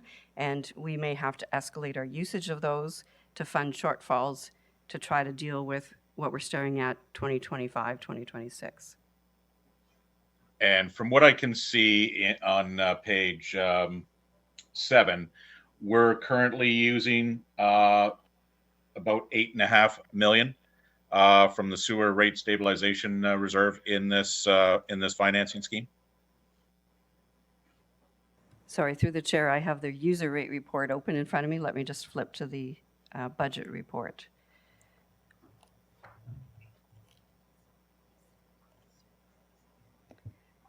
So through the chair for sanitary sewer, 8.43 million. And then for the water side, 15 million and change. Okay. I'm going to support the amendment because as everybody has said, 2024 is going to be a bit of a strange year. We don't know where the province is coming down.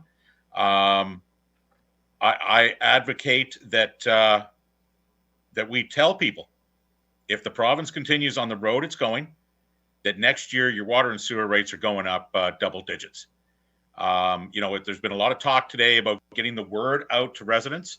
I would prefer to try to ease this situation right now while we're trying to figure out what the province is in fact doing, and then get the communication out there about 2025. Tell them they're looking at double-digit increases thanks to the province. And they've got 10 months, they'll have whatever number of months to get in touch with their MPPs and get them on board with fixing this problem made by the province, or they're going to be looking at double digits. So I guess I'm supporting both sides here. I'm going to support the amendment to calm this issue for 2024, but I advocate, as everybody else here today has, that we fire the warning shot across the bow and let the public know. You think this is bad? You wait till 2025 unless the province changes their deal. So I will support this, and I think there's a recorded vote called, but I'll call one if not. Councillor Marin Pietri? Thanks, Chair. I'm glad to hear that, the conversation sounds very similar to the ones that we had at Works. The vote was 7-1, and it was a very similar motion. And it's not for the sake of political optics. This is a reality that we have to meet. I know that we discussed it with hospitals, we discussed it with transportation, and the discussion now dealing with water infrastructure is one that, whether you're at the staff level or at the council level, I think residents expect us to have to figure out what we can do differently moving forward. I know that I got a call after that Works meeting from a very interesting individual. You'd probably be very surprised, but he was the president of Build 8 years ago, who advocated for exactly what Councillor Nicholson and I were advocating for during the Works meetings. And I was surprised to hear it, but the individual indicated that he did approach staff and members of this council at the time and asked them to see things differently, because the building community, the developers that are at times maligned for their interest in growth, wanted to go a different way with municipalities through the province. And we've seen this before. We've seen gas tax money handed down from the federal government as a result of not just conversations, but taking positions that include the build community, or include AMO and FCM, and include the perspective that average residents have of the status quo. We can't continue down this path. So I guess my questions to finance and the commissioner, because I hate to say this, but if you have a reserve fund or a stabilization reserve fund or something along those lines, it seems like every year we talk about, well, we can't do that this year because next year, and I don't mean to sound patronizing or critical, but why do we have these funds if we're not going to be able to utilize them in order to make things more affordable? So the question through you, Chair, is what was the surplus last year? So through the chair, I don't know that off the top of my head, but what I would like to say very quickly Was is... it in the millions? It probably would have been in the millions, Okay. yes. So I would suggest that maybe we underestimated what the surplus would be last year, and therefore this year, potentially underestimating again. And the reason why I'm asking this question is that if we had an accurate assessment, and it's difficult to have a crystal ball, but we do have actuals from last year, and if we can take those actuals and translate them to this year, because last year's inflation was much higher, we could probably say that we could fund exactly what motion that Councillor Nicholson and I are moving, and hopefully Council supporting, with the surplus, and potentially a little bit from the stabilization reserve. So I guess just to conclude, we can't have these conversations about frustration and and it may seem benign when you look at the amount that is being suggested, $32, but that every year, $32, $32 more dollars, $82, $82 more dollars. At some point, we have to choose whether we want the infrastructure dollars that are being offered by the province to come in the form of these projects, or do we want to do some of the things that we often get criticized for doing because they don't equate. They look good on paper, but they don't equate. But this is a necessity. These are priorities, Mr. Chair. And I would take a project like a wastewater or a sewage plant project over some of the other projects any day in terms of funding. And I know that if the full funding didn't come from the province, and we had a conversation with developers who need capacity, you might be surprised by what they would tell us. And I think it would relieve the local property taxpayers and the users significantly. So to conclude, because I still have a little time, to wrap it up in a bow, I think there's some that have made up their minds because they're going to be scared. They're going to be scared by the conversation of risk that was evoked before. They're going to be scared by the perception that you're going to be opposing staff. They're going to be scared that next year we'll be at the table looking for more money, and that the funding isn't there. But this gives us an opportunity, making this decision, to go and seek that funding, to go and make these changes, to be innovative, to do the things that we talk about, and to actually apply it in a way that 8 years ago, the president of Build did a very, very concise and articulate job of asking municipalities to do. Thank you. Councillor Anderson. Thank you, Chair. I won't be very long, but Mayor Foster and Councillor Crawford asked most of the questions I want to ask. Initially, I would support this because anything that relieves the burden on taxpayers, I'm up to support. But hearing from Ms. Taylor, the $400 million, that's allocated funds, correct? It's already allocated, and according to you, it's not even enough? So through the chair, that's correct, over a multi-year. There's two things, if I can very quickly say. One is we do use it every single year, and you can see it in the financing charts. So it is applied, but that's correct. What we're showing is as there now. We need more than that to get through the next 5 to 10 program. Okay. Through the chair, one other question. Which I don't doubt what you're saying, that we're in a hole. So all other municipalities or regional government would be in the same boat. Why are we not hearing a public outcry to the province to amend or to get rid scrap Bill 23? So through the chair, that's an excellent question. Our development charge bylaw expired and a new one was put in place July 1st. So that meant Bill 23 hits us right away. Others, if their bylaw wasn't expiring, they're modeling the impacts, but they're not actually losing money yet. So it's not till their DC bylaws expire that they will be having the problem we're having. So, in other words, without mincing words, we're actually putting, this bill is actually putting money in developers' pockets and taking it from at the expense of our residents, correct? So I know I'm putting you on the spot there, but through the chair, these are financing shortfalls that we would have otherwise collected from developers. And even that, when we look at our comparators, we are the 5th lowest out of the 13 comparators. So even with that, we are lower on this, on our rates. oh, thank you very much. Thank you, Chair. Thank you. Councillor Nicholson, you're in the box, but there's other people that will speak. I'll come back to you as the mover of the motion.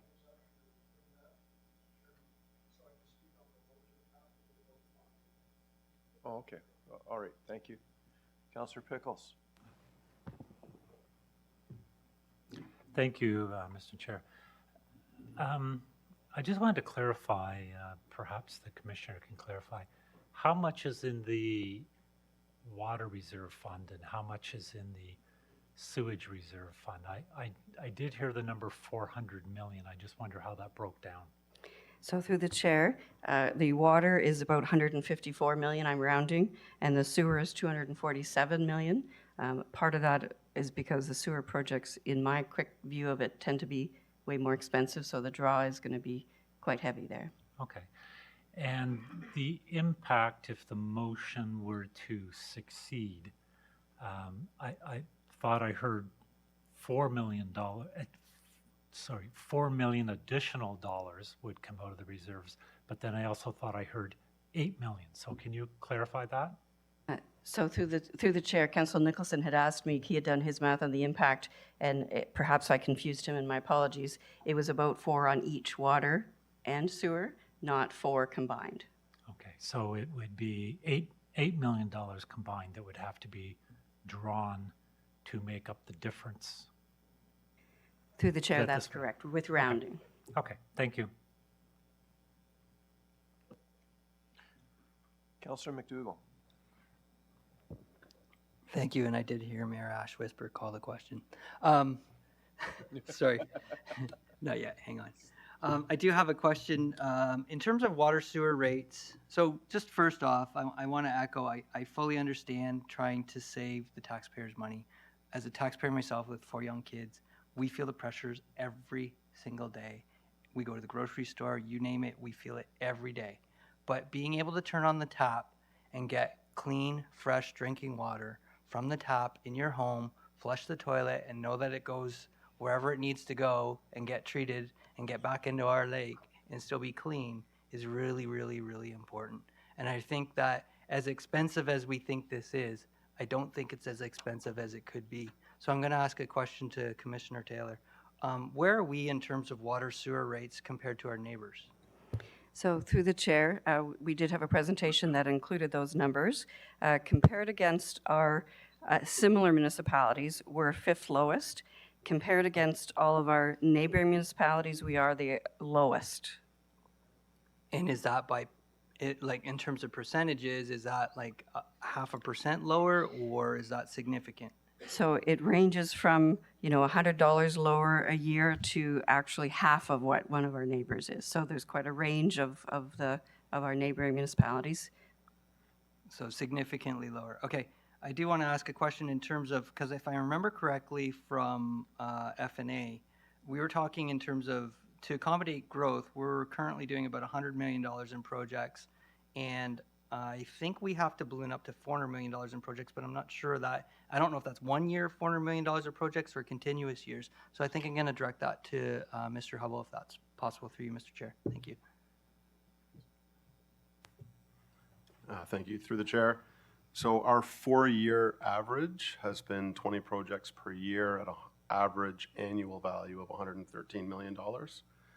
over the next 4 years, it's an annual total value of $400 million and 50 projects per year we have to tender to construct. And so that's to accommodate the projected growth that we're looking for in the future. Through the chair, so that's a combination of ensuring that our facilities are robust and resilient enough to handle the expansion. So there's a lot of asset management needs we have to do first, and then the growth. So it is directly related to the growth, yes. Okay, and then so if we wanted to say save money by, I don't know, putting a pipe in the ground from, I don't know, North Oshawa to Columbus at half the size to save money, how much would it cost us to put the upsized pipe that we'll need in the future, or just go back and replace that pipe? Would that be cost effective to do part of that project that way? So through the chair, so no, it wouldn't be cost effective, but our region share policy does allow us, usually those types of extensions happen by developers, and we carry a cost through the development charges to oversize those pipes. So the developer pays for the minimum size, and a lot of the cost is in the excavation, in digging the hole. So we share in the cost to dig the hole just a little bit bigger, and the material cost of the pipe being a little bit bigger. So there's incredible cost savings in oversizing and doing it once. Okay, and then so we're basically looking at 4 times the total quantity and value of projects. What if we want to do part of, say, a sewage treatment plant expansion? Is that possible to do that in parts or phases? Through the chair, once you step into an operating environment, it's a lot more cost efficient to just keep going. To impact that operation multiple times, number one, it puts a big stress on the operators, but it also puts a big stress on the equipment and the process itself. So when you come in to do a plant expansion, you're normally doing a lot of structural work, and that structural work should be there to support the remainder of the expansion. So you might be able to phase in certain portions of it, but it wouldn't be very cost efficient to do. So it would cost you more to do it in the end? Through you, Mr. Chair. That would be correct, yes. Okay, very good. That's all my questions, I think. But I think that given the size of these massive projects that we're looking at, and given that we had the largest amount of immigration into Canada ever since, I think it was 1951, I think was what I had heard as well, we're going to be looking for places for people to live, regardless of what bill is on the table at the province. My time is up. Anyway, I won't be supporting the amendment because that will be using tomorrow's dollars to pay for today's projects. Thank you, Mr. Chair. Okay, thank you. Mayor Roy?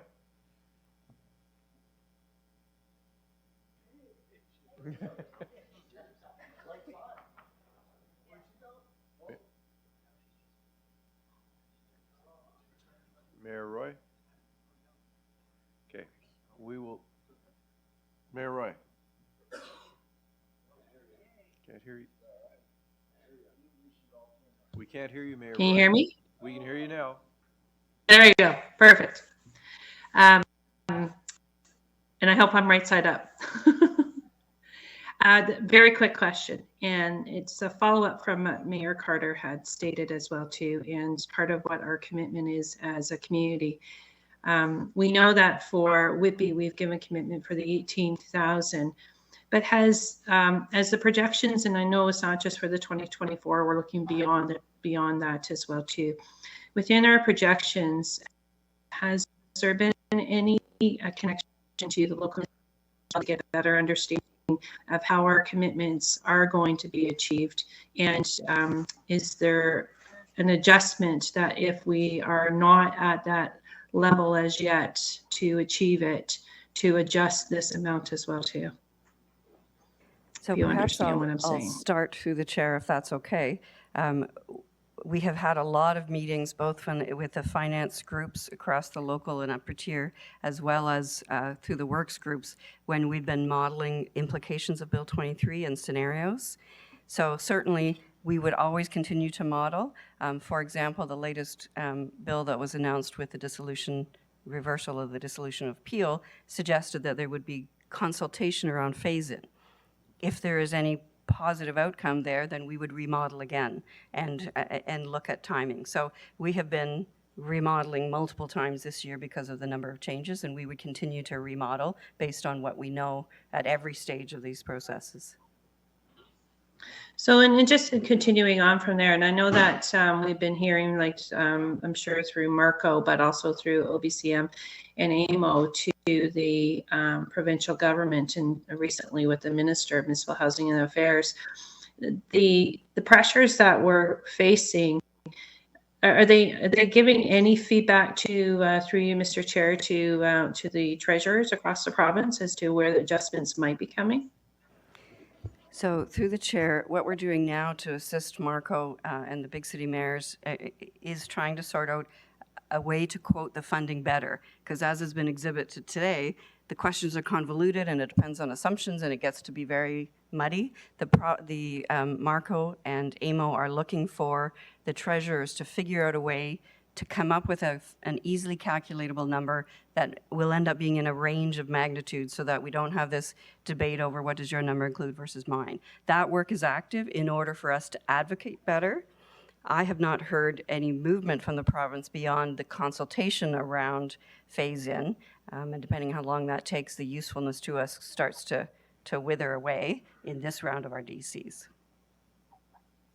I appreciate that. And Mr. Chair, as past regional councillor Joey Drum used to say about water is life, and as recent regional councillor Eamon Dougal just commented, as the quality of water is one that even for ourselves as we become regional councillors and part of the region, our commitment to have good water, clean water is one that we need to keep up to. But I'm still like, I'm very aware and very cognizant of what Councillor Nicholson is bringing forward. And I really think that we need to be pushing forward again, still in this case. It's like with the hospital, it's from homelessness, from health, and now in terms of the lack of funding to help for the growth of development and to meet our commitments. This is another shortfall for us. So thank you very much, Mr. Chair. Thank you. Councillor Leahy. Thank you, Chair, through you to the Commissioner. Just for clarity, when I'm reading, again, there's been so many numbers back and forth and with this amendment. So we're looking at, I think it was saying, if this passes, to make up the difference for next year, is we'd be looking between 13 to 15% water increases, if that's fair, if all things being equal? So through the chair, I'd rather stick with saying double digits. There's a lot of moving targets with all of this. And that's becoming hugely challenging depending on which assumption and what happens with provincial legislation. I'd rather stick to saying double digits. All right, so let me supplementary to that. If we have the proposed rate, do we have a chance of keeping it to single digits next year? Through the chair, that depends entirely upon the outcome of the provincial discussions around Bill 23. If that does not change, then it's only going to get worse for next year. If you don't approve this funding that starts for Bill 23, it magnifies the loss next year. We had talked at Finance and Admin again over, where you wanted to sit on that scale of this 2.5, but we are entirely at the mercy of whether the province is open to listening, and perhaps now that they've announced consultation, at least on one piece of it, that's a little glimmer of hope. Mm-hmm.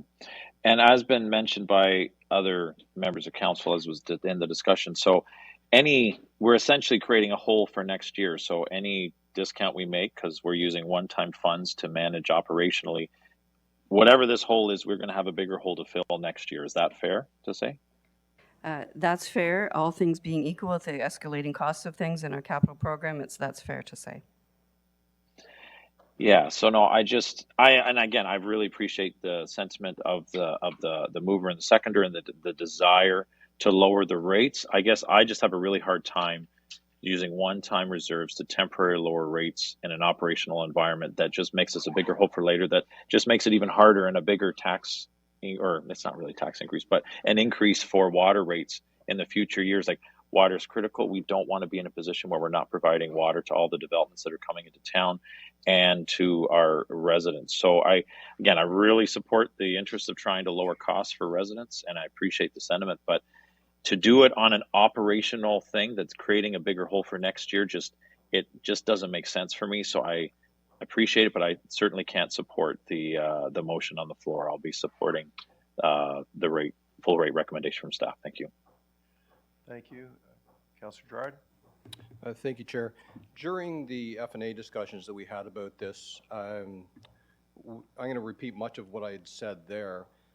During some of our previous debate today, when we talked about identifying costs that were associated directly with the province, I would be probably more supportive of this amendment if those that spoke out about sending the message to the province had said that rather than reducing our, I think it was 7.3% to 4.3 and using reserves, if we called out that 2.5% and said, we're not going to take that, we're going to push that back to the province.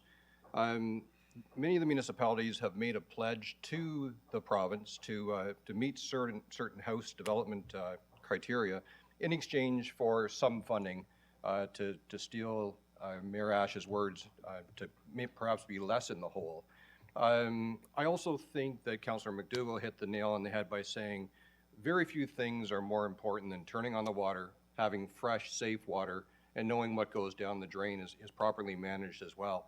I don't think this proposal to go to 4.3% when we've got this kind of growth that we've committed to, it's going to continue to come. We've got to manage that. We've got to build for that. I can't in any way support this recommendation. Thank you. Councillor Shahid? Thank you so much. Through you, Chair Henry, I've been listening to many hours of my colleagues advocating for taxpayers.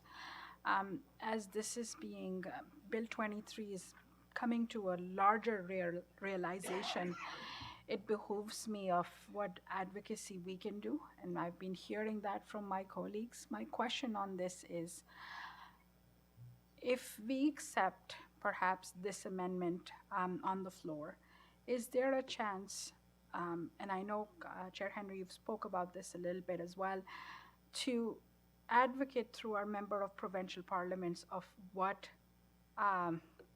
dire issues we are getting because of Bill 23? So if I may, through the chair, and I'll refer this partially to our CAO, but we have had several roundtables with our MPPs, and at one of them, the CAO requested that I do a presentation on Bill 23, and we included all of this information at that point in time. Other advocacy perhaps the CAO would like to comment on? Just to say that through our organizations such as MARCO and AMO and FCM, we are doing a great deal of advocacy around the financial sustainability of municipal governments. So it is very much top of the municipalities' mind. We will be coming forward in January with a new government relations priority list and strategy for council for the next year. But the degree to which we'll be successful in having the Bill 23 financial requirements reversed, it is really unclear at this time.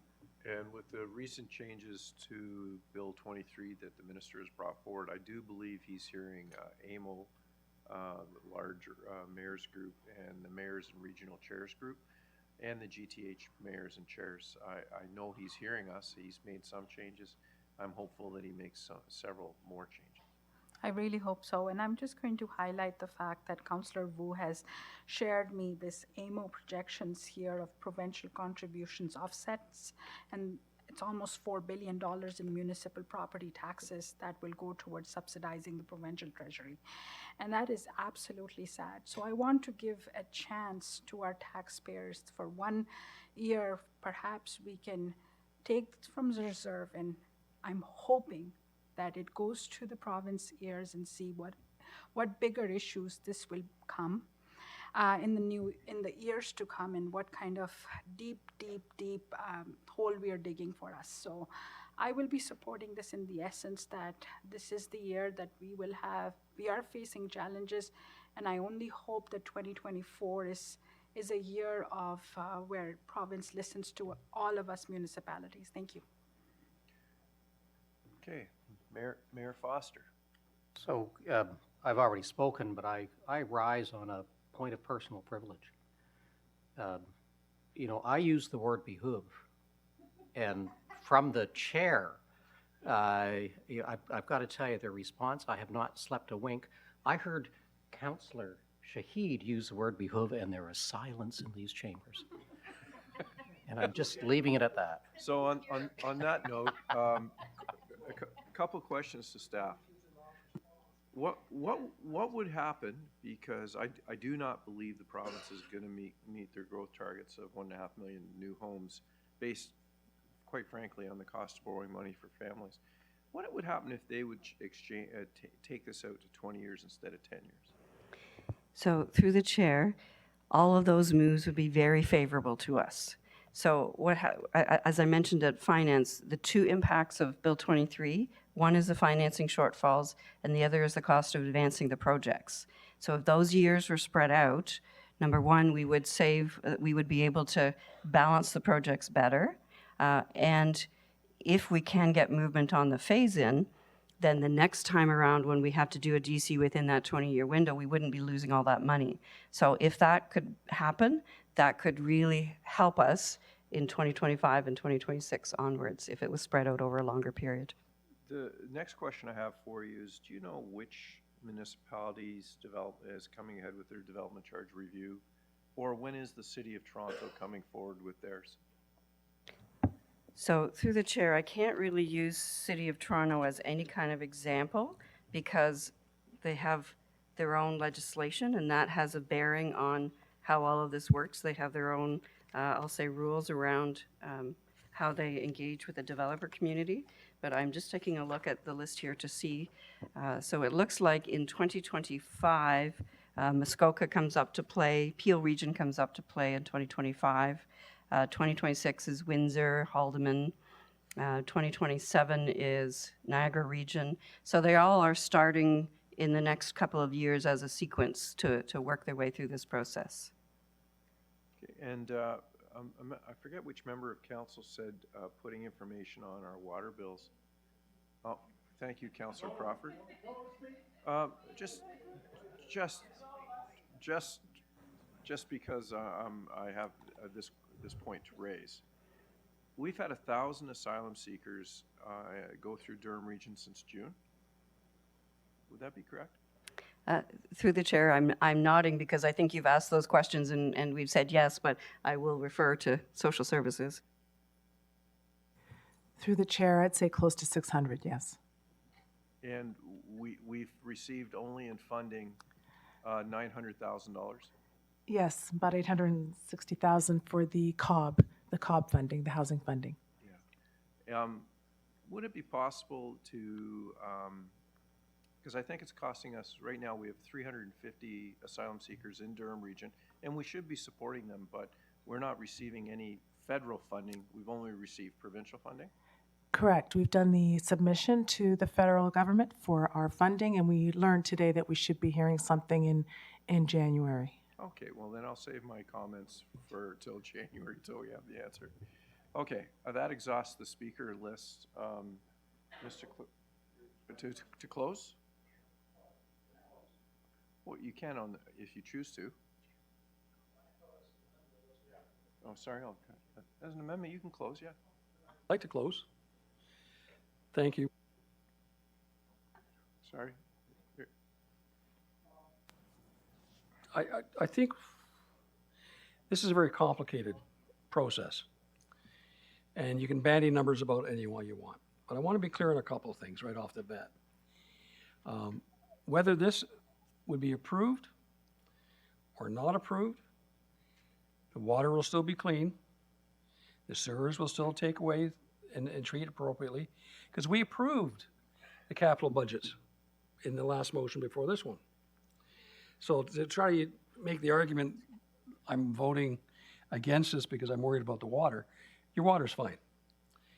The question we're having here is how do we pay for it? Do we simply go to the water users and say, it's all on you, we're going to tax you till you bleed? Or are we going to recognize that 2.5%, and I think Commissioner Taylor made it very clear, and probably more, is a direct result of Bill 23. And the 4.4% that's being suggested here, it would pay for our current operational expenses and our current repairs and maintenance to the facilities we have now.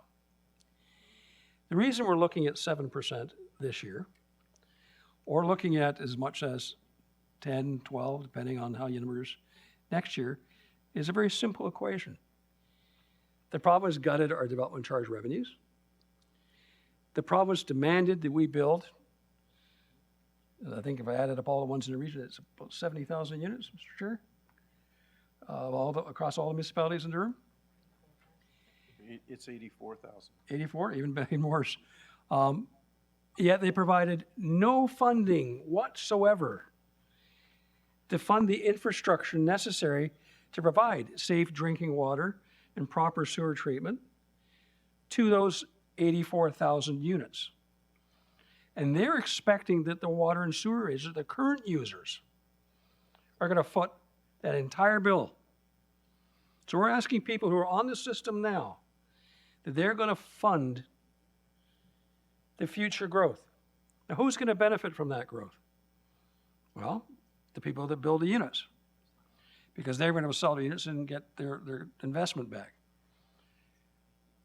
In essence, if we allow this process to continue through user rates, we're asking the current users to subsidize the development industry.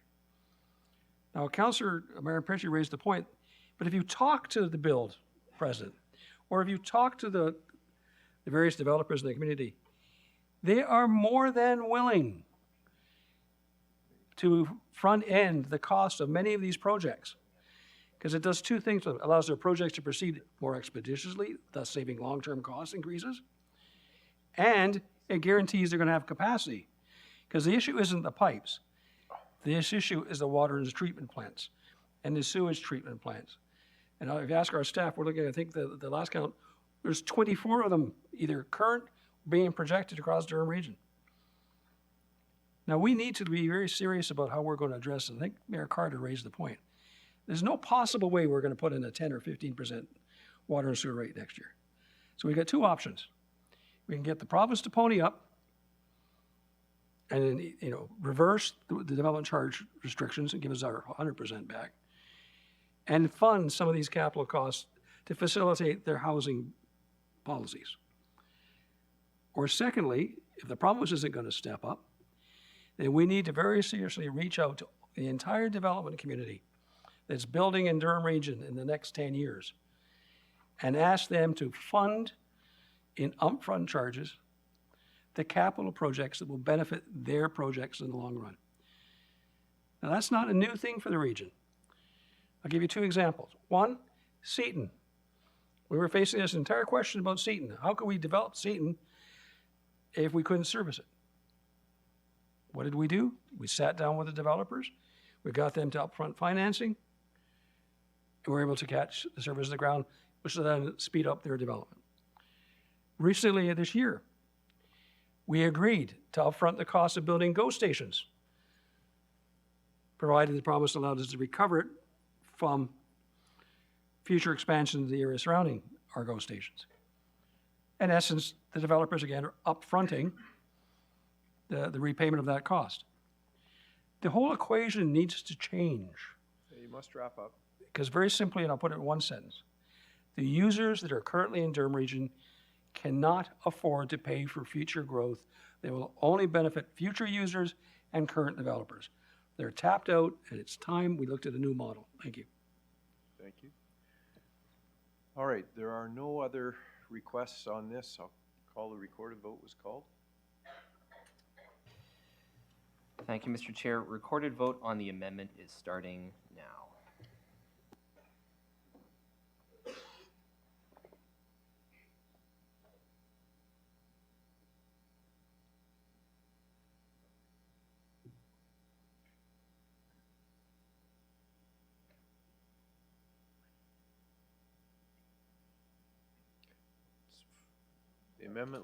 The amendment loses in a tie, Mr. Clerk. Okay. So we're back on to the main motion. Okay. Yep. All right. Go ahead, Councillor Nicholson. It's unfortunate that it tie vote, but we can take some good out of this, and that we are recognizing that the current model that we have on water and sewer rates is unsustainable. It doesn't matter if we put 12% next year or 15% or 15% after that. That $400 million we have in the current rate stabilizations, it's going to disappear. Because as staff said, we're going to go from spending $115 million on 20 projects to $400 million a year on 50 projects every year. And keep in mind, the rate increase that goes up this year stays on the books. So if you're paying your $80 this year, when the bill comes in next year, you get to pay the 80 and whatever comes next year. Because it's a cumulative base increase, not a one-off. So we're hitting the people this year, we're hitting them with the same amount next year plus, and then the year after that is next year plus, plus, plus. And is at some point, the taxpayers are going to run out of money to spend. And we're not going to be able to attract new people to live in Durham if the first thing they get from us when they arrive here is a massive water and sewer bill. So we need to find that other source of money. We need to find either through the development industry, so that those that move into our community in the future will pay for the growth that they benefit from. Otherwise, we're asking the current taxpayers, the little old lady that lives in a one-bedroom home or a two-bedroom home, we're asking them to pay 100% of the costs of water and sewer capital increase. And it gives no benefit to them, but the people that do benefit, the people that move to Durham, buy those houses, buy those condos, acquire those properties, they get a free ride because it's already paid for by the current users. And yes, maybe they'll pay for some future growth 20 or 30 years down the road. But how do you ask the current taxpayers in Durham to fund all these costs for people that aren't even yet residents of Durham, especially when they're holding on by their fingernails? So I would suggest, and I raise this as a point that I would have the staff consider, perhaps it is time that we set up a working group from representatives of the Finance Administration Committee and the Works Committee and the staff of those departments to look at the modeling, to look at ways that we can approach the province and the developers to get some front-end loading or get some capital dollars out of the province. Because the alternative is if we run out of money, none of these houses and apartments are going to get built. Because we can't give them water. We can't give them sewers. We don't have the money to fund Mr. Ford's grandiose plans. And it's time he is told that and withdraw the plan that is obviously not working. Thank you. Councilor Marion Pietri. Chair, I'm not going to echo or belabor the point, but I think it's pretty clear with a 7-1 vote at Works and a split council here today that things have to change. It's time. And I know that you were one of the 7 votes at Works and have spoken adamantly about driving change and making sure that our residents aren't impacted to the level that they currently and continue to be impacted. Because what I will say is today, essentially, by not having that amendment move forward, we've admitted that not only are we going to increase rates for this year, but hearing what the commissioner indicated, we're in a position where we're moving to next year in the status quo, doing the same thing, but for more money. And as Councillor Nicholson indicated, this compounds year over year.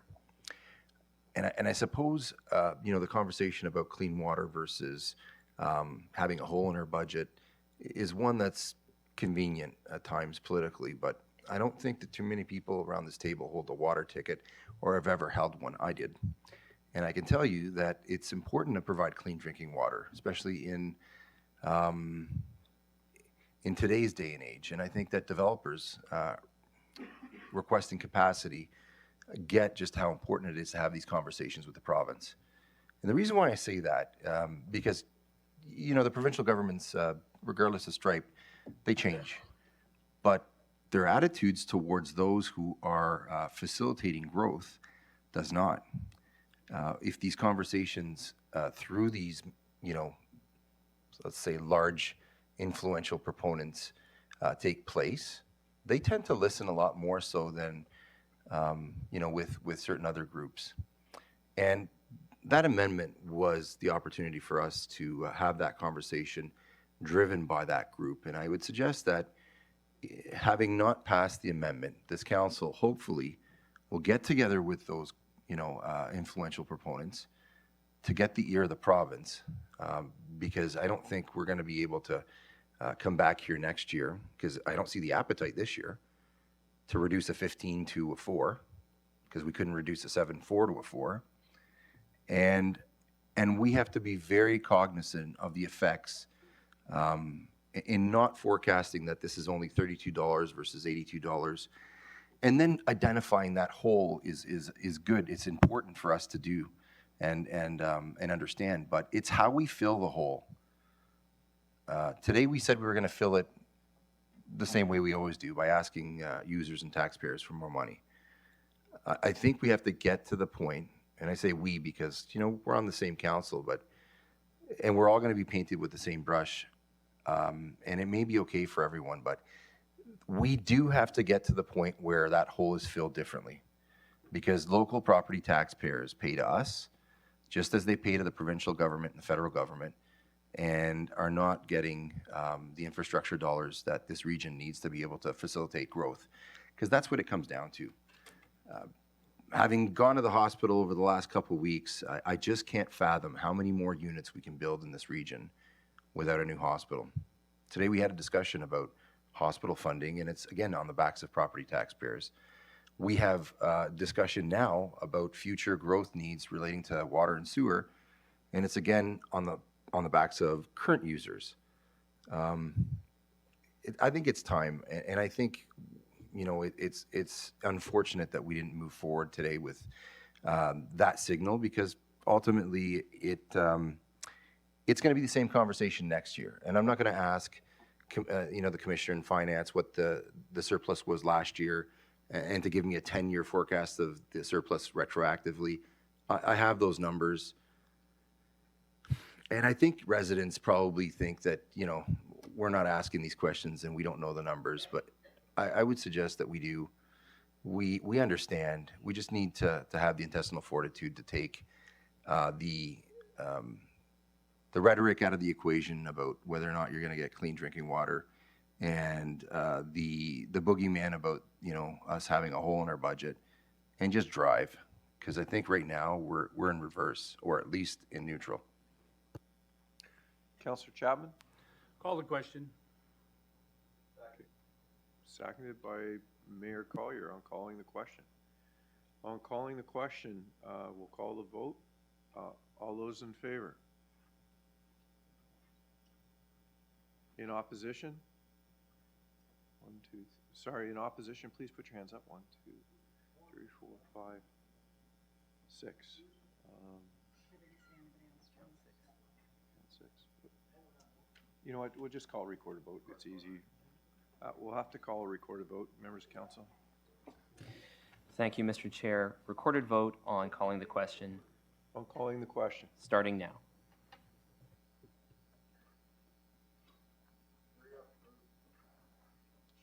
No, Bruce, you cannot vote. You were not in your chair when I called the vote.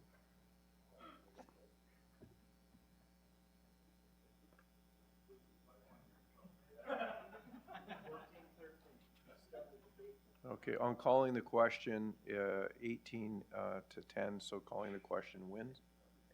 Pardon? Sorry, no, it failed. So there was not, we needed 19 yes votes to call the question. We only received 18. So next is Mayor Foster.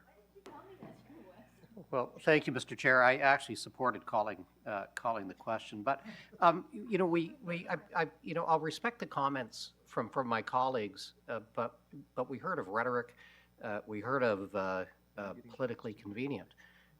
First thing, in this budget, it increased costs. In the report are identified existing assets that provide us with clean water, that provide us with appropriate.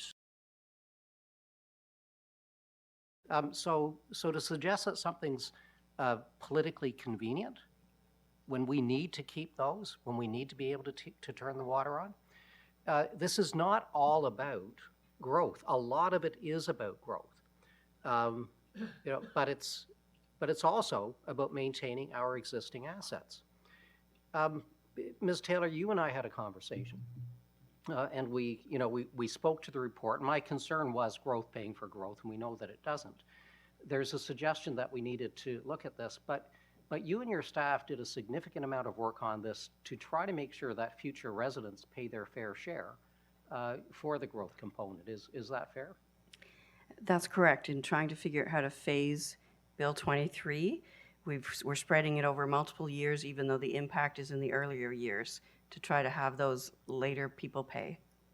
So, I'm going to have to use the word behoove just because, if I didn't use behoove again, but I think we should, sometimes before we make statements, I think we need to be asking questions of the experts in the room. And we have some of the best experts, in my opinion, that you're going to find anywhere in the province. So I think we need to ask those questions. I'm going to go back to the water supply. I understand that there is a pressing concern, and it sounds dumb, pressing concern for mussels that will potentially block the water supply to Brock. And I'm thinking the councillors in Brock want to have an adequate supply of water for their residents. That's one part of this puzzle. Do I agree that we need to revisit how we pay for this, how we pay for property taxes, whether social housing, refugees, water, are the taxpayers in Ontario being fairly dealt with? No, they aren't. Do we need to revisit that? Do we continue with FCM, with federal government, AMO, big city mayors, any number of groups? Yeah, we do. But the reality is we've got a problem in front of us right now. Money that you don't spend today is going to double up next year. You heard that from Ms. Taylor. I think we have to have a conversation in the first quarter to be able to find out exactly if we're at 15% in January, February, March, that we're looking at our next budget aspect. I think we've got some real problems, and big decisions are going to have to be made early in 24, not late 24. So I'm just wondering, how will we know first quarter of 24 where we stand, what the estimate is?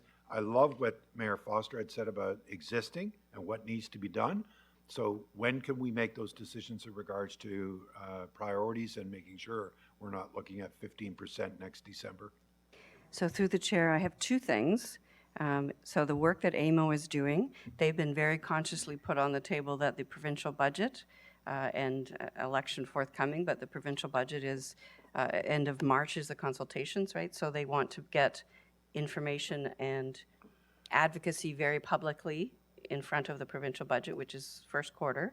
And the other thing I would suggest to you is that we are tracking the consultation on the legislation that they just spoke of with respect to phase-in.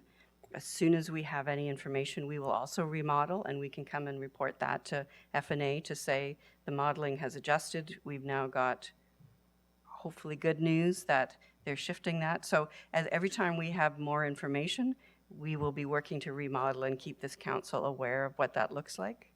And for example, if the chair's comment that they spread out it over more years, that's absolutely would be good news, and we could also remodel that. So we will do, as often as there is something that can change it, we can bring information to finance admin to let them know what's happening. Carter, more than half the population of the province of Ontario is outside of the city of Toronto. And we've had great debate here, and it's only the people that are online are hearing it. It's about getting to the mayors and chairs of the communities that represent a greater population than the city of Toronto to make sure our message is heard. I think Big City Mayors Caucus is also aware, and I know they're doing their work in regards to it. My concern is I think this chamber needs to understand where we are in March or April so that we can properly start making early decisions. To be absolutely honest, my own opinion is I think our budget process should change, that it follows the calendar year. It shouldn't be spilling into the following year. That's just my opinion. I think it puts us in an awkward position, and I think that earlier we have this information or a plan to move forward, that all of us are informed early, I think would be very beneficial. And I respect people's work, but the reality being is, we should know early on, because if we don't find out till later, Mr. Chairman, and we start advocating in, well, it would be after summer, so August, September, we're dead in the water. So I'd rather be well-informed in April and make sure that we take the opportunity, April, May, June. We're in AMO in August, and see what we could do there. So if you'd take that under consideration, I'd greatly appreciate it. Thank you. Just to follow up on the comments of Mayor Carter to Ms. Goodchild. Ms. Goodchild, growth flows from the municipalities up to the region. Through you, Mr. Chair, to the question that you're asking, yes, that we would be supporting the growth by providing the services that the municipalities are approving. So the challenge we have is someone would have to say no to a project to send a message. Through you, Mr. Chair, I think that's kind of the flavor of next year will be the decisions that we have to make about the areas to focus on to provide services. Thank you. Councillor Wu?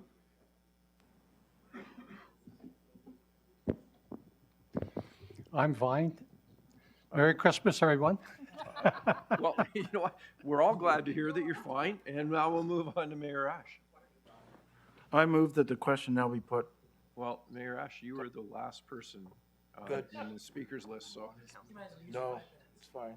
Okay, We had sorry. 10 more minutes of debate. So. Councillor Jubb just popped up, so to call the question is moved by Mayor Ash. Looking for a seconder? Seconded by Councillor Shahid. We'll call the vote on calling the question. All those in favor? Record a vote on calling the question by Councillor Nicholson. Thank you, Mr. Chair. Recorded vote on calling the question starting now.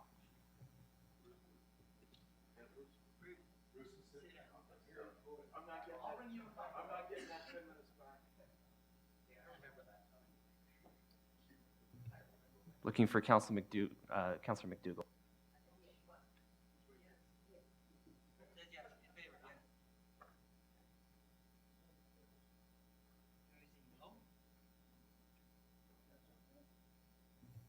Councillor McDougall, if you could press conflict and then yes. Thank you.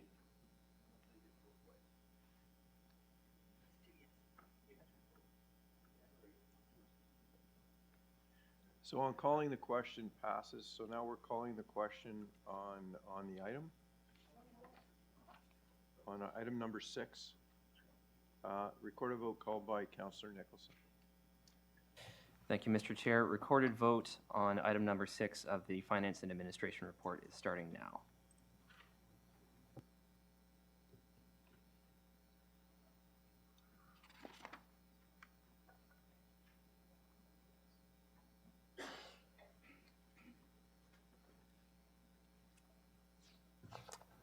Looking for Mayor Ash.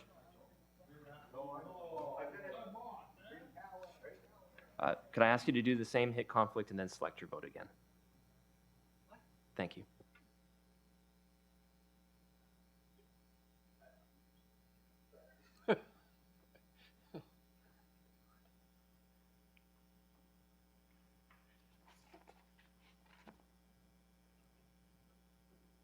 Okay. 16 to 12, the item passes. Point of order? A second, go ahead. Thank you. In the motion that tied 14-14, the screen when it came up said there was 14 in favor, 14 opposed, and 1 not voting. Is that accurate? Through you, Mr. Chair, that's correct. Councillor Mulcahy is absent. Okay, it's because we're seeing 29 up there. I'm just wondering, there's only 28 in the room. Correct. The system polls all locations, but it subtracts any absent members from the. Okay, no, I just want to make sure. I hate to be in a situation where somebody didn't vote and that's a no vote as opposed to a yes vote. So I just want to make sure we got it right. Thank you. Thank you. Mr. Clerk, that's all of F&A. We'll move on to Health and Social Services. Just make sure that Mayor Roy is here. Okay, she's here. And Councillor Dye is okay. Moved by Mayor Roy, seconded by Councillor Dies, that the recommendations contained in items 1 to 3, inclusive of report number 8 of Health and Social Service Committee, be adopted. Polls, Mayor Carter. Poll 2. Any other polls? Online? Seeing none? Okay, on the remainder, all those in favor? In opposition? Seeing none, that carries. Mayor Carter on item 2. Thank you very much, Mr. Chair. Just out of curiosity, related to number 2, your letter of September the 1st, 2023 to the Right Honorable Justin Trudeau, Honorable Pura Pellier, and Jagmeet Singh. Have you had any response in regards to the homeless at all from them? Not from them. That's it. But I have had calls from a member of the Conservative Party and a member of the NDP. And I know that we, the CAO and I met with her, and we got our message there. I hope she takes it forward. But you're right on the 3 leaders? No, not at all. Which concerns me. This particular report says about reinstating the amount. If I recall, and I'll go to, through you to our commissioner, if you don't mind, please, sir. I think our previous number was 4.9 million, and they're dropping that down to about $900,000. Is that correct, Madam Commissioner? Through the chair, that's correct. 4.9 million is our current amount. It's dropping to 4.6 for the next 2 years, and then down to 940,000. So through you, Mr. Chairman, to our commissioner, what significance will that have of losing $4 million in regards to this particular initiative? As my understanding is, our numbers are escalating, not de-escalating in regards to this particular file. Through you, Mr. Chair, it will impact definitely our homelessness prevention strategy that we currently have in place, supporting people to remain housed. It'll affect our ability to continue with our warming centers, the shelters, then any of the new shelters that we're working on supporting today, and any other such programs, including outreach. So, Mr. Chair, if I can make a suggestion, you could take it under consideration if you wish. There's 2 things I was wondering is, one is, can we send out a communication from the region of Durham stating that the 3 leaders that have been chosen to lead this country have still not responded to a formal request and a conversation with our regional chair in regards to the most serious issue that we're facing across this country, and make sure that the public knows that. And number 2 is, based upon their non-response, except for a response that they are sending us, which is a $4 million cut, which will mean that those services that are no longer provided will impact us directly. And that we don't send it out just once, but we send it out on a repeated basis to make sure the public is well aware of it. This is unacceptable as far as I'm concerned. The 3 leaders not, and I thank you very much to those that responded, but your expectation and my expectation and this council's expectation was those 3 leaders were to respond to the head of our council, representing the largest geographic area and over 700,000 people. Not somebody else. Those 3. That's their responsibility. And they've taken, 4 months, and they still haven't been able to read their mail. So I think it's about time that we make sure that people understand that the federal government has made a decision in regards to cutting our funding by $4 million. This is what it is, that our regional chair has been advocating not once, not twice, but several times, and a formal letter went out, and we still do not have a answer. And if these 3 are not willing to answer the questions, maybe our local MPs are willing to stand up and say, why are their leaders ignoring this issue? So would you take that under consideration, please, Mr. Chair? I will take it under consideration. I appreciate it. Thank you, sir. Mayor Foster. So, Mr. Chair, I'd make 2 points. And one is there will be a by-election, federal by-election very soon, and we may want to ask all of the candidates if they can commit that their respective leaders will actually get back to our leader. And Mr. Chair, I've got to ask a question. When we send this correspondence, do we send it registered mail? Email, registered mail, both to their office in Ottawa and to the riding office. Yeah, so it is registered mail. We know that they actually get this. Thank Well, you. we know that somebody got it. But I would ask that the by-election in Durham riding takes in both the municipality of Clarington and the city of Oshawa, that I'm going to make the assumption that the leaders of the three parties would be in your community. Maybe you'll have a better chance of meeting with them than I will, but well, Mr. Chair, I appreciate your sense of humor. thank you. Next is, and I heard go up and see them. I'd be happy to go when we had an appointment. All right, well, okay. We'll move on to Mayor Roy. Thank you, Mr. Chair, and thank you to Mayor Carter for bringing highlight to the issues of what has been raised for the decrease in the amounts over the next few years. And I know that with addressing the leaders of the party, but I think that as each one of us and like all local councils as well, as we're advocating with our MP, that this is a great opportunity for us to have this conversation.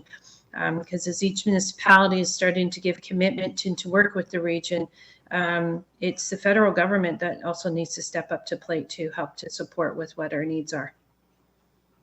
Okay, thank you. Councillor Nicholson. Thank you. Just one clarification I'm seeking. It says here on the last paragraph, leader of the official opposition parties. Actually, in the federal system, there's only one official opposition. The others are just opposition. So you may want to take out the word official to the leaders of the opposition parties to make sure that all of them get it. Otherwise, it's only going to go to the Conservative member. Yep, it's been corrected. Just if that's friendly. No, it's done. Thank you. Okay. On the, I exhaust the speakers list, so we'll call on the item, we'll call the vote. No. All those in favor? In opposition? On screen? That carries. Mr. Clerk, we're on to works now. Moved by Mayor Barton, seconded by Councillor Miriam Pietri, that the recommendations contained in items 1 to 4, inclusive report number 10 of the Works Committee, be adopted. Polls. Online? Seeing none, we'll call the vote. All those in favor? Opposed? That carries. Members of council, we'll move on to and other resolutions. There are none. Notices of motion. Who was the mover of the notice of motion? Moved by Councillor Lee and seconded by Councillor Foster. Motion to request the Government of Ontario to provide core funding for organizations providing program care and services for adults with autism spectrum disorder as part of the 2024 provincial budget. You're prepared to move? You're prepared to, Councillor Lee? Thank you, Chair. It's been a very long day. Appreciate the discussion. This is very much tied into previous discussions of just different levels of government not coming to the table, so to speak, with certain groups. So I'm sure all of us are aware of the cuts to the autism program for kids 18 and under. This is to advocate for adults with autism, and ultimately, you know, we had asked the questions of what kind of supports are available, and the answer is none. I think there are many examples worldwide, Sweden, New Zealand, Germany, where adults with autism are completely integrated into the community, and it's very fluid, but it requires lots of investment from the different levels of government. Some things that require payment still, it doesn't just end at 18, is speech language therapy, occupational therapy, social skills training, sensory integration therapy, and cognitive behavioral therapy. Just off the top are some things that even as you become an adult, you need support with. And families with autistic members in their family, they have to continue working well beyond their retirement to ensure that these individuals are able to kind of live a very fruitful and peaceful life. So this is just to call on the government to look into the budget system, perhaps provide supports that are not being provided. There's mention in the motion regarding a group called Autism Home Base. They're based in Bowmanville, but they do weekly drop-ins at Ajax, and it just, the numbers speak for themselves of 191 Durham families utilize them, with more than 450 participants 5 days a week. It's an ongoing problem, and with autism rates slowly increasing, not decreasing, it's better if we kind of start the process of getting funding to these people to better integrate them into society. Thank you, Chair. Thank you. Mayor Foster, did you, as a seconder? No? We'll go to Mayor Carter. Mr. Chair, this has a direct impact on my Oh, family as my wife is now a understand resource. what that was. And so I won't participate, and I'll send myself out of this room right now with my stuff. Mayor Carter, we recognize the conflict, but you don't have to leave, because I'll call for a recorded vote just to help you out. Next would be Councillor Nicholson. Thank you. I just want to commend Councillor Lee and Councillor Foster for bringing this forward. I've seen firsthand through my own family. My nephew is on the autism spectrum. He's 25 years old, and the amount of supports are zero. He can't work, and therefore it's dumped on his parents and it's dumped on the community. And we can't abandon our children at 18, especially those that have physical and mental issues that have to be dealt with. And it's not something that they're volunteering to be party to. And it's almost criminal that the way they're treated and the way they're abandoned. And therefore, I want to commend it to movers, and I've asked for a recorded vote so we can get a unanimous vote. Okay, thank you. Councillor Shahid. Thank you so much. Through you, Chair Henry, I'd just like to let Councillor Lee and Mayor Foster know that Town of Whitby unanimously supported this motion as well, and it was myself and Mayor Roy who brought it forward, and I'm looking for support from all members of council, which I'm sure we have. Thank you. Councillor Anderson. It's a long day. I'm not going to belabor this. I just wanted to thank the Mayor Foster and Councillor Lee for bringing this forward. This has been an ongoing problem. Being a trustee, I had parents panicking when school, after grade 12, there was nowhere for these young people to go to. So it's long overdue, and hopefully the government listens and something happens. It's about time. Thank you. Thank you. Councillor Cook. Thank you, Chair. I'd also like to extend my congratulations to Councillors Lee and Mayor Foster in bringing this initiative. As a parent of a 19-year-old on the autism spectrum, I truly appreciate this because I know exactly the lack of funding amounts and the impacts it has on daily life of families. So I will be supporting this and would also like to bring similar motion to my council in Pickering because I think it's vital that we continue to provide supports within our community to make all members feel valued and equal contributors to the fabric of our society. Thank you, Chair. Thank you.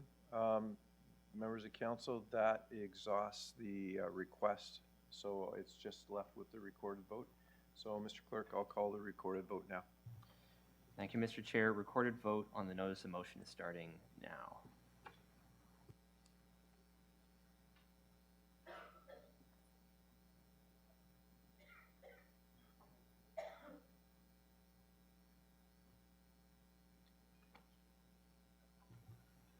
Looking for Mayor Collier. Would you push yes, please? No. Press conflict and then press yes again. Thank you, sir.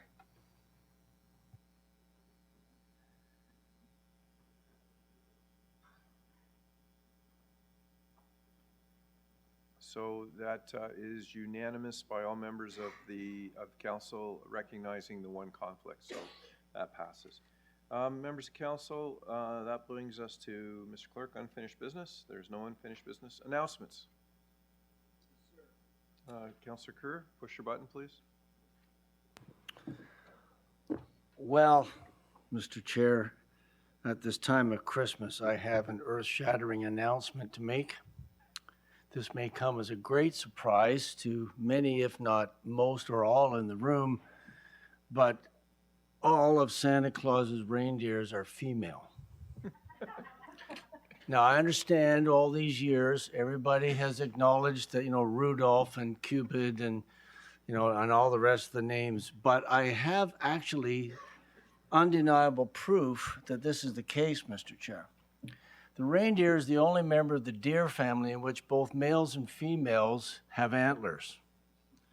And as you know, the deer family sheds their antlers once a year. Male reindeer shed their antlers after rutting season very, very late in the fall. Female reindeer shed their antlers in April after the babies are born, and they use their antlers to root through the snow to find food. Therefore, at Christmas, the only reindeer with antlers are female. Thank you very much. Now you all know. Thank you. Are there any other announcements? Okay, just a couple of things before we go to bylaws. Today was the last day for two very key people in this organization. One is Christopher Norris, who operated out of Durham Region Transit, who's gone off to be the new general manager of Kingston Transit, and Lorraine Hunick, who has been the person behind getting the GO train to Clarington. And I just want to recognize those particular staff members for the great work that they've done. And on that note, I'd like to recognize all of our staff and the great work they've done for the year. I'm also a believer that miracles happen at Christmas time. And I'm hoping that none of our residents go without food and they all stay healthy. But more importantly, I hope that the provincial and federal government understand the challenges of municipal government and the pressures put on, and we talked about it today. The increased cost of growth related to water and sewer, but also related to the cost of hospitals, to the cost that we're having with asylum seekers who choose to come to Canada because it's a place where they can live their lives and have their dreams, but the challenge has been downloaded to municipalities. We talked about the recidivism of crime. 18% of our police budget comes back onto us because the other levels of government do not make the decisions that are needed to make sure that our residents are protected. So I'm hoping that they heard us today. Miracles do happen. And on that note, before I go to bylaws, to all of your families and to all staff, happy holidays, Merry Christmas, and a Happy New Year. On that note, Councillor Chapman? Not yet. We have to do bylaws, unless you'd like to come back and do it all again. On bylaws, we'll go Mayor Ash. Thank you, Mr. Chair. When we next meet in this chambers, we will now be 50 years old because we turned 50 on January 1st. There's a picture on the wall back there of the first council, and there was a young Mayor Ash back then, 50 years ago. Mayor Ash 1. I'm the 2.0, I guess. Yeah, sure, why not? Okay, their bylaws are moved by myself and second by Councillor Barton, that bylaw numbers 70, 2023 to 77, 2023 inclusive be passed. Okay, so, sorry, bylaw number 75 is pulled. A second. 70, 75. On the remainder, all those in favor? In opposition? Seeing none, that carries. On item 75, Councillor Nicholson. Thank you. I'd just like the recorded vote to be consistent. This is the water and sewer rate increase. Not a problem. I'll be voting no. Recorded vote on item on bylaw 75, 2023. We'll call the vote now. All those in, oh, sorry. Thank you, Mr. Chair. Recorded vote on bylaw 75, 2023 is starting now.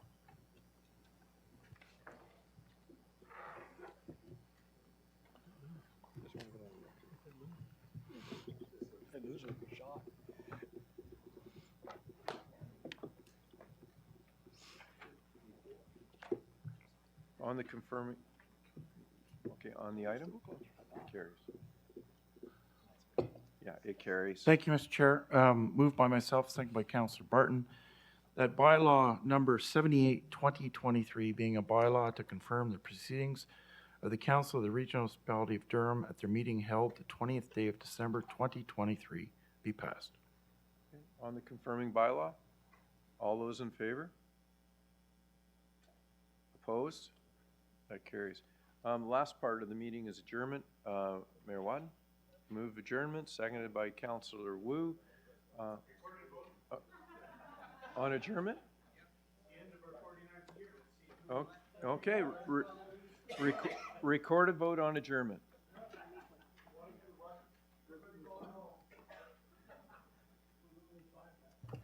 Thank you, Mr. Chair. Recorded vote on adjournment starting now.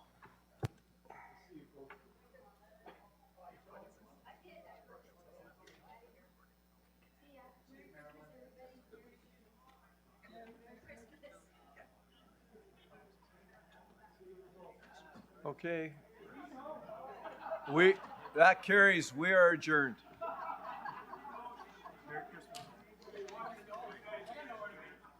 David? Just the contrarians. Yeah.